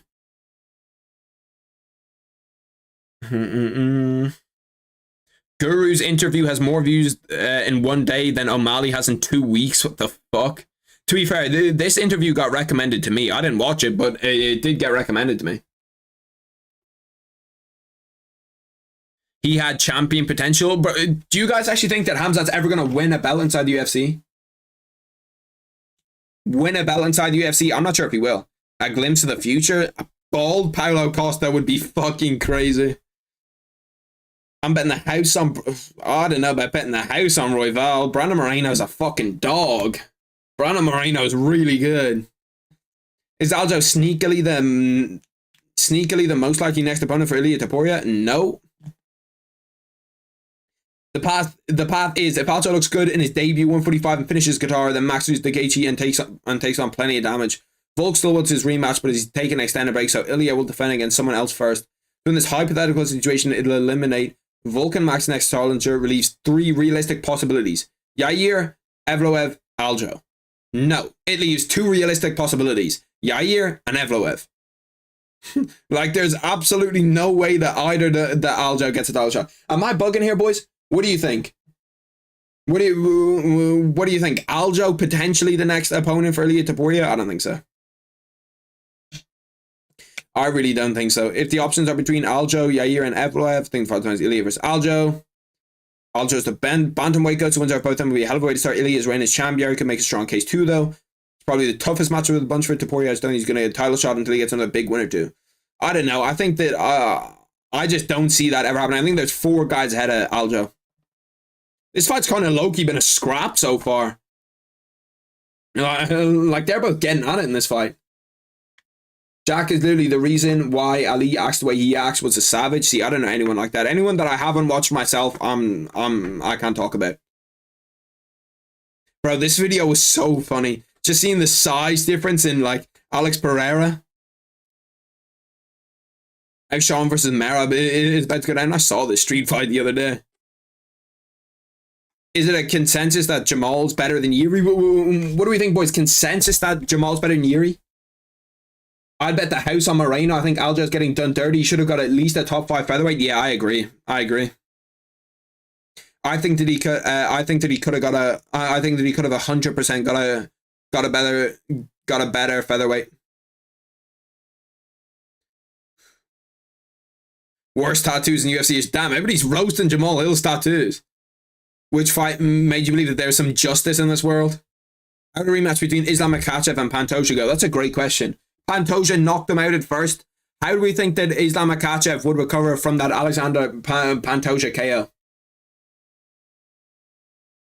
Mike Tyson's in the mix too, though. Mike Tyson's more funny than anything else. What the fuck? What the fuck? Conor McGregor on an ostrich has to be the craziest photo I've ever seen. NOL sick of rematch culture. You might be cooking, my brother in Christ. You might be cooking. I will probably get hate or downvoted for this, but here it goes. I'm so sick of the immediate rematch conversation regarding a champion who loses, more specifically, a champion who gets finished. I understand a lot of these champions have been dominant for a long time, and the whole they deserve a rematch due to their dominance. I'm not discrediting their achievements by any means. And some guys say, okay, you're fucking waffling. That it can easily be rematch after rematch and almost eliminate the entire point of rankings. People always say in order to be the champ, you have to beat the champ. This guy's talking shit. That is not a thing. In order to be the champ, you have to beat the champ is fucking crazy. Let me. I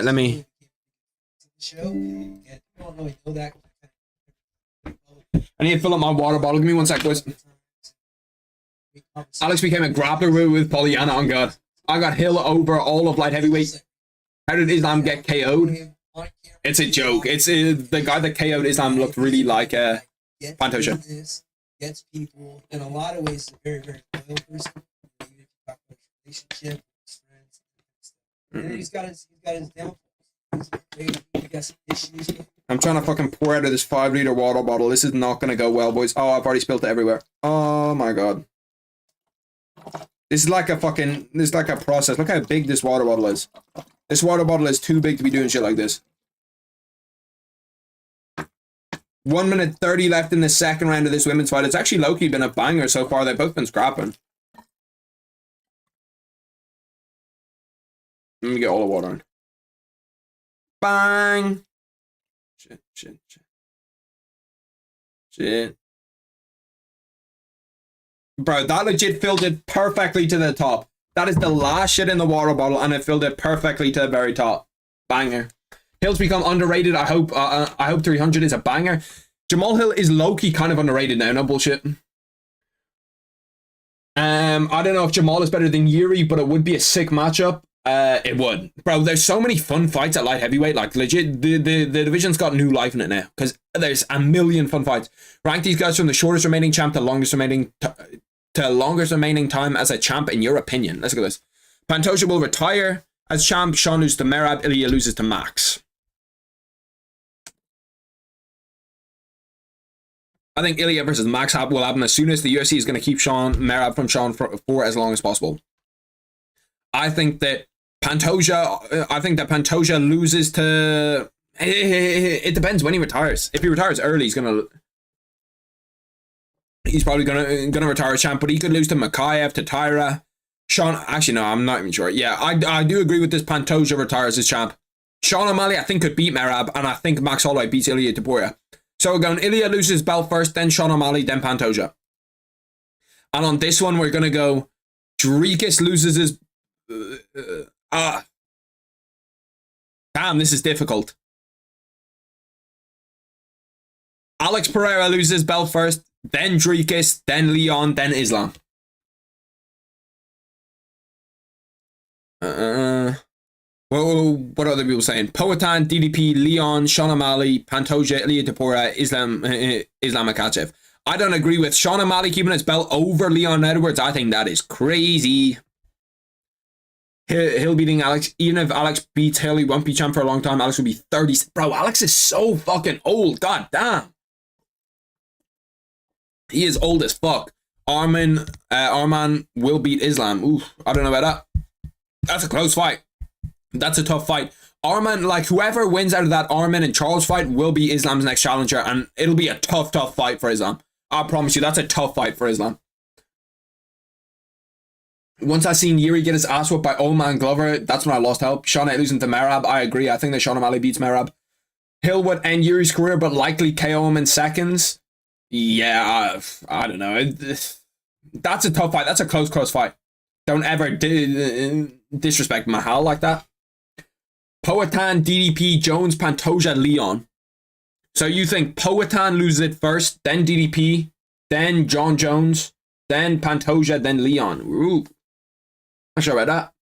Leon keeping his belt longer than anybody aside from Islam, maybe. It's just when he fights Shavkat. I think that Shavkat's a tough test. If he beats Shavkat, he could, like, he's going to hold on to his belt for about 3 years. 3 years longer. He truly embraces what a real martial artist is. Leota the Dragon Machida post. Bro, watching his compilations in his prime, he was fucking fire. Who wins this fight? Brother, come on. Respect yourself. Has this ever happened in modern UFC history? Joe Soto got an undisputed title versus TJ Dillashaw in his debut? In his debut is crazy, but I'm pretty sure that's because they had nobody at 125. So they had a whole tough series to find the best guy. Damn, that's loud as fuck. I scrolled onto that. That shit was loud as fuck. Okay, let's take a gander of, you know, the delusion through the comments. Okay, stop is the #1 comment. Okay, so we've got some sense. O'Malley, Islam, Taporia. So you think Islam holds the belt for longer than Ilia Taporia does? Do you think Ilia Taporia beats Max Holloway? Beats Movzar, beats all those guys? Ilia probably KOs or subs Arman. Oliveira arguably beats Islam in the rematch, but 50-50. Yo, low-key, with the way you talk, I imagine you as those newspaper kids that say, extra, extra, read all about it. The fuck? If Leon beats Shavkat, he's the welterweight GOAT? Ooh, no. Brother, come on, GSP Usman? The welterweight GOAT? Nah, I don't know about that. I don't know about all that. Same thing, I think Shavkat could beat Leon. I think Shavkat could beat Leon. I get this feeling. I think Shavkat, like, he would almost be favorite going into that. Do Bronx versus Arman is such a good matchup. Yeah, it is. It's an unbelievable matchup. I can't wait for that fight. I cannot wait for that fight. It's one of the most well, it's not underrated on UFC 300, but like, it's one of the fights that I'm looking forward to most on UFC 300. I think Ilya will be the longest champ after this. Wow, really? Damn. After Islam? Oof. I have a big feeling Oliveira KOs Arman first round, maybe first minute. I have the same kind of thing. I think that Charles gets it done and makes it look easy. And Charles is an underdog against him, which is crazy to me. Anything to announce the UFC 301 main event at the 300 post-fight press conference like they did with 283 to see if Pereira could possibly main event it? Bro, there's no way that even if Pereira knocks him out in the first round, there's no way that he's going to main event 301. Pereira's too big to do that weight cut twice. If Leon beats Bilal, Shavkat, and JDM, he's the welterweight GOAT. Ooh, that's actually an interesting question. What does Leon have to do to become the welterweight GOAT? How many defenses does he have now? Leon Edwards. How many defenses does Leon Edwards have? Let's go Topology. Leon Edwards, let's see. How many defenses does he have? So he has 1, 2, 3, 2 defenses. If he takes out, no, bro, it's so difficult for him to be better than GSP, bro. He needs so many defenses. He needs to beat. Who does he need to beat? Shavkat, JDM, Bilal, then maybe someone else. Ian Gowrie maybe coming up. Like, they're not bad matchups stylistically for him. But look at how many defenses GSP has. So he has what? 3 and 2, and then if he was to get that 7. No, 2, and if he was to get that 6. So George St. Pierre is 26 and 2. How many defenses did GSP have? 1, 2. Okay, let's just count them because I know there are 3, 4, 5, 6, 7, 8, 9, 10, 11, 12. And then, yeah, so 12 defenses. 12 defenses is what he had. Not including the Bisping fight that he won, and not including the one where he won the belt. 12 defenses? 12 defenses, bro? 12 defenses? Come on, bro. 12 is fucking crazy. 12 defenses.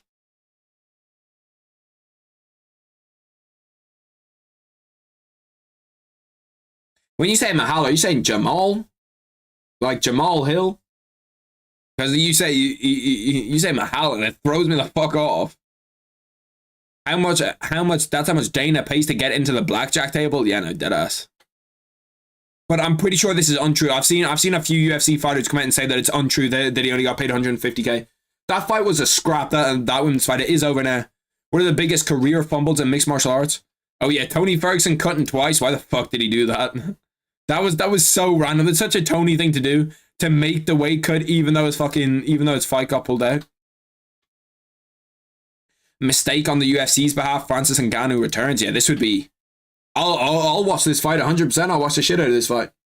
See, the thing is, they need to stack this Francis Ngannou card so that they can, have more eyes on the other fighters too. Have an Usman and Magomedov on this fight. Have some, real good guys on this fight. That's definitely an opinion. Hot take, Bilal isn't getting the shot because he's a Palestinian and Ari Emanuel ain't having it. Wasn't even one of the 3 fighters offered to... This shit is so... Bro, Dana White does not give a fuck about that, I guarantee you. And neither does Ari Emanuel. He's not going, oh, Palestine. No, he's not getting a title shot. Fuck it.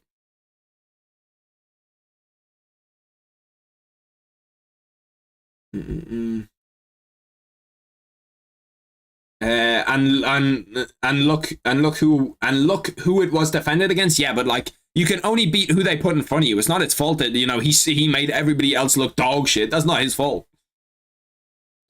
Jorge Masvidal tweets. Yeah, okay, who gives a fuck? This man wasted his prime waiting for Conor. He could have lost 4 entertaining fights by now. Yeah, deadass. Like he could have had so many different fights by now, and he's just waiting. He's just sat here on the fucking sidelines. Chael Sonnen has fought the goat of 3 weight classes: Fedor, Anderson twice, and Jones. Has anyone else ever done that? His Chael's resume is crazy.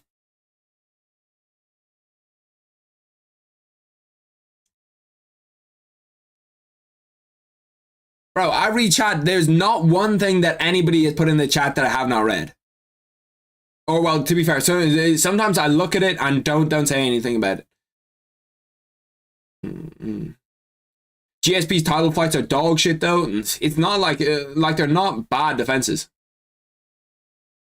Like 13, yeah, no, he's got a crazy amount of defenses. Also, how many fights did he have to win to get a shot? I'm not actually 100%. Okay, I take it back. 12 is crazy. Leon might need 5 more. Bro, think about these opponents. Yeah, but bro, like you can only beat who the people put in front of you. Mahal. I'm fucking, you're confusing me. According to Weasel, it was Shavkat and 3 others not named Bilal. I don't know. Is Weasel like a source? I know that Errol Helwani said that. I can't remember who he said it was. He said there was 3 fighters, not including Shavkat. He didn't make them look dog shit though. They just weren't good. He did make them look dog shit. If Leon gets 5 or 6 more, then I would say he's the welterweight GOAT. Yeah, but that's the thing. He needs 5 or 6 more defenses. That's the problem. Like, he's got 2 defenses and he needs maybe 7 to be considered the welterweight GOAT. Chandler could have made a lot of money by now, for sure. Yeah, Leon's got to beat the Shavkat, Bilal, Gary, and probably like 2 more prospects to be the GOAT. Yeah, like, it's so difficult for him to be the GOAT. How do you see these guys stack up against Dricus Duplessis? I have Robert Whittaker beating him. I have Adesanya beating him. Hamza Chimaev loses to him. And I have Paulo Costa losing to him. Nah, that's fucking crazy. That is absolutely outrageous. Did Marab just admit to using EPO? What the fuck? Today I found some... Okay, let's just... I just want to see the clip. Morning training session I have to organize, which is I'm very busy. I'm going, and it's I need special coach for this, and anyway, so I need special. Speaking of Marab, he's there at UFC Mexico. What is stopping the UFC Apex from looking like this? Damn, this would be fire as fuck to have fights here. Leon has a killer's row to get through. For him, yeah, like he's fucked. Also, GSP has never beaten anybody who's even top 15. What do you mean he's never beaten anybody who's even top 15? Of course he'd be top 15 people. Now, if Leon beats Bilal and Shavkat is not the welterweight GOAT, that's too much. What do you mean? What do you mean? Leon with Bilal and Shavkat is welterweight GOAT? No way he is. The more I look at it, I may have pre-Leon Usman's resume is better than GSP. What? The more I look at it, I may have pre-Leon Usman's resume is better than... Oh, pre-Leon Usman's resume is better than GSP. There was talks about him being... He's a guy that is a candidate, definitely, but after losing to Leon twice, if he like stayed that dominant and beat Leon and kept on going through people like that, I really do think that, he'd be the welterweight GOAT, but right now he's not. I know a lot of people say GSP ducked Whittaker and someone else forgot. Ducked Robert Whittaker? Robert Whittaker's in a different division. What Whittaker? I'm trying to think. It must be someone else. Anderson Silva, you could say ducked, but he just didn't want to go up to fight at 185. Has there ever been a match in which a round scored 10-7 or lower? I can't remember. If Leon beat Shavkat, he's a goat. I don't give a fuck. There's no way. Today I found some evidence that leads me to believe that Merab Dvalishvili could Bro, be this using- video is Now, fucking I all the way think up here. Why would I want to listen to this fucking guy? I was legit about 3 rows down from that, and it's just randomly started playing it. The beating Derek Lewis curse is very real. I think this is a valid co-main in main. Yeah, no, they're tweaking. They're tweaking. I get it. Sean's just copying Lucas Tracy's way of thinking. Lucas is trying to rush people to be the GOAT because level of comp. Whose mindset doesn't make sense. It doesn't make sense to rush people into GOAT conversations. Like, Leon Edwards he's not a GOAT candidate. Maybe Shavkat could be. If Shavkat could rack up the defenses, it's like, maybe. Who is next to become the first UFC champion to rep their flag? Have we never had an Ecuadorian champion? I thought we might have. Shavkat, Bilal Muhammad, and then we have Arman Sarukian. I think the next one to be champ is Shavkat. I think that Shavkat's the next champ out of those guys. Which fighters outside the UFC would you like to see compete inside the UFC? To be fair, level of comp is huge. It is a big thing. But, like, we can't be like, well, Leon beat Usman and he beat Shavkat, so now he's the GOAT. You know what I mean? Like, we can't put that over 12 defenses. Raul Rosas Jr. against Ricky Turkios is next. GSP was double champ back then. Welterweight and middleweight. Whitaker was around back then at middleweight. See, but yeah, GSP was super old though at middleweight. He was old at middleweight, and he didn't want to fight anymore. He just wanted to get that double champ status for the resume and then fuck off. Usman Nurmagomedov is an absolute animal. I've talked about him so much. We all know that I love Usman Nurmagomedov. Hot take: if Yoel was a middleweight champion, GSP would never have come back. I don't know. I think he probably still would have. Like, I'm still taking GSP in a fight against Yoel. I'm still taking GSP in that fight. Won the belts in 2019, got 5 title defenses each, and lost their belts via KO. It still hurts me when I see that shit. Ilya Taporia. This card is sick. People like, bro, this card is not that good, bro. It's just not that good. You've got, okay, let's rank them out of 10. For where they are on the card, let's rank all these out of 10 right now. 9, 2, 8, 7, 5, 6, 5, 8, 7.5, 6, 4, and I think not 4, 6. I'll give Alex Pereira Jamal Hill a 6. I don't believe he ducked Whitaker, just saying what I heard. So some people still say it. Yeah, but people say anything, bro. People say anything for fucking attention. Also, it's not his exclusively. It's not his exclusive way of thinking. Lucius Tracy didn't invent it. It's very logical. It's not really. Like, I don't know. But see, the thing is about Lucas Tracy, like, Lucas Tracy's job is to rile people up and to get people to, you know, comment on his videos and say, no, Lucas Tracy, you're an idiot. No, Lucas Tracy, you're dumb. He just does stuff like that for attention. So it's whatever. If you're getting riled up, you're legit playing into the guy's pockets. The guy makes money by you commenting and getting riled up about his videos and, you know, going into his comments and telling him that he's stupid and super chatting him to tell him that his way of thinking is dumb. Like, that's how the guy makes money. He's just doing it for, like, attention. UFC 306 is in the sphere. Damn. That's going to be a sick event. Also, I don't agree with that Volk take he apparently made. I don't watch the guy, to be honest, so I don't know. Saying Merab beats Khabib is literally laughable. Yeah. But see, that's what I mean, bro. And now you're talking about it. So now you're talking about how it's dumb, you know what I mean? So it's just to get people talking about it. Dana, don't get too crazy. Fighter pay is going down for sure. The price of this ticket includes $1 to support amateur unarmed combat in Nevada. I was looking at that for a second. I was like, amateur unarmed combat? What the fuck? Are leg locks allowed at parties? No way someone got leg locked at a party. I refuse to believe that. Lucas basically said the whole lightweight top 10 is a better striker than Izzy. See, but like, see this thing, people like listen to these takes and then they'll like hear these takes, and then they'll, you know, keep talking about it and say, this is why it's wrong, this is why it's wrong, this is why it's wrong. And he gets the best thing out of it because, you know, more people are talking about him. Rate this card out of 10. This card is a let's do the same thing for UFC 299 that I did for UFC 300. 5, 8, 6, 8. Munoz against Phillips is difficult. 6, 8.5, 7, 10, 8.5, 9.5, 8. As a co-main, 9, 8. I think that's valid. I think that's valid. UFC 303 main card: Bilal Muhammad versus Leon Edwards, Robert Whittaker versus Hamza Chimaev, Kobe Covington versus Ian Garry. Oof. Bo Nickel versus... Bro, do you really think that they're going to throw Bo Nickel to these fucking minus 1100 cans and then be like, listen, here's the best prospect of your division? Tony Ferguson against Michael Johnson. What's the spot on Ilias Need? It's actually a good question. I don't know what the fuck that is. The celebrity walkout curse? That's dead ass a thing.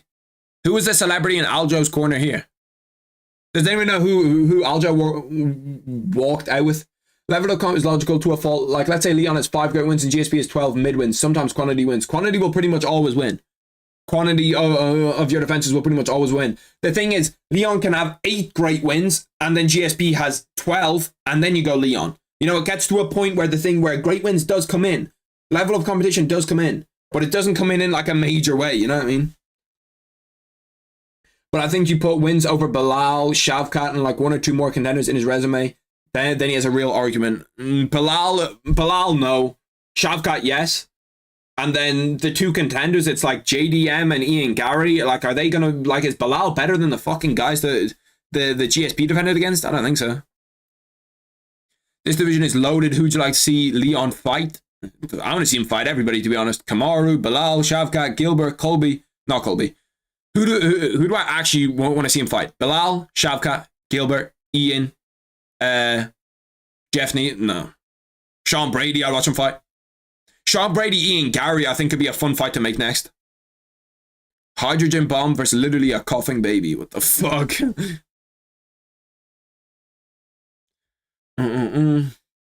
Why does David Goggins kind of look like Anderson Silva? Bro, David Goggins, he's got to be one of the worst corners ever. Leon needs at least five more defenses. Then that would be 7 defenses. Then he's the GOAT. Yeah, and then like you have to look at who are those defenses against. Like, okay, let's actually go through it. Fuck it, I'll go through it. Where is Topology? Topology. And we'll go Leon Edwards. No, GSP. GSP. Okay, so he beat Bisping, Nick Diaz, Johnny Hendricks, Jake Shields, Josh Koscheck, Dan Hardy, Thiago Alves, BJ Penn, John Fitch, Matt Serra, Matt Hughes, Josh Koscheck. Like, he beat a lot of fucking good guys, bro. He beat good guys. These guys aren't bums. Serra's not a bum. Hughes isn't a bum. BJ Penn isn't a bum. Dan Hardy's not a bum. Josh Koscheck is not a bum. Nick Diaz isn't a bum. Johnny Hendricks isn't a bum. And Michael Bisping is definitely not a bum. They're good guys, you know what I mean? Let's look at who Leon Edwards could potentially face. If we go, where's UFC rankings? Okay, and then we go over here and we'll go Leon Edwards. Okay, so he could potentially face Bilal.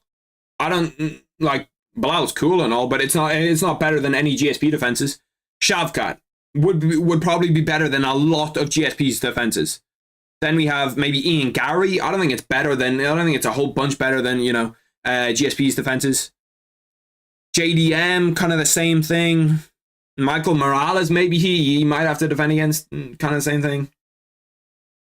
If Leon defends against Bilal, Shavkat, Islam, Garry, JDM, he's the GOAT. Islam's another one that can add to his resume. If he can defend against Islam, okay, I'm trying to think.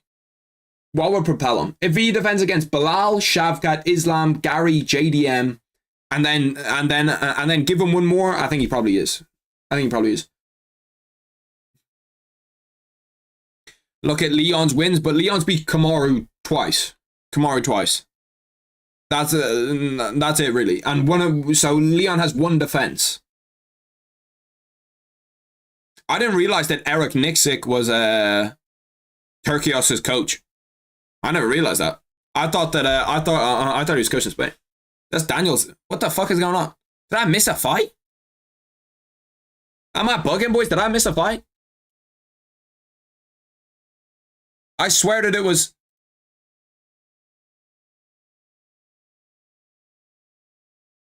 What the fuck happened to... Bro, am I getting... Whoa, whoa, whoa, whoa, whoa, whoa, whoa, whoa, whoa, whoa, whoa, whoa, whoa, whoa, whoa. Where the fuck is... Where is... Bro, I'm bugging. Where the fuck is... Where's Raul Rosas Jr.? Where's he gone? Where's Raul Rosas Jr. gone? Is Raul Rosas Jr. next? What happened with that fight? Where's the Raul Rosas Jr. fight gone? Did I miss it? No. Cancelled? Bro, hold on a fucking minute. What is going on here? What? Since when did this fight get cancelled? Oh, what the fuck?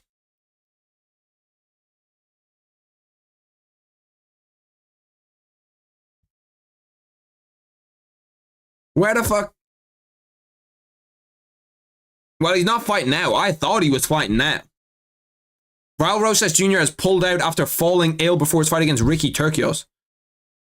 This is the Getty image of Raul Rosas Jr. attempting to warm up before his fight. What the fuck? Damn. Raul Rosas Jr. is out? I was wondering why the fuck that happened, bro. I was so fucking confused. I saw Daniel Zellhuber walk out, and I was like, I didn't realize that fucking Turcios... Hold on a minute. We gotta research this a little bit. Jr. and Ricky Turcios. Raul Rosas Jr. fell ill today. He tried all day to get right to take the walk and compete tonight in front of these fans that would no doubt blow the roof off for him. But this fight has been canceled. Now, it has not been confirmed for next week at the Apex, but they are trying to keep up the matchups together and trying to let him go in Las Vegas 1 week from tonight. Damn. He's ill? 5 minutes before it's about to fucking start, the thing... Bro, how did none of us know this for 10 minutes? I saw Daniel Zellhuber walk out and I was like, I swear that Daniel Zellhuber isn't next. What the fuck? Okay, well, the Daniel Zellhuber fight has started. Nobody fucking got a notey for me? Nobody came in and told me that the fight got cancelled? What the fuck? That's fucking crazy. Just 5 minutes before the, like, when's the last time we saw some shit like that? Where a fight legit gets cancelled, like, right before it's meant to start.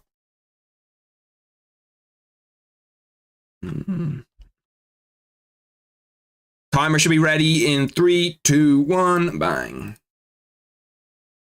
I was thinking that there was a lot of fucking time in between those fights. I was like, Jesus, there's a lot of time. You can pull out that soon. Yeah, well, I suppose you can pull out any time. You can just say, I'm not leaving. I'm not going out there. I'm not fighting. Beating Usman in a #1 contender fight is by the way, 2 defenses. He doesn't have 2 defenses. He has 1 defense, right?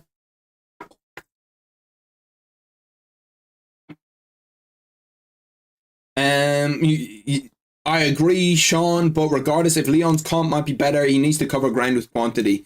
Yeah, like, if you have... See, the thing is, it's like John Jones, you can look at... If you don't have any close fights, people are going to think that the people you're fighting against aren't good. Is it that they aren't good, or are you just that much better than all of them? Daniel Zellhuber is looking good out here. He's looking good. Nice body kick. So now we only have, what, this fight and 2 more left on this card? That's fucking blowing my mind that Raul Rosas Jr. is just pulled out like that. I didn't realize for 10 minutes. Oh yeah, 2, 1 over Usman, 1 over Colby. I completely forgot about that Colby defense. I completely forgot about that Colby defense. I was like, it's only 1, right? Colby didn't deserve it there. Yeah, no, Colby looked terrible in that. Like, that's up there with GSP's worst title defense too. You know what I mean? So I was like, we have to look at it. like, I'm not anti Colby or I'm not anti Leon being the GOAT. I really, really like Leon as a fighter, but I just think we have to, you know, we have to respect and can't just be like, well, he's the GOAT because he's the guy that's winning now. I just think nice knee to the body by Zellhuber. Bro, that threw me. I'm still in fucking shock, bro. I'm still in shock that fucking Raul Rosas Jr. fight got called off. I'm still in fucking shock, bro. Did Ricky Turcios make the walk? No, he didn't. Okay. I was, bro, what the fuck is going on? I can't believe they just cancel that fight like that. Prado's looking good here, though. He's looking good on his feet. Daniel Zellhuber's big for that division, man. He's big for 155, isn't he? He's a big 55er. Nice check hook by him. Colby's still a great fighter. Yeah, he's still a great fighter, but he's not a championship level fighter anymore.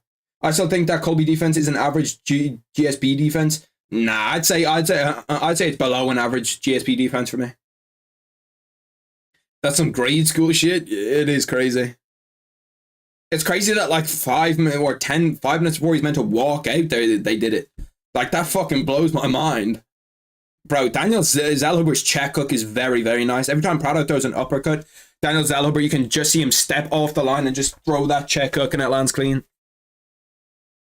Prado's pushing the pace here, though. He's getting it away from the kickboxing range, which is a smart game plan. He's getting it into that boxing range to try get Daniel Zellhuber uncomfortable. Uncomfortable in those positions. Bro, so apparently that Raul Rosas fight is being looked at for next week, the card next week. That's fucking crazy, though. He's got to make it. He made weight, didn't he? He must have had a bad weight cut or something. Because he did make weight. I get it, but if we all think like that, then 20 years a new welterweight champ will need one defense to be the GOAT according to you based on comp. Yeah, it's like you have to look in the competition of where it's at now. Would the fighters that Leon defends against beat the fighters that GSP defends against? Yes. Okay, probably most likely, yeah. But like you have to look at like the technology that we have now, like how fighting's evolved now. So you have to kind of look at it as different eras. I don't like the GOAT conversation because I think it's the GOAT of an era. You know what I mean? You see in basketball all the time, it's kind of like LeBron and Michael Jordan. Like, who is the best basketball player ever? LeBron. But like people still say that Michael Jordan is the GOAT. And it's just like the two different eras. Well, no, because the most recent GOAT will have more than one defense. People will dominate. I think that we're going to see less and less people dominate in the UFC just purely because of how good everyone in the UFC is going to be. Like people that are growing up now just training mixed martial arts that aren't like training anything else, or just like mixed martial arts. I think it'll be even more difficult to rack up a lot of defenses in the UFC to go 4 or 5 fights without getting beaten. I agree, but I think you should give a tiebreaker to the newer guy. If it gets to a tiebreaker, I don't think Leon will get to a tiebreaker. Like you have to look at when it. So that's maybe when you get to the point where he has 7 defenses, and then you can go, okay, yeah, tiebreaker. But GSP has like 12, brother. GSP's got like 12 defenses. Like he's got so many defenses. I still can't believe Raul Rosas Jr.'s fights got cancelled like that. The fuck is this? Raul Rosas Jr. pulls out with a sick tummy. Mexico, you got yourself an alien. I still cannot fucking believe that he just pulled out like that. Just like that, pulls out. I agree, Harry. Less and less people are going to dominate soon. I think it's going to be really, really difficult to dominate. Really difficult. Look at how stacked every division is now. Like, there's nobody in the UFC right now that I can see making 5 defenses. There's nobody. 5 defenses from where they're at now. Obviously, there's some guys that, could get 5 defenses. But I don't think Topuria has 5 defenses. I don't think Islam Makhachev has 5 defenses. I don't think, obviously DDP, I don't think he has 5 defenses. John Jones. The only guy I could see having 5 defenses in the UFC right now is Tom Aspinall. I think Tom Aspinall could legitimately have 5 defenses. It doesn't even need to be a tiebreaker. If Leon has 7 defenses, I would put him above GSP, but he needs 5 more for that. Yeah, I don't know. At 7, I'd say it's close. At 7, I'd say it's close. The thing about GSP is that he doesn't have that one kind of career-defining win. He doesn't have that win over like Anderson Silva. He doesn't have that win over another guy that's on that kind of status. I feel like if Leon Edwards can get that with, you know, an Islam Makhachev defense or something like that, it propels him pretty high. Daniel Zellhuber had busted up Brado, bro. He's busted him up, knees up the middle, punches up the middle. Everything's so clean. His striking's really, really good. His striking looks fucking excellent right now. If I was Will Smith, I would have slapped him with a stick. Bro, you can see the jab. His jab is just super, super nice. The jab's just coming through all the time. Bang, Tarmer's good. He just looks clean on the feet. Maybe a new 155 prospect. Bro, those knees up the middle. Oh, he hurt him with that. He hurt him with that knee. To be fair, Prado's coming in here to scrap. He's coming in here to scrap, you know what I mean? His coaches want him to throw uppercuts, but in the clinch, even up close, in that kind of close game, it's fucking...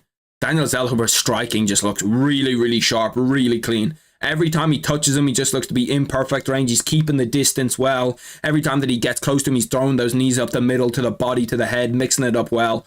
That's another clean knee lands on the head, like fucking hell. He's looking good. He's looking really, really, really good this fight. Won the first round for me. Second round, he's absolutely dominating. He's got him busted up. And what do we think, boys? What do you think about Daniel Zellhuber as a 155 prospect? Taporia is so young, he definitely can. Oof, I don't know. Taporia's got a murderous road to go through at 145. He's got the winner of Yair Ortega. He's got Max Holloway. Obviously, he's got Movsar Evelev. He's got like tons of guys at 145 that won that belt, and tons of really, really good guys at 145. If you fight 3 times a year, that's being the best for a 2 to 3 year window. That's 5. Okay, but you're fighting 3 times a year. You're doing 3 5-round camps a year. You're doing, you know, bear in mind injuries that you get in those 5-round camps. You're going up against the best in the world over and over and over and over and over and over again. You're going against guys that have game planned for you for years over and over and over and over and over again. Yeah, no, this fight's... Yeah, no, Zellhuber's just looking flawless out here. Like, his stand-up looks really good. He looks to be doing pretty much everything right now. His jab looks good. His timing on that jab is just super, super good. You see that every time Prado tries to close the distance, it's just there. It's just there. Whoop, whoop, whoop. You know what I mean? The jab is just there to just kind of stab him back and have his head just kind of have that whiplash I was talking about. Once you beat a guy in a fight once, it's way harder to lose to that guy after a dub. Once you beat a guy in a fight once, it's way harder to lose to that guy after a dub. What, like it's way harder to lose the rematch? I think for sure you can lose the rematch. 1 minute 10 left in the second round now. This has been a great, great fight. That front kick up the middle, bro. See, the thing about Daniel Zellhuber is that he's just so long for this division. He's just super, super long. Yeah, but even in a sport as old as boxing, there are dominant guys, or in basketball. I think that the reason why you can see dominant boxers and why I don't think that we'll see dominant mixed martial artists is because there's so much of a base to cover. In boxing, you can be a really, really good boxer, you know what I mean? But in mixed martial arts, you have jiu-jitsu, wrestling, striking, kickboxing, Muay Thai, you know, karate, anything you want to talk about, all of these different martial arts that you have to encompass. I think it's much more difficult for you to be a really, really good mixed martial artist than it is a really, really good... Actually, no, I don't want to say that. I think that, you know, there's more of a wider skill set, so to have dominance in mixed martial arts is harder than to have dominance in boxing. Yeah, but people almost never lose rematches. Yeah, no, you're not wrong. You're not wrong. 5 seconds left in the second. This has been a masterclass from Daniel Zellhuber in distance management and defense and jab and everything. It's been a great, great fight so far. He looks really, really good. Through 2 rounds, I have it as 2018 Zellhuber. How do we have it, boys? As someone who has done martial arts and fighting 95% of the time, both fighters know who's going to win. I don't know if I agree with that. I don't know if I agree with that at all. Anybody that goes into a fight is going to go in thinking that they're going to win. Anybody who's good at all is going to go in thinking, you know what, I'm going to win. Like 95% of the time, do you think Ryan Garcia... Well, that's actually a bad thing. Do you think that... I don't know, I'm trying to think. Do you think that Israel Adesanya went into that second fight with Alex Pereira in the UFC thinking, oh, I'm going to lose? Do you think that Leon Edwards went into that fight with Kamaru Usman thinking, oh, I'm going to lose, when, you know, he was probably destined to lose, you know what I mean?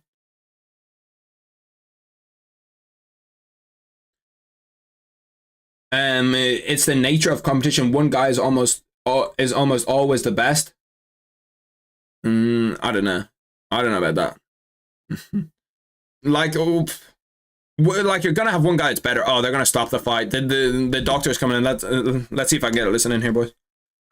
Give me a second. Trying to get his earbud in. Doctor's trying to check out his eye and make sure that he can see through it. I don't think it's bad though. I really don't think it's bad.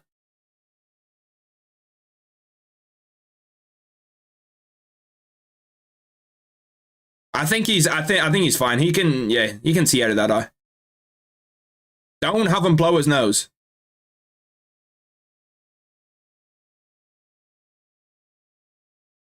Okay, good to continue. We're okay, boys. We're okay. Hells yeah, boys. What's good? What's good, Noe? Yes, I think both guys thought they were going to lose. I think they got lucky. What? Bro, you're fucking tweaking, bro. I don't even know if you're being serious. You think both elite level fighters went into a championship fight thinking they were both gonna lose? What the fuck? Bro, come on. That doesn't make any sense. Or do you mean that they both think that they're gonna win? But then Leon got his confidence from that win and was able to be all out versus Usman for their third bout. Yeah, but do you not think that Usman thought that he was gonna win the first fight, and so did Leon? Usman coming off like a stupid amount of title offenses, Leon on a stupid win streak. What the fuck? There's no way you think they both thought they were gonna lose. I've never ever gone into a fight thinking that I'm gonna lose. And I've lost. But never once in my life have I gone into a fight thinking, yeah, no, I'm gonna lose this fight.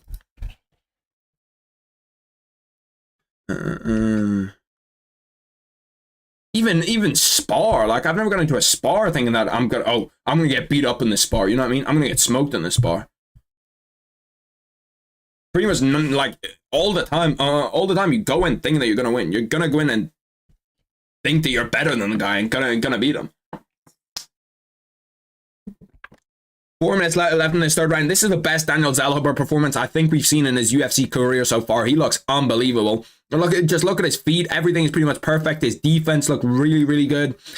Prado just can't seem to give him any problems. Can't seem to, get on the inside, give him problems, anything.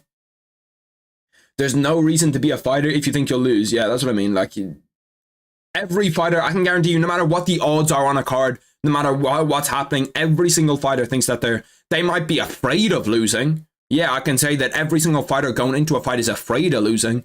You know what I mean? Like, I don't want to go in there, like, in every fight that I've ever been in, I don't want to go in there and lose. Like, I'm working hard because I don't want to lose. So that kind of fear of losing, yeah, you definitely have that. But I've never ever gone into a fight thinking, yeah, no, I'm going to lose this fight.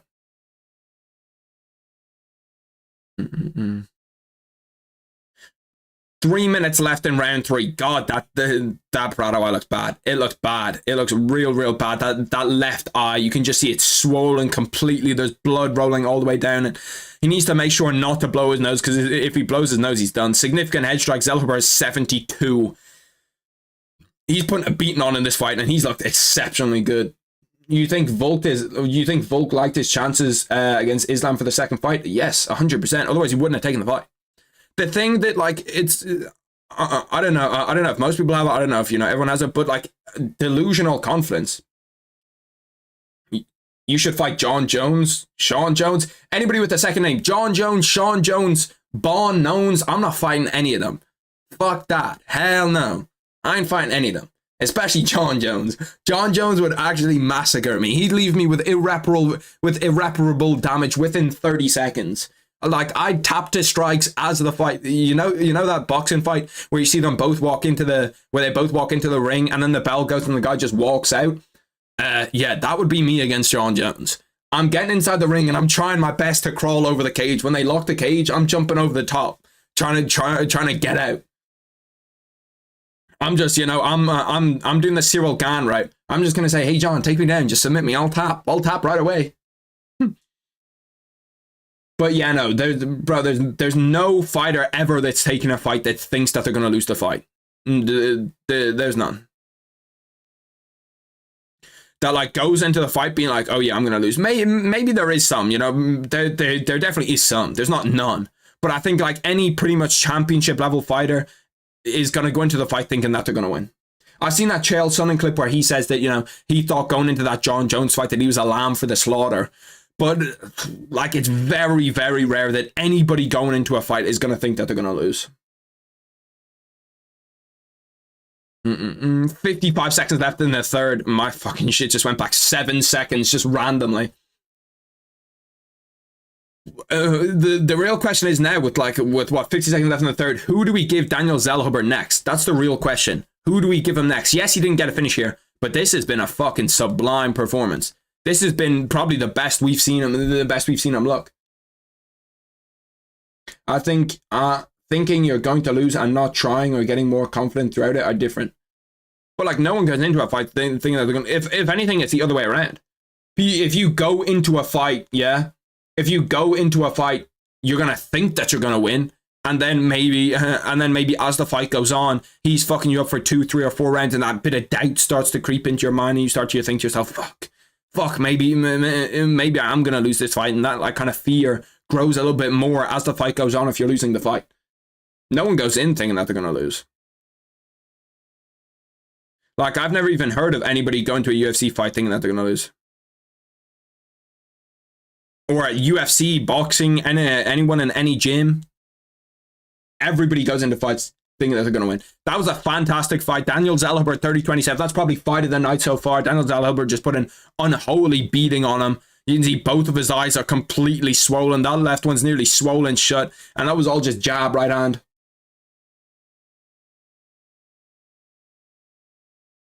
No. We can just agree to disagree on that one. I think that there's no fighter that's ever gone into a fight, especially if you're on a 12-fight win streak. Bro, Fight Night Mexico hits the crowds. Look at this shit. Look at these guys in the crowds just scrapping. Look at them go. Bang. Some Mexicans in the crowd. Some good right hands in there. I'm looking at a different person every time. Right now I'm looking at that scrap over there. Oh shit, he got fucking taken out. That was just one little right hand. Sent him to sleep. Damn. Look at this guy fucking 3-on-1 scrapping. Got sent to the floor. This guy got sent to the floor. That was a nice little hook from him.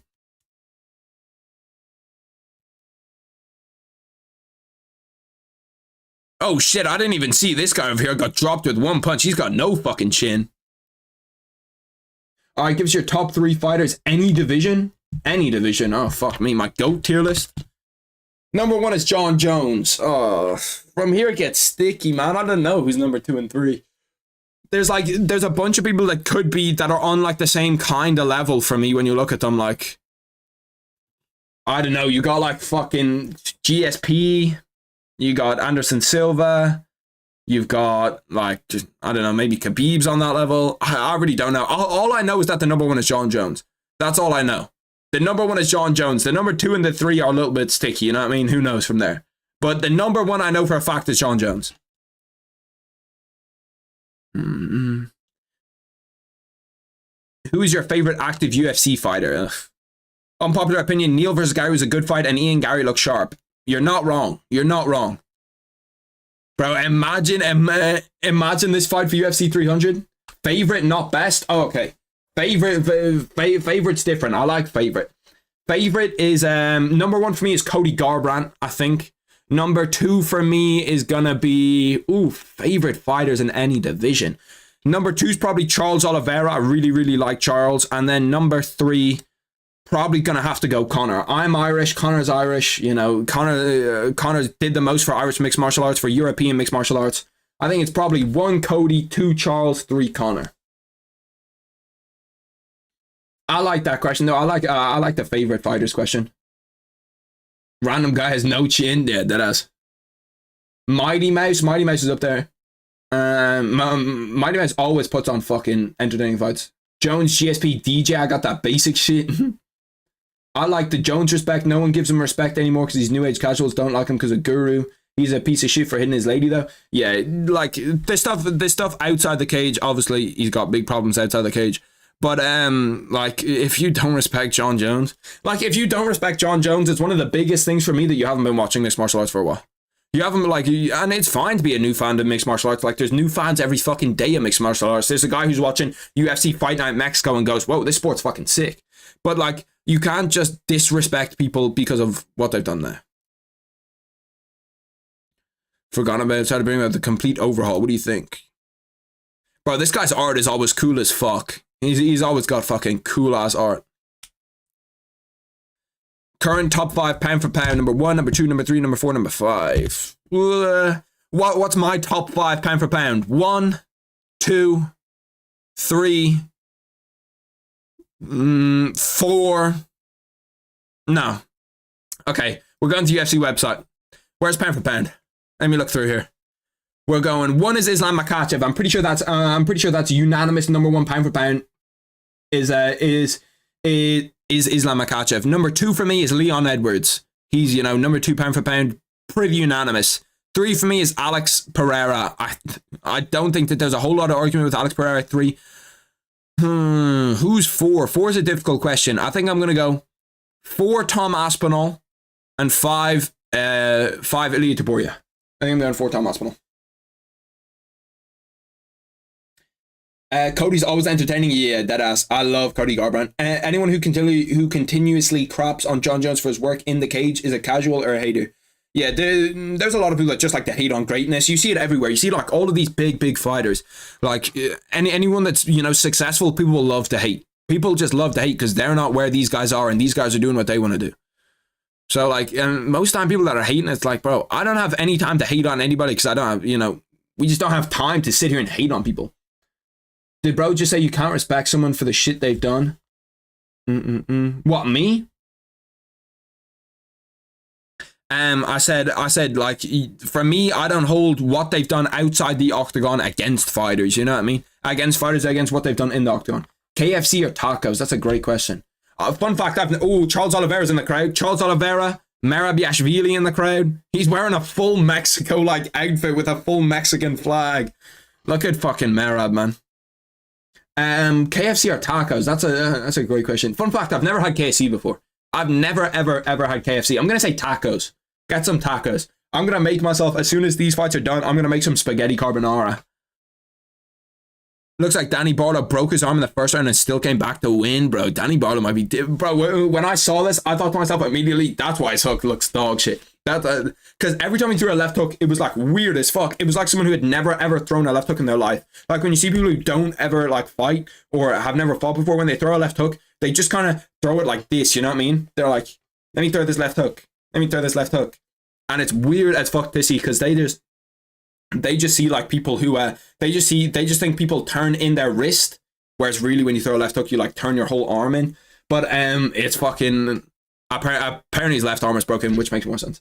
Imagine saying Sugar is better than Pereira. I'm crying. Yeah. See, but like people just say random shit. This is what I mean. People say random shit for attention all the time. I think pound for pound, Topuria, Sugar, and Aspinall are better than Poatan. That grappling hole is there. You know what? I actually agree with that. I'm gonna rescind what I said about Alex Pereira. I think that I'm not sure Sugar is better than him, but I think Aspinall is better than him, and I think that Topuria is better than.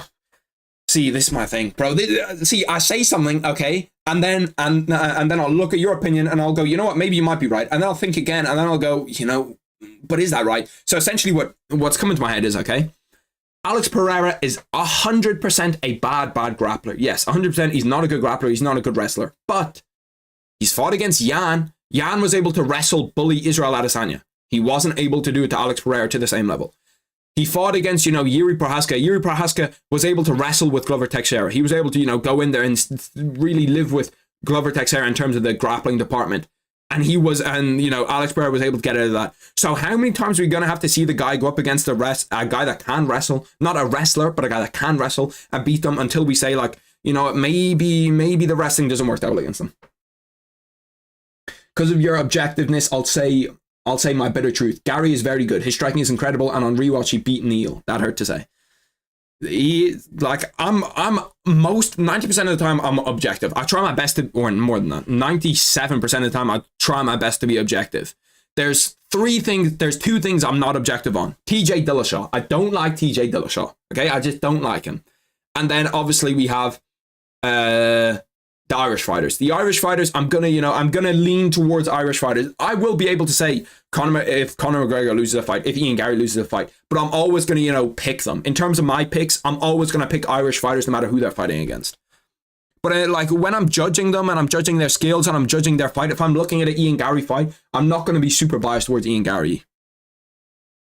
Which winner should fight Islam from these next 2 fights? This is an interesting one, boys. Who fights if Max Holloway beats Justin Gaethje? Who does he fight? Does he fight Topuria or does he fight Islam Makhachev? What is the precedent for making non-title, non-main event fights 5 rounds? Non-title, non-main event fights 5 rounds. Is this 5 rounds? I thought it was... See, I said it was 5, but someone told me it was 3. Because I low-key wanted this fight to be 5 rounds. I think that, it should go... It should really be a case-by-case thing. Because there's some fights where I look at it and I'm like, bro, make that a 3-rounder. And there's some fights where I'm looking at it and I'm like, why is this not 5? Like Charles Oliveira, Arman Sarukian. 5-rounder. Make that a 5-rounder. Dustin Poirier, Benoit Saint Denis. That's one that is 5. But like, if that's a 3-rounder, we're all like, bro, make that a 5-rounder. But then you look at some fights where you look at it and you're like, okay, bro, this is a snooze. Make this as a 3. Like Merab against Piotr Jan or something is like, that should be a 3-rounder. Every number 1 contender should be 5 rounds. I agree. Islam's got the winner of the Oliveira fight. I think so. Give Max Holloway to Poirier. I'd actually agree with both of those. Would you pick Gary over Edwards right now? No. I think that like being like if the fight happens, I'm gonna root for Ian Gary. But if you're asking me to put my money on it, I'm gonna say that Leon Edwards beats him. I think Leon Edwards right now is a better mixed martial artist than Ian Gary. In hindsight, which division was dumber? Cutting weight twice right before a fight to show how tough you are, or starting a fight camp with hard sparring just a month after being knocked out? Did he start his camp with fucking hard sparring? Did he actually do that shit? What the fuck is he doing? But they called them the championship rounds. Yeah, but the championship rounds, like they say the same thing in boxing for like 12 rounders. But by the way, did Andy Cruz knock out the guy he was fighting? Did he knock him out? I want to look at how Padraig McGrory's doing too.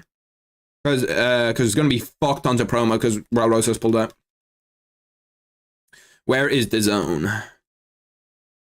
This fight should still be on. Maybe it's over. I think it's over.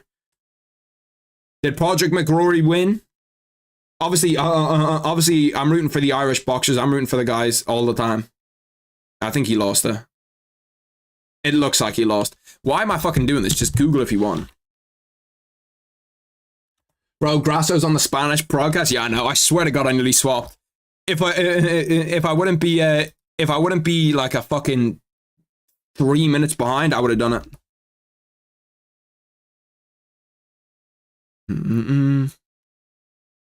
Let's see this. Can I fucking... Here we go. Padraig McCrory. Bro, show me the result. Can nobody show me the... Oh, it probably hasn't been announced yet. Has it been announced? Today was... Bro, I'm trying to fucking find the... Okay, I can't find it. Whatever, I'll keep watching. It'll pop it up. He lost. I know for sure he lost. How often do you train which martial arts? Boxing 5 times a week. I do want to get into jiu-jitsu though. I think I'm going to do boxing maybe 4 times a week and then go into jiu-jitsu from there. I want to do jiu-jitsu 2, maybe 3 times a week. Because I really do like jiu-jitsu. Like I like doing it. I think it's fun, but... To all the Topuria haters, second one arrived. Like, how can Ilia Topuria have haters? Who hates Ilia Topuria? I don't really understand that. Like, the guy puts on fun fights. Yeah, he might talk shit a little bit more than most people will. But, like, he puts on fun fights all the time and, like, does everything correctly inside the cage. And outside the cage, he's just, doing promotion. He showed respect to Volkanovski when he needed to. These fighters are tough as hell. Charles destroyed both my knees in the first round of this fight, and we kept fighting. 3 knee surgeries since, and I'm still recovering 4 years later. Jesus Christ, bro. See, that right there is why I'm not doing Muay Thai. I'm not doing any of that bullshit. Hell no. Hell fucking no, I'm not doing any of that bullshit. I've been on the Topuria train for a while. He's sick. Yeah, no, I like him a lot. Bro, I keep on seeing this and thinking it's the main event. T-City, Brian Ortega's walking out. Is this a 3-rounder or a 5-rounder, boys? I'm pretty sure it's a 3-rounder. I looked up if it was a 5-rounder, and I think it's not. I'm pretty sure it's 3. T-City back for the first time in what, like a year and a half? Could be another doctor stoppage. I thought it was for the first second, but he got knocked out. He got knocked out. Sad to see, but now he'll come back. What the fuck? Aspiring porn star killed when bomb exploded. Mom-daughter murder trial told. What the fuck? Her ass exploded and she died? Wanderlei? No, Wanderlei is crazy. That is fucking crazy. And people just have no fucking chill. With the UFC going to Sphere for Mexican Independence Day, do you think we'll miss the T-Mobile card we usually get in September? Bro, in the Sphere, I just want to watch the broadcast in the Sphere. Like, being there would obviously be sick, and hopefully I'll get to go to, you know, a UFC event one day. But, like, being in the Sphere, just watching the broadcast should be fucking cool as fuck. Gary versus McGregor, who wins? Give me... Ooh, I don't know. That's actually a really fucking tough fight. Conor against Ian Gary. Ian Gary's so big for Conor. Conor's what, 5'9"? Ian Gary's what, 6'2", 6'3". Brian's walking out some mariachi banger. Costa Rob. Yeah, Costa Rob is a 5-rounder. Would have been an absolute fucking banger. Gary McGregor, who wins, is a fucking... That's a really, really good question. Because do I think Conor McGregor is a better striker than Ian Gary is? Yes. But do I think that Ian Gary's, you know, big? He's big as fuck. Yeah, he is. I'd probably go prime Conor McGregor. Right now, Ian Gary. Why doesn't UFC make it a pay-per-view event for the Saudi fight night if they're trying to have a nice card there? Yeah, I don't know why the fuck they keep on doing these fight nights, bro. Get a pay-per-view event over in Saudi. Get the boys rocking. The cornrow Haiti haircut, though? Yeah, no, it is bad. It is real, real bad. His trim is dusty. McGregor still active after 3 years. He's... The active tag on him. To be fair, it's not his fault. That was the video I was doing today. Talking about how right now that shit's not Conor's fault. I'm not going to go through it because I presume the Ollie boys have already watched it. You know, the real ones have. Was Weidman ever truly elite or just at the right place at the right time? No, he was really, really good. Like, what the fuck is his argument, bro? Chris Weidman's a top 3 middleweight of all time. Was he ever truly elite or was he just at the right place at the right time? That's a fucking interaction farm right there. You see this shit? This is a fucking interaction farm. What are some absolute barnstormer fights that don't get enough attention? Let's go through here. Moreno Pantoja, yeah, absolute banger. I've talked about it before. One of them looks like a hood Greta Thunberg is one of the craziest things I've ever read. Shane Burgos and Billy Quarantillo at 268. That was a banger fight. I actually remember that. Dustin Poirier, Dan Hooker. Every Dan Hooker fight ever is a banger. Dalby Till was good. Yair Rodriguez walking out in Mexico. The atmosphere is definitely fucking insane there. You know, we're going to plug the earphone in just to hear the atmosphere. Weidman was at the wrong place at the wrong time. I'm going to get locked in for the fight. I'll be back later, no problem, bro. Also, McGregor versus Colby, who wins right now, and would it be the best press conference of all time? It would be a top tier press conference. What was another press conference that I looked at that I was like, oh, that's going to be an unbelievable press conference? What was it, bro? Somebody brought it up. Somebody brought up a different press conference that they said was going to be one of the best press conferences of all time. Oh. It was Sean. I think it was Sean Strickland Connor. I think Strickland Connor would be better. Strickland Connor would be better than McGregor Connor. Strickland Colby would hit different. Imagine Strickland Colby with Strickland's issues and Colby would just go at him for it. That would be fucking Hall of Fame press conference. Ian Gary calling out Covington was the smartest thing he could have done. I think he should have called out Wonderboy. Now that I'll save you from the bad guy shtick he tried to use leading up to the Magny fight might actually work considering Covington is the most villainized guy at once. I think, okay, hot take, I think Ian Gary's more hated at 170 than Colby is. I don't know if anybody actually really hates Colby Covington anymore. Do you think that there's that many people that really hate Colby Covington still? Gil Melendez versus Diego Sanchez, another banger. I assume you got Moreno, right, and Yair. I do have Yair and, oof, main event. I don't think I've made a prediction on the main event. Main event is a difficult one. Who do I have? Moreno or Royval?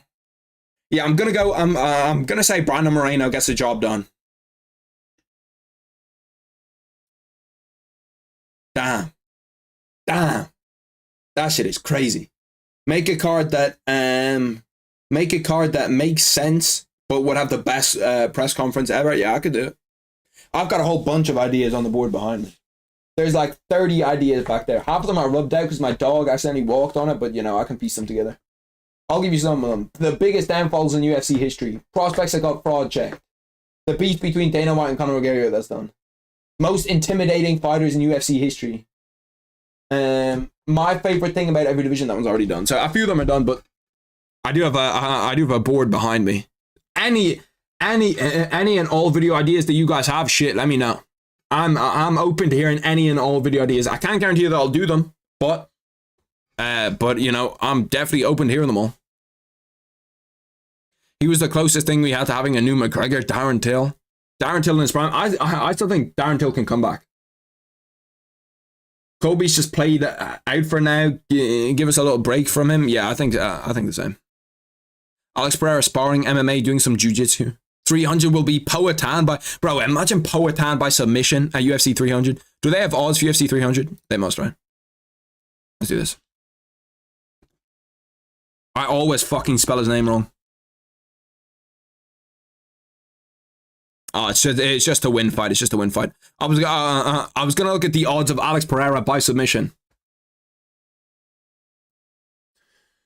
Oof. Okay, getting into the fights about to start. We got Ortega against Yair Rodriguez. This one should be a banger. Co-main event of the night. One of the biggest fights of the 145 division. Like, probably... Are we all pretty much unanimously deciding that the winner of this will get a title shot? Ortega versus Rodriguez. Are we all pretty much clear that the winner of this gets a title shot against Ilya? It might not be the first title shot, but it probably, like, it depends. If Max Holloway gets beat up super badly, it could be next in line. If Max Holloway's out for a while, it will be next in line. But it has to be a card that could happen. So no, like Conor, Colby, Strickland and Sugar in one card. Okay, yeah, I know what you mean. Sugar's there to be a punching bag. Bro, Sean, see, I've talked about this before, but Sean O'Malley on the mic is like one of the most fascinating things ever, because it's like he gets stage fright at UFC press conferences. Who is that fucking guy to the left? That guy looks like he's about 90. But it's like he gets stage fright at like UFC press conferences, because he's funny on his podcast. He says funny shit. But then at a press conference, he just freezes. And he just doesn't say anything. And when people built him up to be, you know, the next Conor McGregor, he didn't really have the chance to, you know, kind of go away from that. And as soon as you're compared to Conor McGregor, you're meant to be an elite shit talker. And an elite shit talker, like, he wasn't even bad when he was talking to, like, Cody Garbrandt. He wasn't bad, but I think the winner of this gets Mozart, not a shot. Ooh. Damn. Winning this fight and then getting Mozart after would be crazy. I really like Sugar Man. He seems like a good dude. Yeah, no, he does.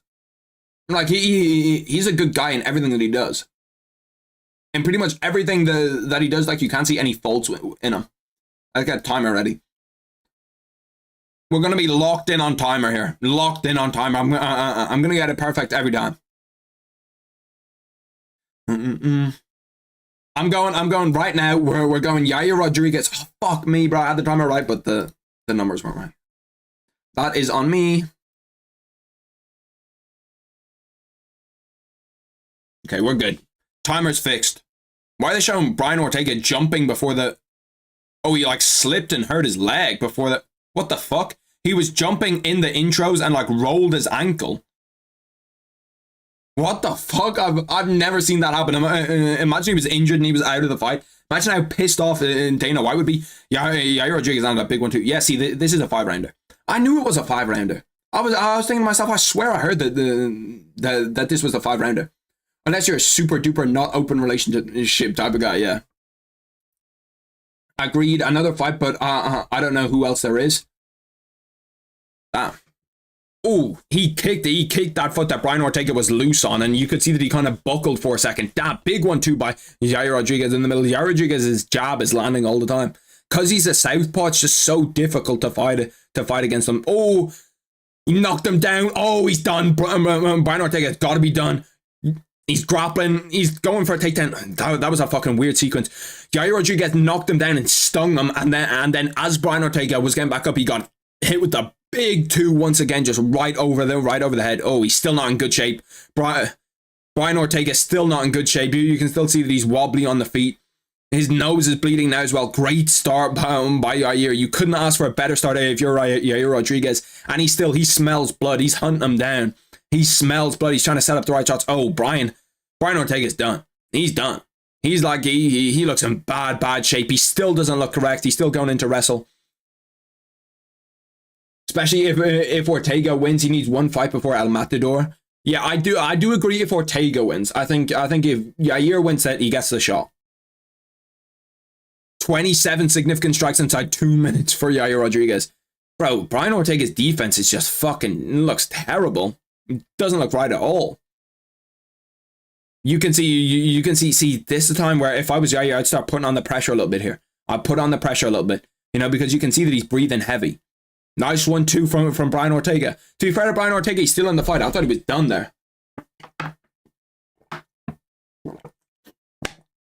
Bro, that's never, ever, ever gonna get me, bro. That's never, ever, ever gonna get me. Come on. You're gonna have to give me something better than that. You're gonna have to give me something better than that. Something more well thought out than that. Yeah, you're making me think I got Ortega? What the fuck? I don't know what fight you're watching. Yair knocked him down through. Oh, Yair knocks him down again. That was like a stumble. I'm not even sure if that was a knockdown or a stumble. I think Brian Ortega did something to his foot. His balance looks completely wrong. I really do think that he did something to his foot there when he was jumping.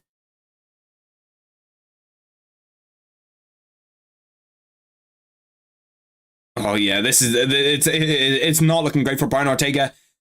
Yair Rodriguez ground and pound. He's looking vicious out there. He's just like Brian Ortega. See, this is the problem with a layoff. When you take a stupidly long layoff and then all of a sudden you're in there in the octagon and fucking Yair Rodriguez, one of the fastest, cleanest strikers in the UFC, just goes out there and fucking cracks you like crazy. Yeah, that was lazy. Sorry. No, you're good. Don't worry about it. You gotta be quicker than that, buddy. I mean, I would beat Ortega. Oh yeah, but like it's this big long fucking layoff. Why is Yair just let him up? You're fucking him up on a feet. Is this a 10-8? If Yair doesn't get the finish here, is this a 10-8 round? I think it possibly could be. Oh shit! Don't get leg locked, Yair. Oh wait, hold on a minute. The Brian Ortega comeback, the redemption arc. Brian Ortega could potentially get Yair's back here. He could potentially get Yair's back. He has 45 seconds to work. He's got Yair's foot trapped. Oh no, he's out. Oh, Brian Ortega does have his back. He stood up, but Brian Ortega does have his back. He's got one leg over. He's trying to get those underhooks on his back. 30 seconds left for Yair Rodriguez to kind of survive here. It's been a really, really good first round though, and the good thing is for Brian Ortega is that he's taken that damage in the first round. He's taken Yair's best shot. He's got knocked down, and he's come back a little bit by bit. 10 seconds left in round one. Brian Ortega does end the round on top. Does that make the round not a 10-8 for you? They should have given him to Aljo Ortega. Yeah, no, that for sure that would have been sick. Sick little grappling match. The good thing is for Brian Ortega that he took Yair's biggest shot by a distance and he still got up. But you can see his leg is fucked up. You can see he's hobbling. He did something with his leg while jumping. Look at him. He's legit hobbling. I don't know what the fuck happened with his leg, but like something's legit wrong with that leg. He's hobbling on it. His eyes all swollen. Volk's son's dueling it out. That's crazy. Volk's sons is crazy. Like you see this Yair Brian Ortega fight. This is exactly the type of fight that we want to see as a 5-rounder. This is a fight that we want to see going 25 minutes. There's some fights where we look at it and it's like Rosen or Shamil Gaziev against Jairzinho Rosenstruik. We do not want to see that shit going 5 rounds, bro. We don't give a fuck about them for 5 rounds, yeah? We want to see fights like this go 5 rounds. It's kind of close to it being a 10-8. I think that Brian Ortega saved a 10-8 at the end there. I think he did save a 10-8, so I'm only going 10-9. But that was close. That was close to being a 10-8. Real close.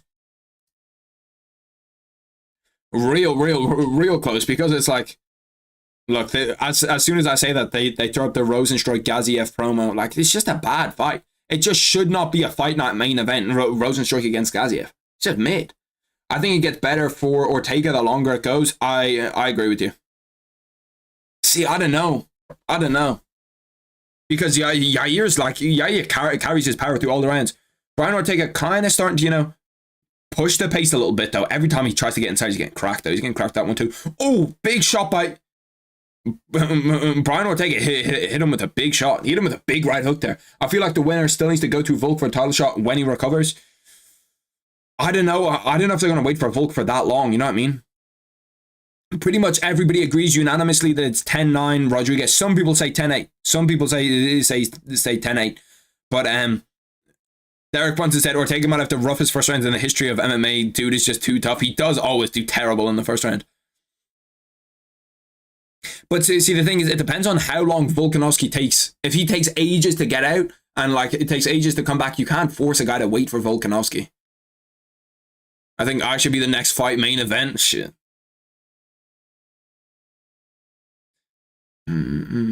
Brian Ortega's got to take down Yair. Don't jump guillotine against him. Don't jump guillotine. It's not a smart idea. You're never going to get that guillotine. We know you're not going to get it. Me versus Harry 101 MMA 5 rounds. You're getting smoked. That's free smoke. I hit you with one right hand. Bang, you're down on the canvas. And down there, grind and pound. 3 minutes 30 left in the second round. I didn't do the fucking timer. I said I was going to do the timer and I didn't do it. 1 sec, boys. I will fix it. At 170? Yeah. I can make 170 easy. I can make it lower than that, probably. I don't know. What's 170 in kg? Maybe I can't. 3.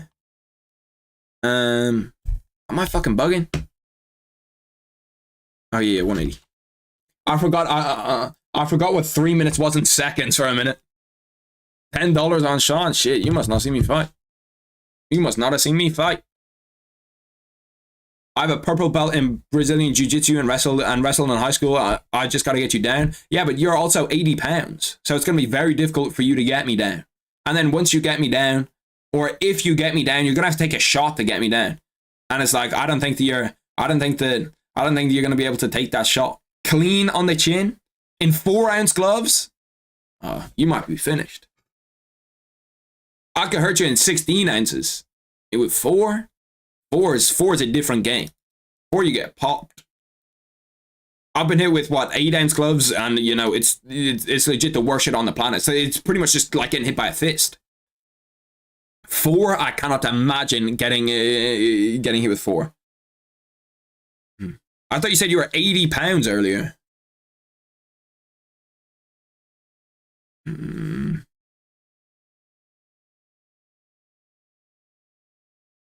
80 pounds and hoping to get into the UFC by the time you're 18, which is 5 years away? I swear you said that earlier. 1 minute 43 left in the second round. Brian Ortega's controlled the second round. Bare knuckle is crazy. Bare knuckle is crazy. I don't know about bare knuckle. Well, to be fair, it would be my advantage it being bare knuckle, but like I'd fucking just the cuts you get from bare knuckle, the damage you take, the CTE is fucking crazy. 1 minute 15 left in the second round. Brian Ortega's pretty much controlled this entire second round. Yair Rodriguez keeps putting his foot in the cage.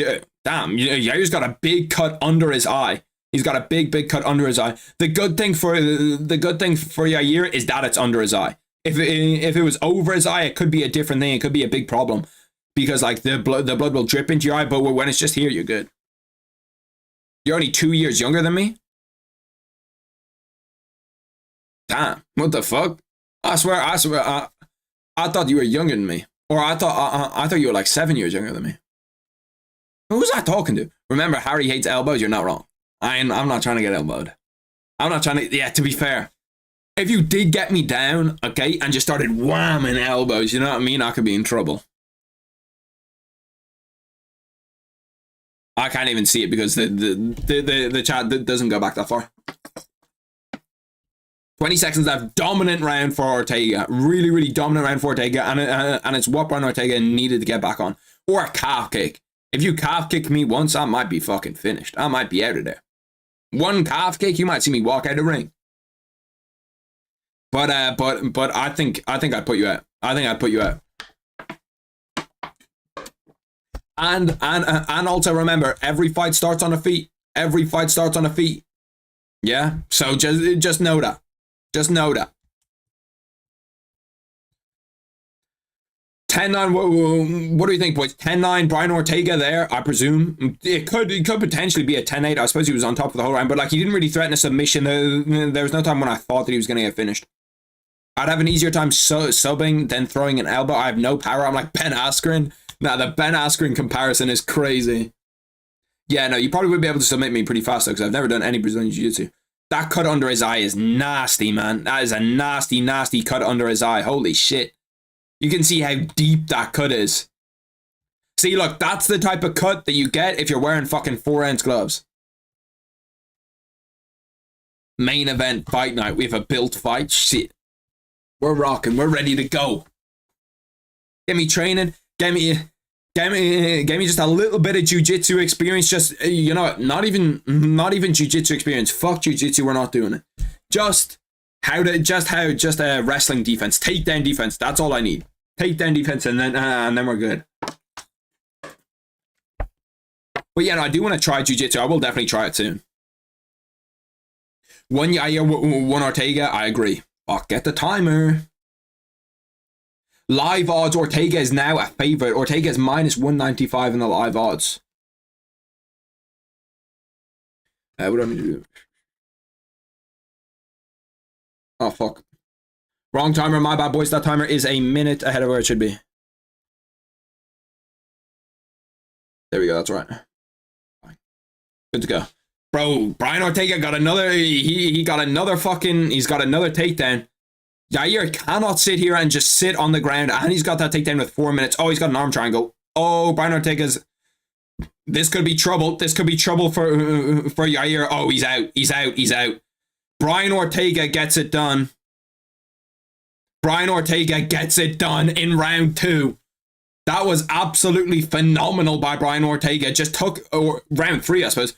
That was an absolute banger fight. He just threw his gum shield into the crowd. Wow.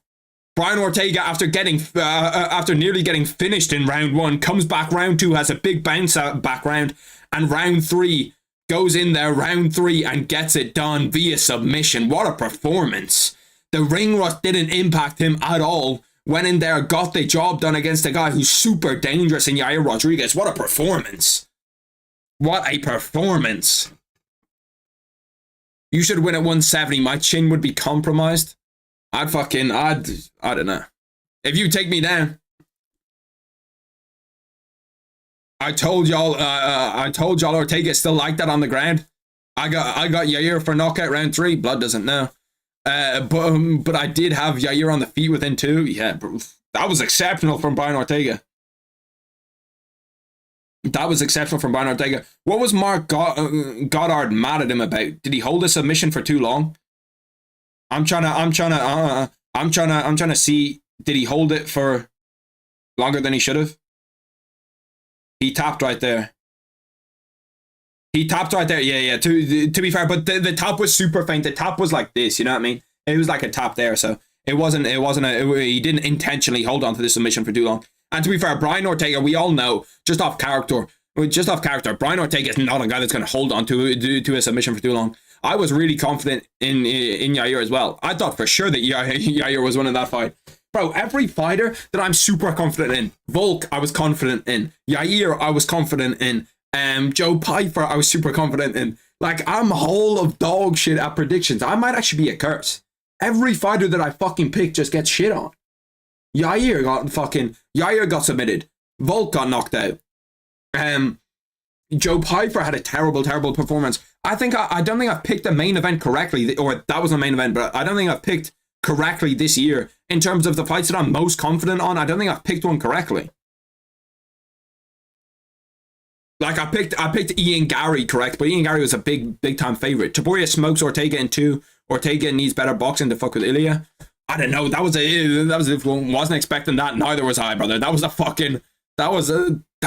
just a random one. where it was like, I thought it was done in one. I seriously thought that Yair beat him. I seriously thought that Yair had him out of there. That it was finished. Apparently fucking not. Apparently fucking not. Don't call it a comeback.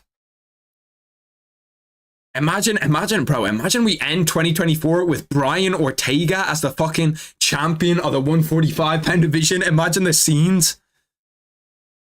I'm trying to get through. I'm trying to get through all of the fucking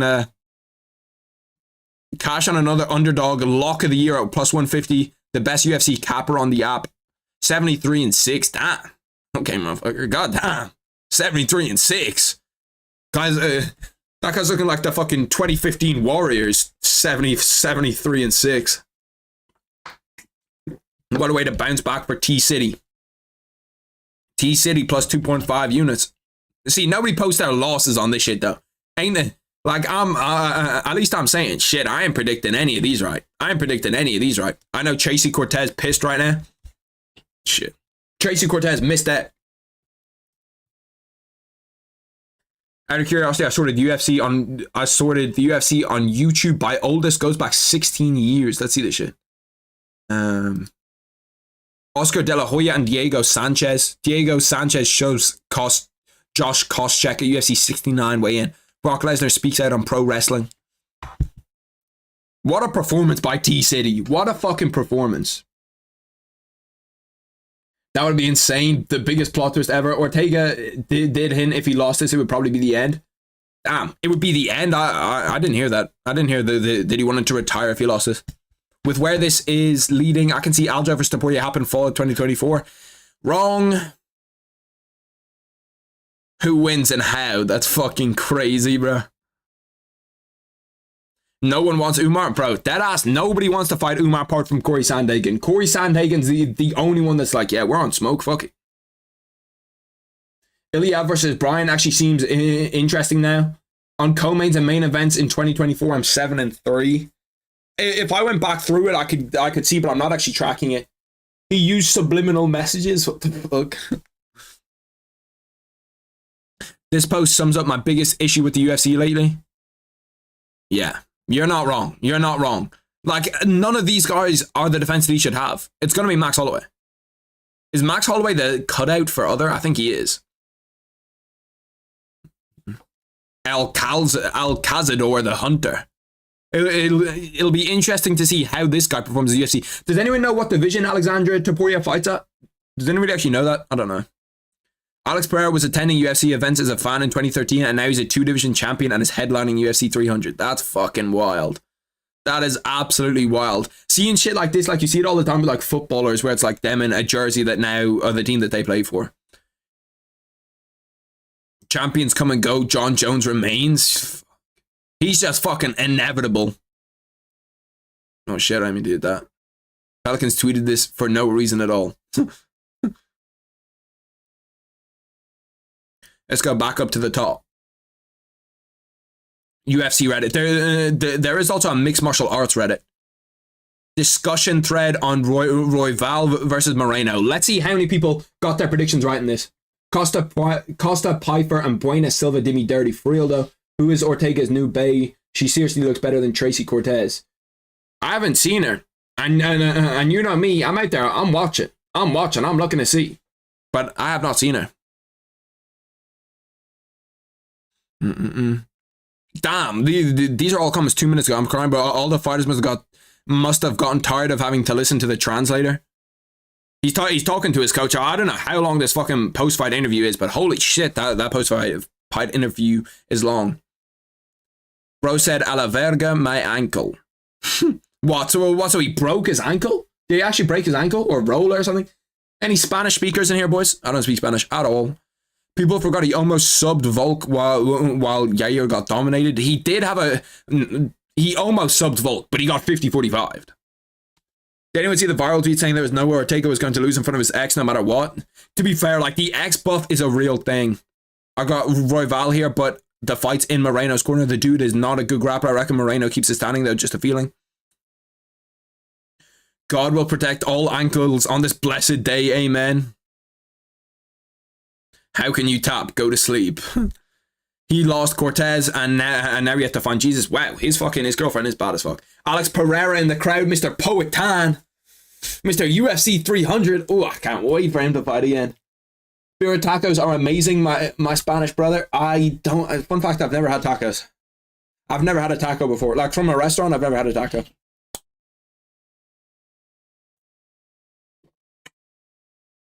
Bro, I want to see Manel Cape back fighting. I just saw this photo of him. I want to see Manel Cape back fighting.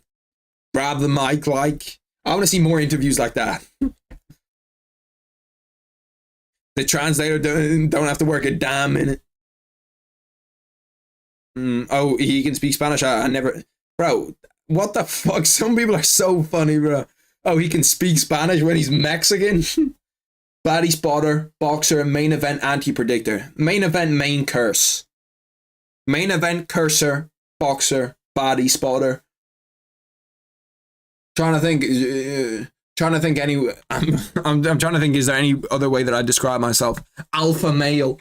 I think that's so funny, bro. I clicked on someone's bio the other day on Twitter and they had alpha male in their bio and I was like, bro, what the fuck are we doing? And he was being 100% serious.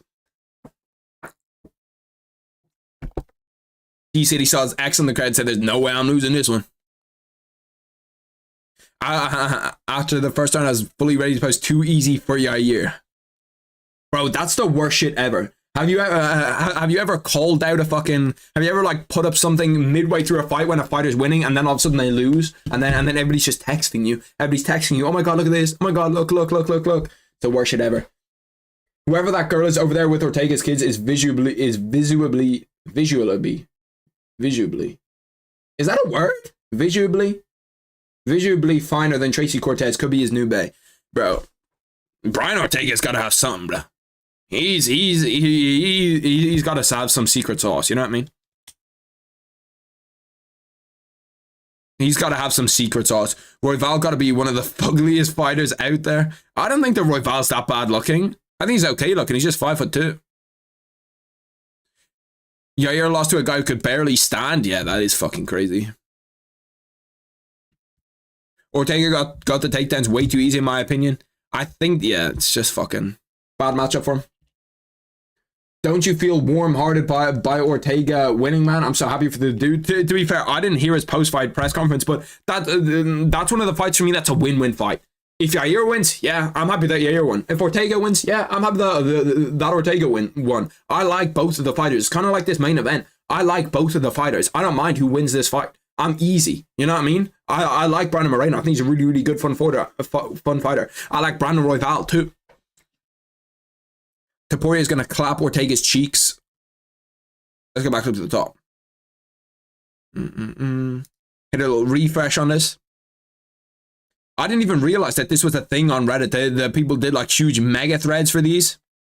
Where Val looks like he would have been the kid I would have secretly hated on thinking there's no way he could do anything to me because of his height. That one kicker punch to the knee and I would have exploded to the knee is crazy. Crazy disrespect. Visibly, yeah, bro, I was looking at that word. Like, that word is not visibly, bro, I was looking at that word. Like, that word is not correct. There's something that doesn't sound right about that. He has taken that juice before. I legit have better takedown defense than Yair, like, real. Yeah, no, his takedown defense didn't look great. To be fair, Ortega did get the shit beat out of him on the feet, but ground game is just different, yeah. It's a problem. It's like, I don't know, it's weird. Because, like, Yair probably could have finished him in that first round. He dead probably could have finished him. And the guy was on one ankle. People trying to say Ortega doesn't have top 5 grappling anymore. I knew he still did. Don't sleep on the ground game at T-City. I think in terms of submission grappling, Brian Ortega is legit right up there at the very top. But in terms of just grappling, I don't know if he's top 5. Reddit's so shit. Half of the study is complaining about religion and the other half is complaining about the fighter's personal love life. Dude, you can't count anyone with a ground game like Ortega has, and I guess a dude that can take a punch. Holy fuck. Poetan. I guess we can't make fun of Brian's Eagle story again, ever. Lol, damn. Bro, the Eagle story is fun as fuck. So funny when people try and compare themselves to top UFC fighters. To be fair, some of that stuff is hyperbole as well, you know what I mean? Like so somebody gets smoked in a fight and you're like, oh, I have better takedown defense than Yair Rodriguez, you know what I mean? So you never know over text if someone's actually being serious and seriously thinking that they have Yair Rodriguez, or seriously think that they have better defense than Yair Rodriguez, or like, you know, they're just taking the piss. And, you know, some people might, you know what I mean? Like, there's a lot of people that go out there and grapple. I think it's a different level at UFC level, but who knows? New mythical fighter, born again Christian Brian Ortega is crazy. Isn't grappling Brazilian Jiu-Jitsu? There's a different thing. Brazilian Jiu-Jitsu is like Brazilian Jiu-Jitsu is like a martial art. It's like saying striking. You know what I mean? Striking isn't a martial art, but boxing and kickboxing are. It's the same thing. Grappling isn't a martial art, but wrestling and Brazilian Jiu-Jitsu are. You know what I mean? Grappling is just kind of like the all-encompassing term. Rosas had an illness fight booked for next week. Is it actually booked, confirmed for next week, that Raul Rosas Jr. fight? Is that fully booked? Brandon Royval walking out to the cage, get ready to go. So who do we think is next for Brian Ortega, boys? Who do we think is next for Brian Ortega? Do we think that it's Brian and... I'm trying to think. Do you think it's Brian and Movsar? To be fair, Brian and Movsar would be a super, super fun fight. That would be a really, really fun fight. Brian and Movsar. Probably the three most dangerous men in history. John Jones, Mike Tyson, Francis Ngannou. Whoa. Real men. Real dogs, yeah? Dogs. Talk about robbery. Give me some new posts from this shit. New post. I wonder what Brandon Moreno is going to walk out to. Who's a bigger star in Portugal, boys? Who do you think? Yair Rodriguez or Brandon Moreno? Who's a bigger star in Portugal? They got to make Ortega Mozart or Ortega Aljo if Aljo wins. I don't like Ortega Aljo, but I do like Ortega Mozart. What's the thing with the push for Aljo at 145? Why do we want to push Aljo at 145? I suppose he was 135 champion, then lost, and now he's gone up to 145. We need to see how he does against Calvin Kattar. If he has a really, really good performance against Calvin Kattar, I don't mind it. Allen versus Ortega, I wouldn't... Arnold Allen versus Ortega doesn't really, you know, like, I'm not super hyped for that. I'm hyped for Movsar against Ortega, though. Title Eliminator. Go to Track Wrestling and search for Quinn Funk. Is your name actually Quinn Funk? That's a fucking dope-ass name. My name's so fucking basic, bro. Quinn Funk is fucking fire. Oh my god. Who is that? Who are you?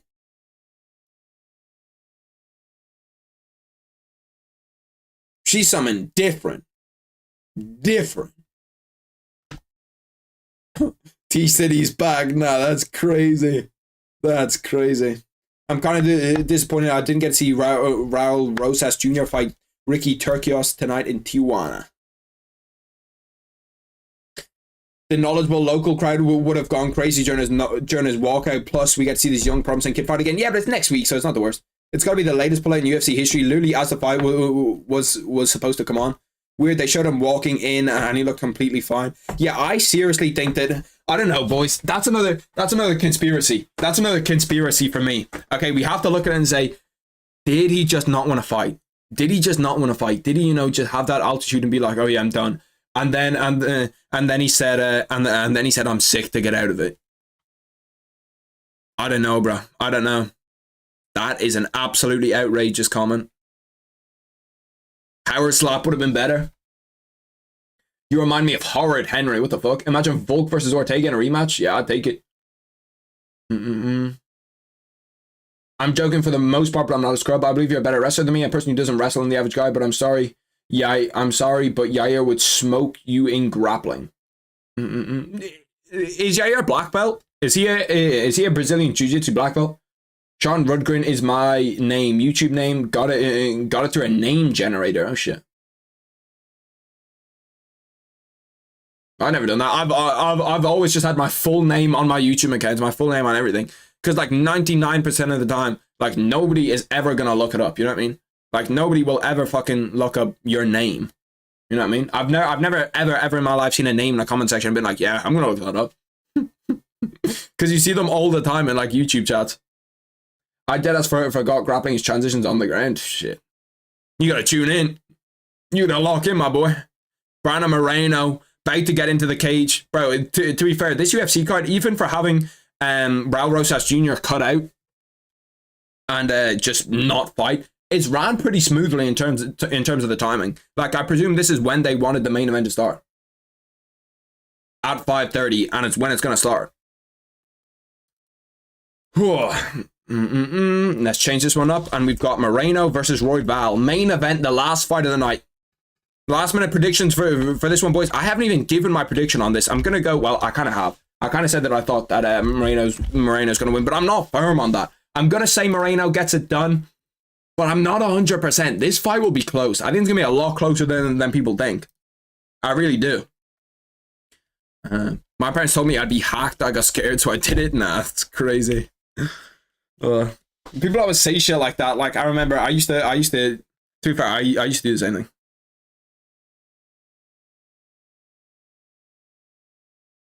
Yair's an interim champ, you normal BJJ purple belt. But if it's just grappling, it's like, you know what I mean? It's different. Like, Alex Pereira is not a purple belt, you know what I mean? Like, it's I don't know. And it's not like Yair Rodriguez is a grappler. So it's just like, I don't know. Who knows, to be honest? Who knows? I think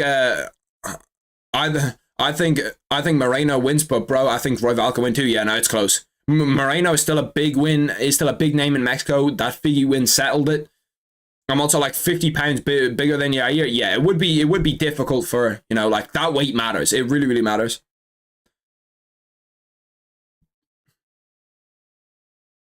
Oh my god, I'm kind of see. I'm not tired, but like, my fucking mouth is dry from talking. Herb Dean is the ref in the main event. Who do you think is the best ref in mixed martial arts? Is it Jason Herzog? I think it probably is Jason Herzog. They both look ready. I think this one's going to decision. I think this one's going the whole 25. I'll be honest. Moreno will win, but I can see Royval with his tricky shit catching Moreno and putting him out. Oof. If he knocks him out, like, when's the last time Moreno's been knocked out? He didn't get knocked out against Pantoja in either fight.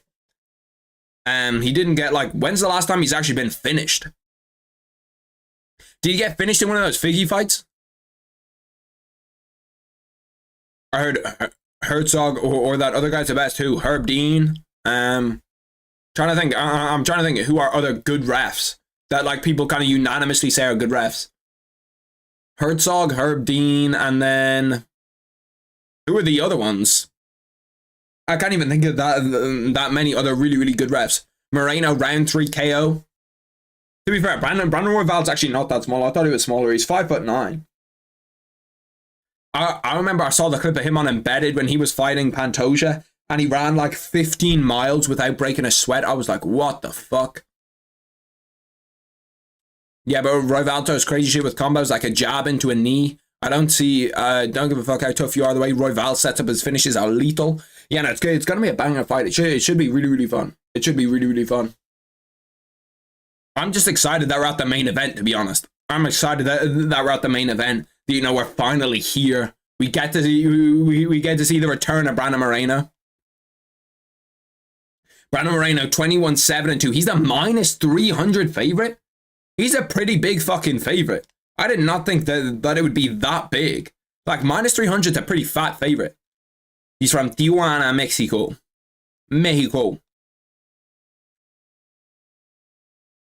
I hope not. I like Moreno. I've met Royval. Oh shit, deadass. I've never met a UFC fighter. I could if I wanted to. Like, Conor McGregor lives like, what, 20 minutes away from me. Ian Gary, when he's back in Ireland, lives maybe 15 minutes away from me. So I could like go and like try to meet them, but I don't. If I really wanted to, I could, but I'm not gonna. Englewood, Colorado's like 40 minutes from where I live. Shit, that's a dub. Colorado's like all mountainy and rocky, isn't it? Royval seems like a chill cat. He does seem chill. Every time I like see Royval, it's like there's never any problems. You know what I mean? Or every time I see Royval on, like, I don't know, fucking whatever. Are you on meth right now? Be for real. No. Do you think I'm on meth? Do you think I gotta have teeth like these being on meth? All my teeth will be gone.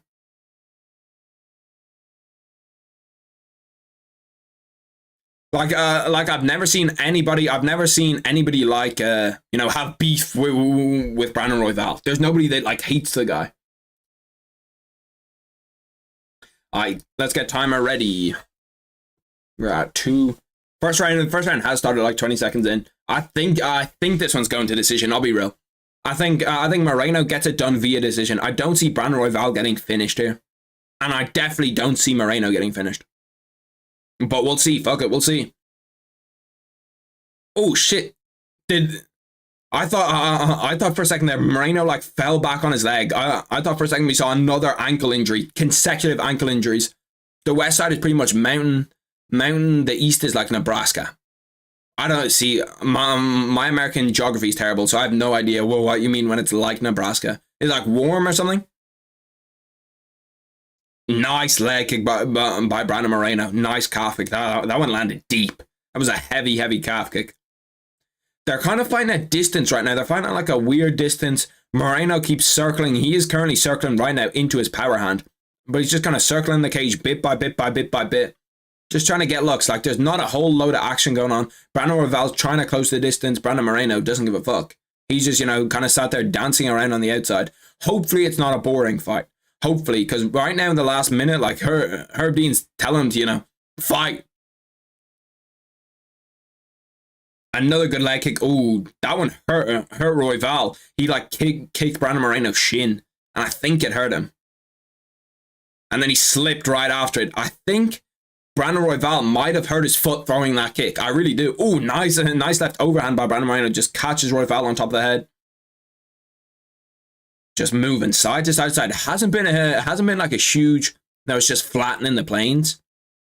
To be fair, Ireland in general is pretty flat, but Dublin, it's like kind of hilly. You know what I mean? There's little hills bit by bit. Like, I feel like every maybe kilometer there's like a hill you have to, you know, like drive up or cycle up. I know, because when I'm cycling it's just the absolute worst to cycle up fucking hills.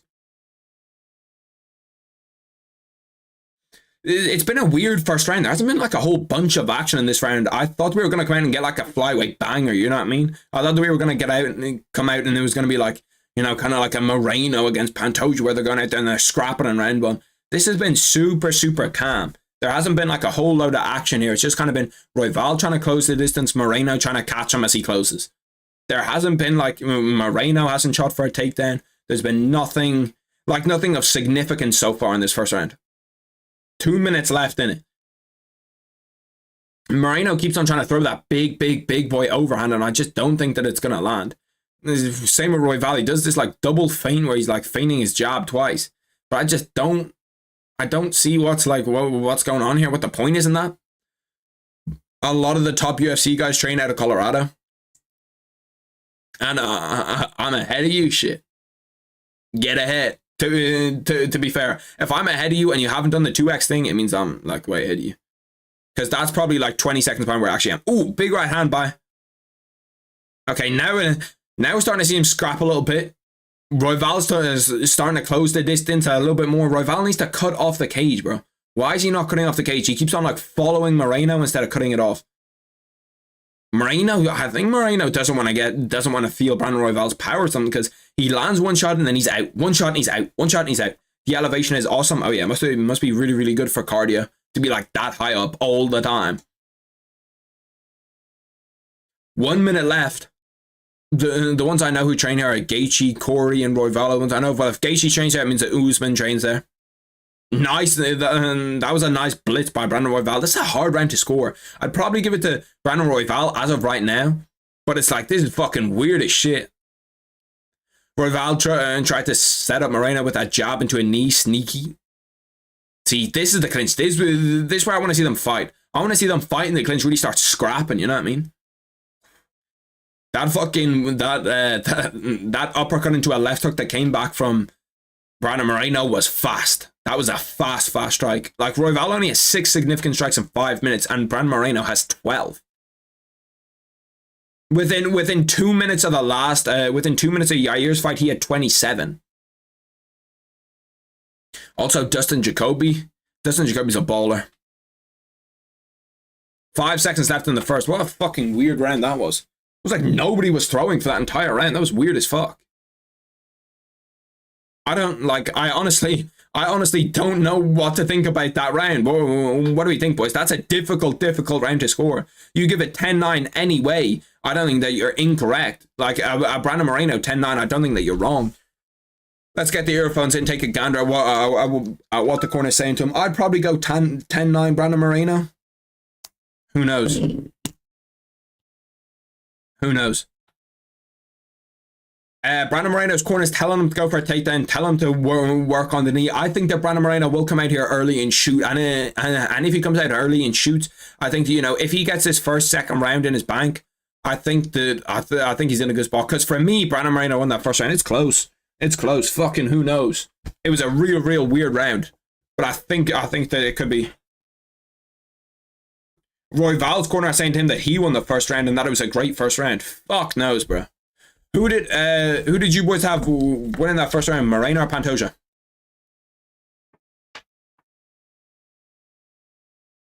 Usman and Justin train everything together, I'm pretty sure.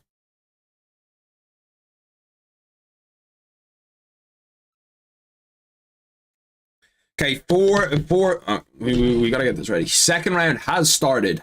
Nice body kick by Brandon Royval to start the second round.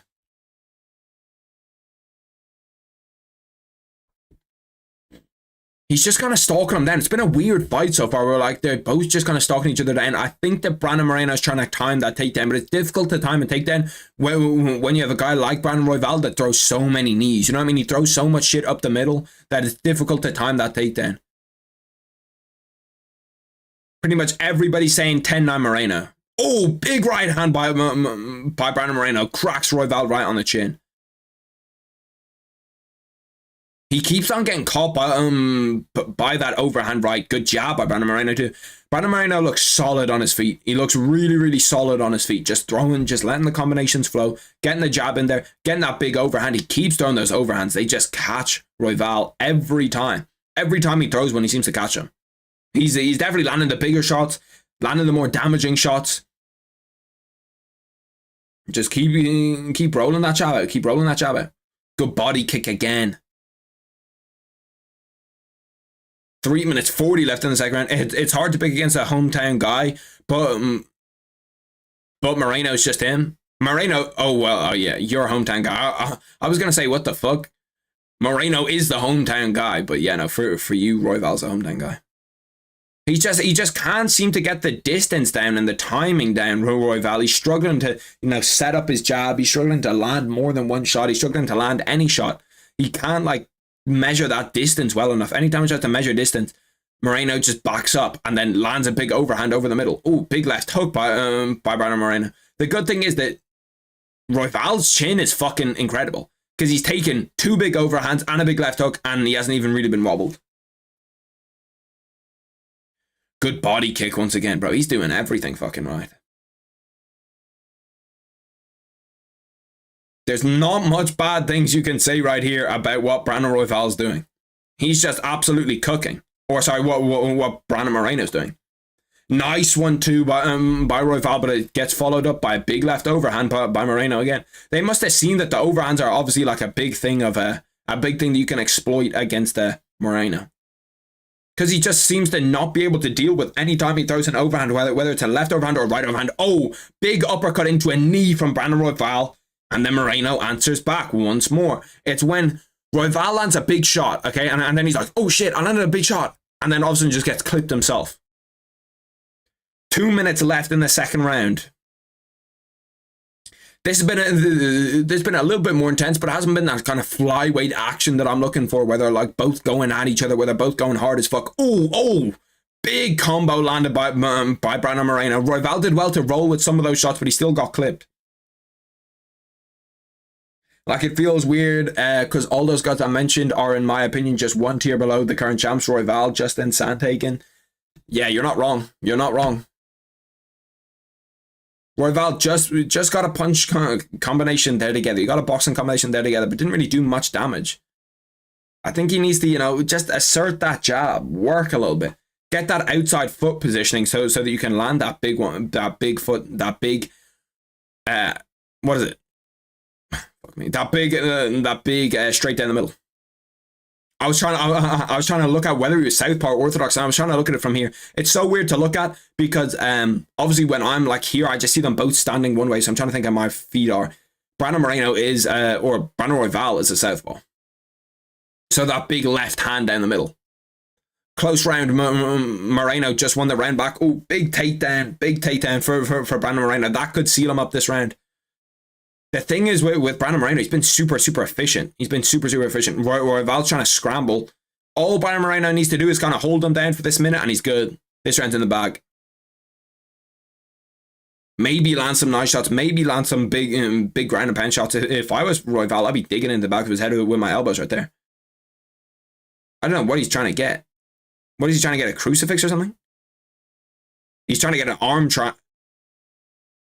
Ooh, I think he's trying to get an armbar. Ooh, he might have an armbar. Oh, no, he lost it. I thought he had it for a second. Bro, Moreno is putting everything behind those big right hands. Same with Merab and Sugar. Yeah, I think so too. Moreno, Pantoja, Merab, Sugar. I think you're correct with a tier of their own. Royval's struggling on the feet. He's struggling on the feet, and you know the feet was his route to victory.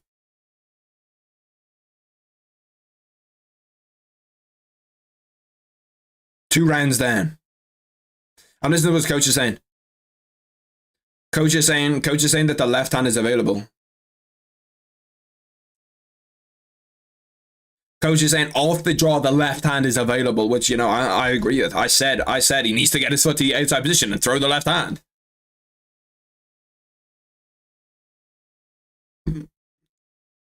Brandon Moreno's coach said that he won that round, which I agree with. 2-0 Moreno, but Brandon Moreno's coach saying that he needs to turn on. It's those big overhands down the center. Brandon Royval's defense is just not great, to be honest. He's not bringing his arms back to where he needs to bring them back. Alexander Pantoja is in the crowd. He is at the front.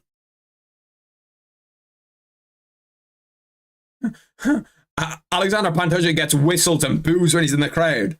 What the fuck did Pantoja do to anybody? Pantoja's legit never done anything wrong to anybody. The third round starts.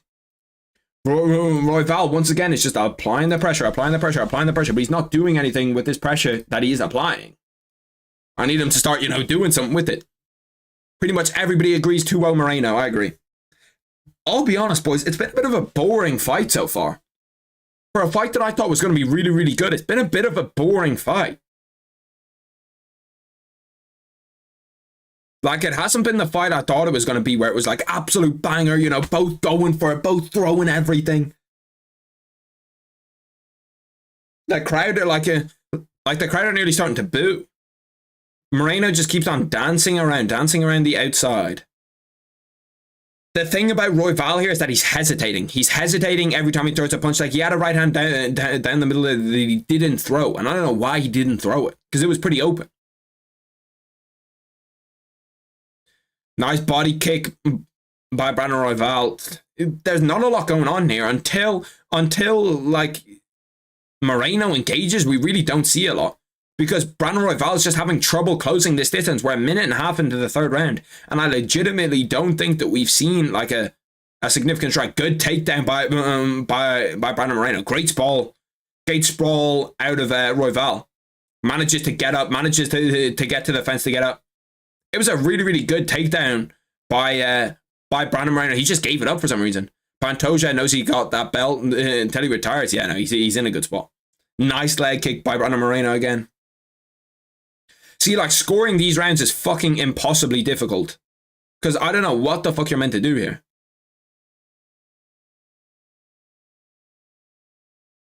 This guy's the commentator saying that they've been all action since round 2. What fucking fight are you watching? Moreno's walking around the cage. Oh, fucking hell, bro. Low blow. 249 is what? 120 plus 49 is 169. I need to go to the toilet. I'll be real. How long is he gonna take? Is he gonna take his full 5 minutes? See, I wish that I knew. I wish that I knew like how long this is gonna take. Because I just run to the toilet really quick if I knew that.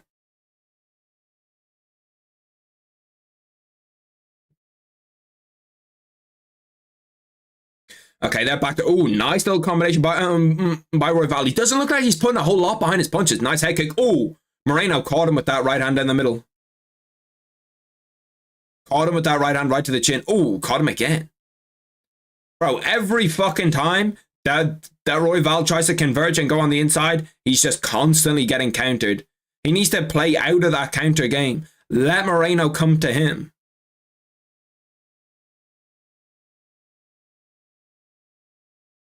Nice leg kicks by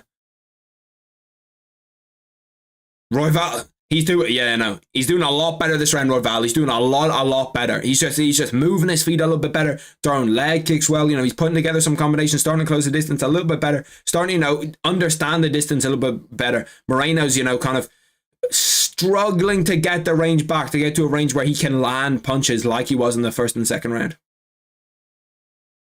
That was a low punch by Moreno, 100%.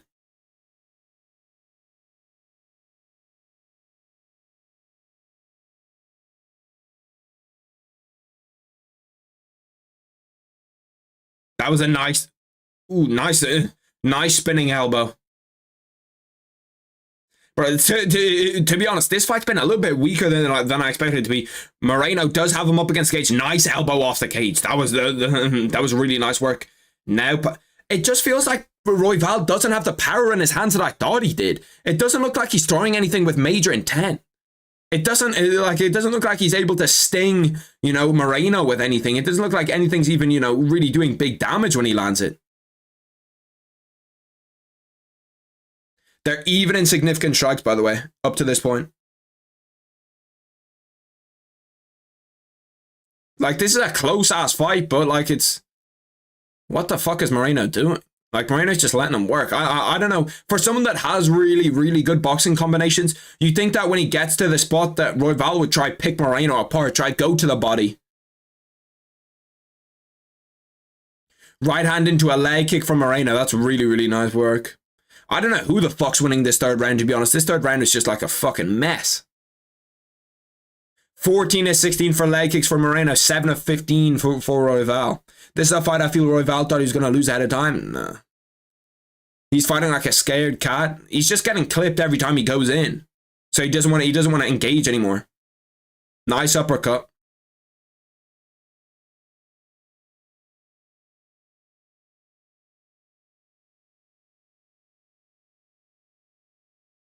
What the fuck? Like, bro, I don't know who the fuck I'd give that round to.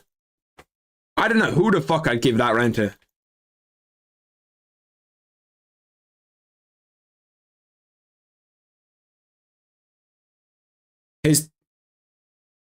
His things are saying his whatchamacallit are saying his coaches are saying that he's up 3.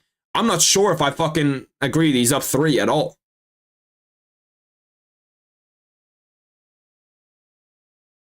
I don't know, like, bro, I'm super confused. Like, how are you gonna score this fight? How the fuck are you gonna score this fight? I got Royval around 3. He seems surprised when he lands.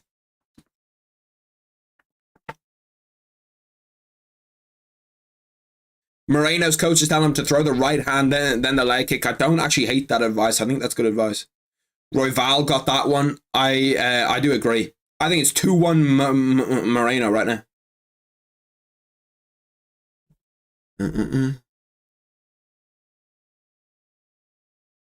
Oh, fuck me. If he didn't get fucking leg kicked, that turn would have been perfect. Ooh, now we're seeing Royval come out a little bit. Coming out with some heat.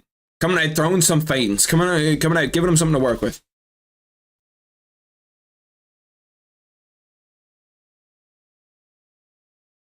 Oh, nice leg kick from fucking Brandon Moreno. That right hand leg kick is money the entire fight. It has been super good. Nice big right hand over the top from Moreno. Just misses. Royval just needs to get active. He needs to get active and he needs to put something behind his shots. I don't know why he's not, throwing shit behind his shots. Sean Sheehan says it's 29-28 after 3. It was extremely close. First will decide who the fight goes to. Royval's best round in this fight gets himself back in the fight. 29-28 Moreno. 29-28 Moreno. So everyone's pretty much unanimous that 29-28 Moreno. Moreno goes for a takedown, gets stuffed. Like Royval started off the fight scared and is rolling a bit better now. 3:50 left in the 4th round. Royval's definitely looked the better up to right now in this 4th round. That fucking calf kick just stings, bro. It's stinging Royval. It's the same thing every time. That right hand into a calf kick is just working every single time. Neither of them can land super clean, you know what I mean?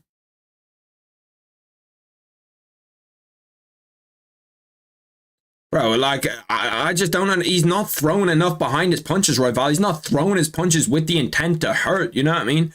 I feel like he's just trying to throw with volume rather than throw with actual, like, precision or anything.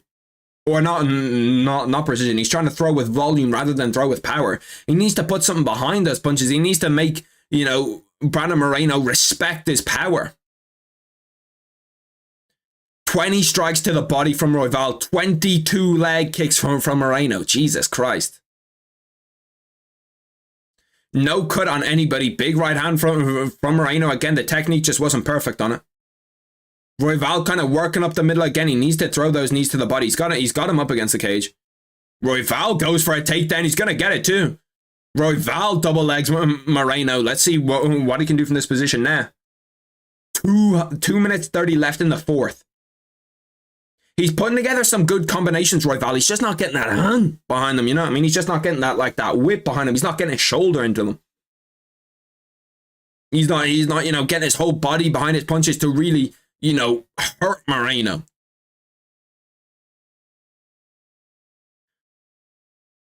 The over on 3.5 rounds was -140, so they kind of knew that this was going to go to decision. That leg kick every single time from Moreno. Every time Moreno throws a right hand, that leg kick lands clean. Royval's boxing combos have at least gotten a little bit better in, like, in the last, you know, maybe round and a half. He's still not throwing with that kind of power that I want him to, though.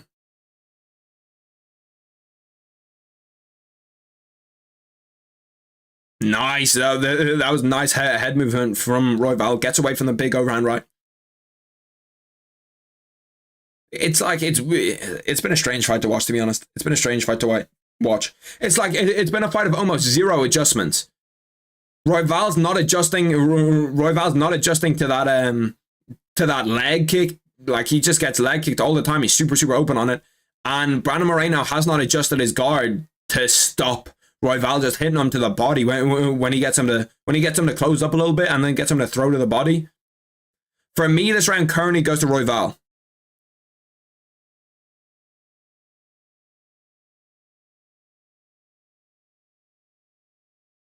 $45 seconds left in the 4th round here.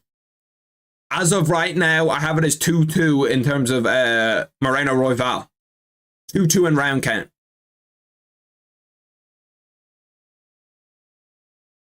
Bro, every fucking time with that leg kick, can he please make an adjustment? See, look at that nice stand switch. He stand switched from orthodox to go southpaw to cut off Brandon Moreno. That was a nice stand switch. I just don't really understand what Moreno's doing here. Like Moreno's got to know he's not winning these rounds. 5 seconds left in the 4th. One of the weirdest fucking rounds I've ever... Like, what is going on in this fight? It's almost like, okay, the best way that I can describe this fight is, it's like, you know, when you see two people that are really cool with each other and they're friends outside and, you know, they spar with each other all the time. It's kind of like that, where it's like they're not really trying to hurt each other. You know, they're not really... It feels like they're almost not going 100%.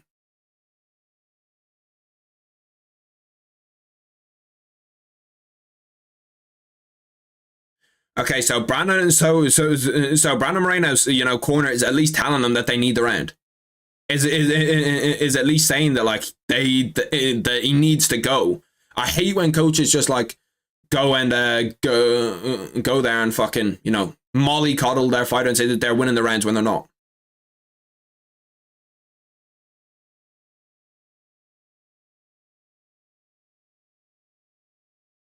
They both know, okay, we should see a good round 5 here because they both know that they need this round to win the fight. That they need this round. So it should be interesting. I think Royval thought he was going to lose. Royval did not think he was going to lose. I don't know. I don't know where you got this, you know, people thinking that they're going to lose thing from, bro. But I can guarantee you it's legit 0% of fighters think that they're going to go in there and lose. I don't know where, like, I don't know if you heard that opinion or if someone said it to you or, but it's like, it's pretty much just untrue. I think that Royval's being too cautious, but he's touching him up. That's exactly what I said, Caden. I said that he needs to throw some behind his punches because he's just not landing those big power shots that he needs to land. Brandon Moreno looking for a takedown. Ooh, it could get stuffed here. Royval is up against the cage. 5th round is going to the side. It's pretty much everybody agrees unanimously that it's 2-2 going into the final round. Royval does have all the momentum going into this 5th round, but he needs to flip around this position. Brandon Moreno has double underhooks here, so it's going to be hard for him to turn him. He needs to kind of break that lock.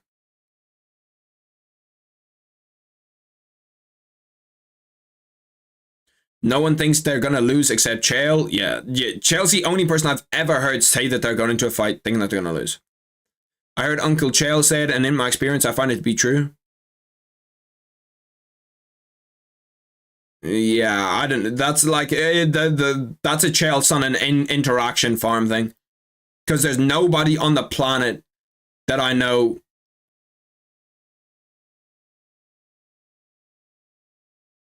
I like that from Herb Dean, breaking up that clinch where he's just holding him. Like, you can't score that. You can't score him just holding him up against the fence. There's really nothing there. Oh, that was a big right hand from Moreno, landed clean on the chin.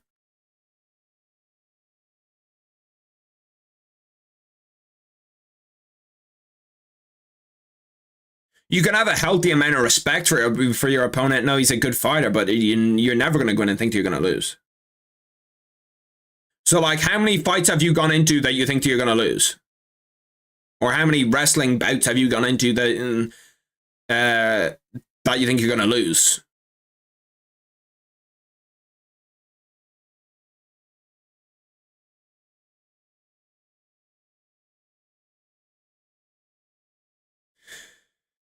To be fair, their cardio has been good because this is super, super high up in the air and they're still going with 2 minutes 30 left in the 5th round. They're still, they're still out there. They're still swinging. They're still going.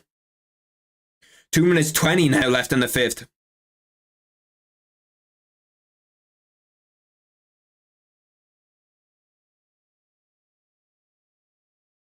$116 of, bro, Brandon Royval has thrown 411 strikes. Holy Jesus Christ.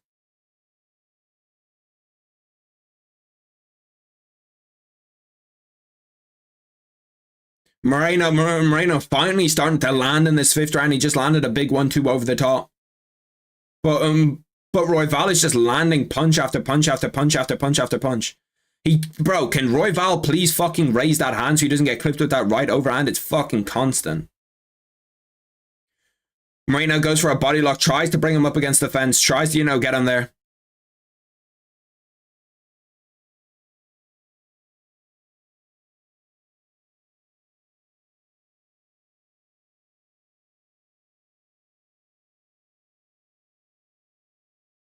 To be fair to Herb, I don't think that there's any I don't think that there's any problem with like him being in the clinch there. I don't think that's a bad spot to be in the clinch.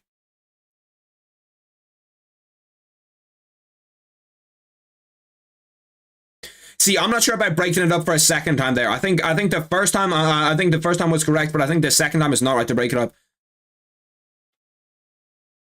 I don't know what the fuck I don't know what the fuck just landed there. They're both throwing. Brandon Royval just keeps touching him up, and then it's Moreno that's landing the more damaging punches. Round 5's significant strikes. Royval has 9 more significant strikes in round 5. If Moreno gets a takedown at the end here, it's going to be super, super close because I don't know about this fucking...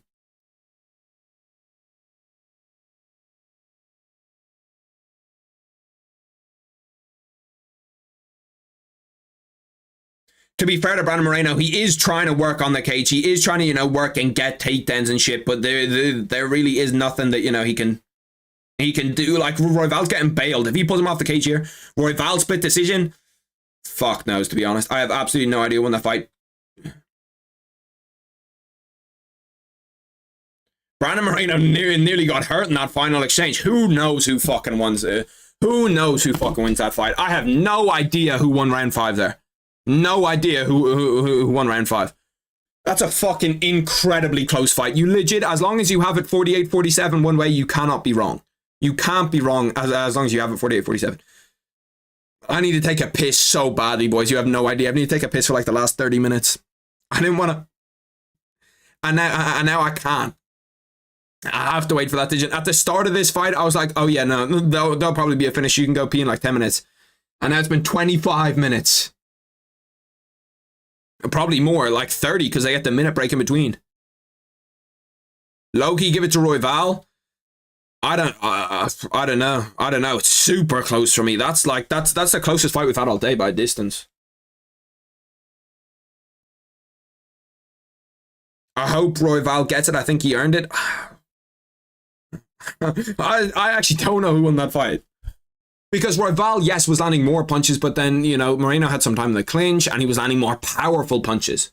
He was, you know, putting something behind his punches, landing those powerful punches. Well, I actually have no fucking clue who won that fight. Like, I actually have no clue who won the fight. We'll see. We'll see. We'll see. After this shit, I'm gonna go take a pee. Then I'll run through, recap the fights a little bit, and then I'm hopping off.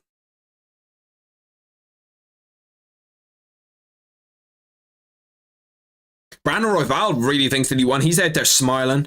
Significant strike statistic. Brandon Moreno has 99. Royval has 128. Royval has 263 more attempted. Holy shit.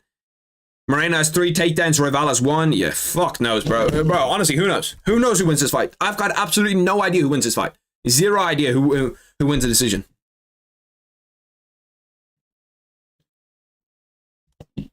Get the decision ready.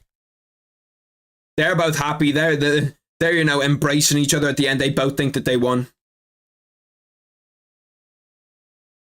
I think 1 and 2 are 100% Moreno. 3 and 4 are 100% Royval. And then 5 is, who knows? 5 is a fucking toss-up. That's why I think it's taken so long, because I think 5 is a toss-up.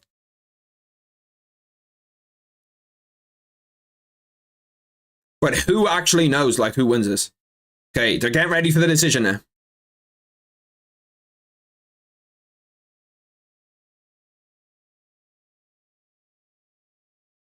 Split decision. 48-47 Royval. 49-46 Moreno. What the fuck? 48-47. Winner by split decision.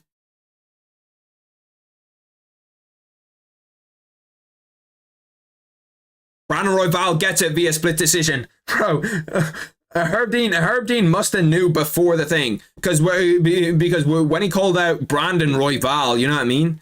Like, when he called out Brandon, I was still waiting to see, like, who won the fight. And he was raising Royval's hand. So then I knew it was Royval. Royval didn't even know that he fucking won. Brandon Royval wins it via split decision. I thought it was super, super close. I don't mind that as a split decision. The 49-46 one is ridiculous. There was nobody won 4 rounds in that fight. I thought it was a great fight. I think that both guys put on a super, super entertaining fight. I think 3 is closer than 5. Royval won the 5th, in my opinion. I'm happy for him. But what I'm even happier is that I get to take a piss. Give me 2 minutes, boys, and then I'll come back and I'll recap the whole card.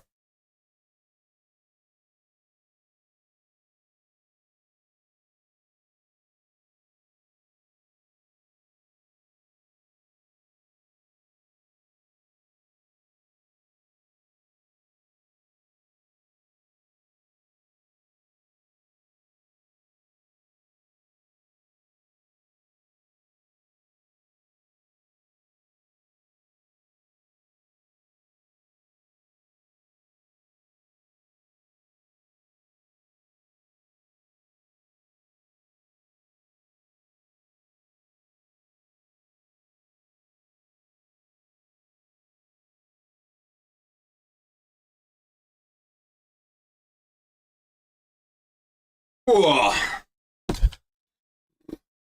Back to recap this whole card. 49-46 is trash. I'm happy with the decision. I'm happy with the decision. I don't mind the decision. I think it's okay. It's a whatever decision. Going through the whole card. Okay, I'm gonna wrap this up nice and tight with the nice little bow behind it. I'm gonna wrap it up. Wait, what the fuck is happening at the end? Who are they beefing? Were they beefing? Second wrong main event this year. I've got so many fucking fights wrong. I've got so many fights wrong. It's not even funny. So you got Brandon Moreno against Brandon Royval. We've already seen that. I just talked about it. Yair against Brian Ortega. Brian Ortega probably gets a title shot. No, he doesn't. He gets Movzar next. I think Brian Ortega gets Movzar next. He looked really, really good. Got that submission, tied it up after having a really, really bad first round. I thought he looked really, really good. Daniel Zellhuber, performance of his career so far. I don't know who you're going to give him a lightweight, but you got to give him a test of lightweight because he looked unbelievable in that fight. This was a great fight too. This was a really, really great fight. For a fight that I thought was going to be shit, it was really, really good. Chris Duncan got submitted inside round 1, just got absolutely fucking smoked. Then Raoni Barcelos got a round 3 submission after I thought he was going to lose. I thought he had lost that fight. I thought that fight was done, you know what I mean? And fucking Raoni Barcelos managed to pull it out in the 3rd round after probably losing the first 2 rounds. Jesus, Jesus Aguilar got the decision round 3. I thought, that's the correct decision. Had a submission, Edgar Chairez over Daniel De Silva. The shooter box prodigies just aren't cooking. They're not cooking. Ian Gary's cooking, but he's not really shooter box prodigy. Edgar Chairez got the round 1 submission over him. Daniel De Silva's probably 0-5 inside the UFC, just got smoked. Fares ZM just outdid Claudio Puelles. He just, Claudio Puelles is a guy that hasn't added anything to his game since he's been in the UFC. Felipe dos Santos won a decision. I thought it was that was a close one. It could have been a robbery, but who knows? And then Luis Rodriguez got legit the latest submission you could get against Denise Bondar. Then Mohamed Naimov, obviously the injury, first time they go. But I appreciate all the boys that are in here. Make sure to like, so do all that YouTube shit. It really, really does help me out a ton. I will obviously have a video up today, which is Sunday for me. So I'll see all you boys then. And I may be streaming midweek. If I'm not streaming midweek, I'll for sure, do a watch party again. I appreciate all the boys in the watch party. I appreciate all the boys showing support. And I'll catch all you boys tomorrow. Peace.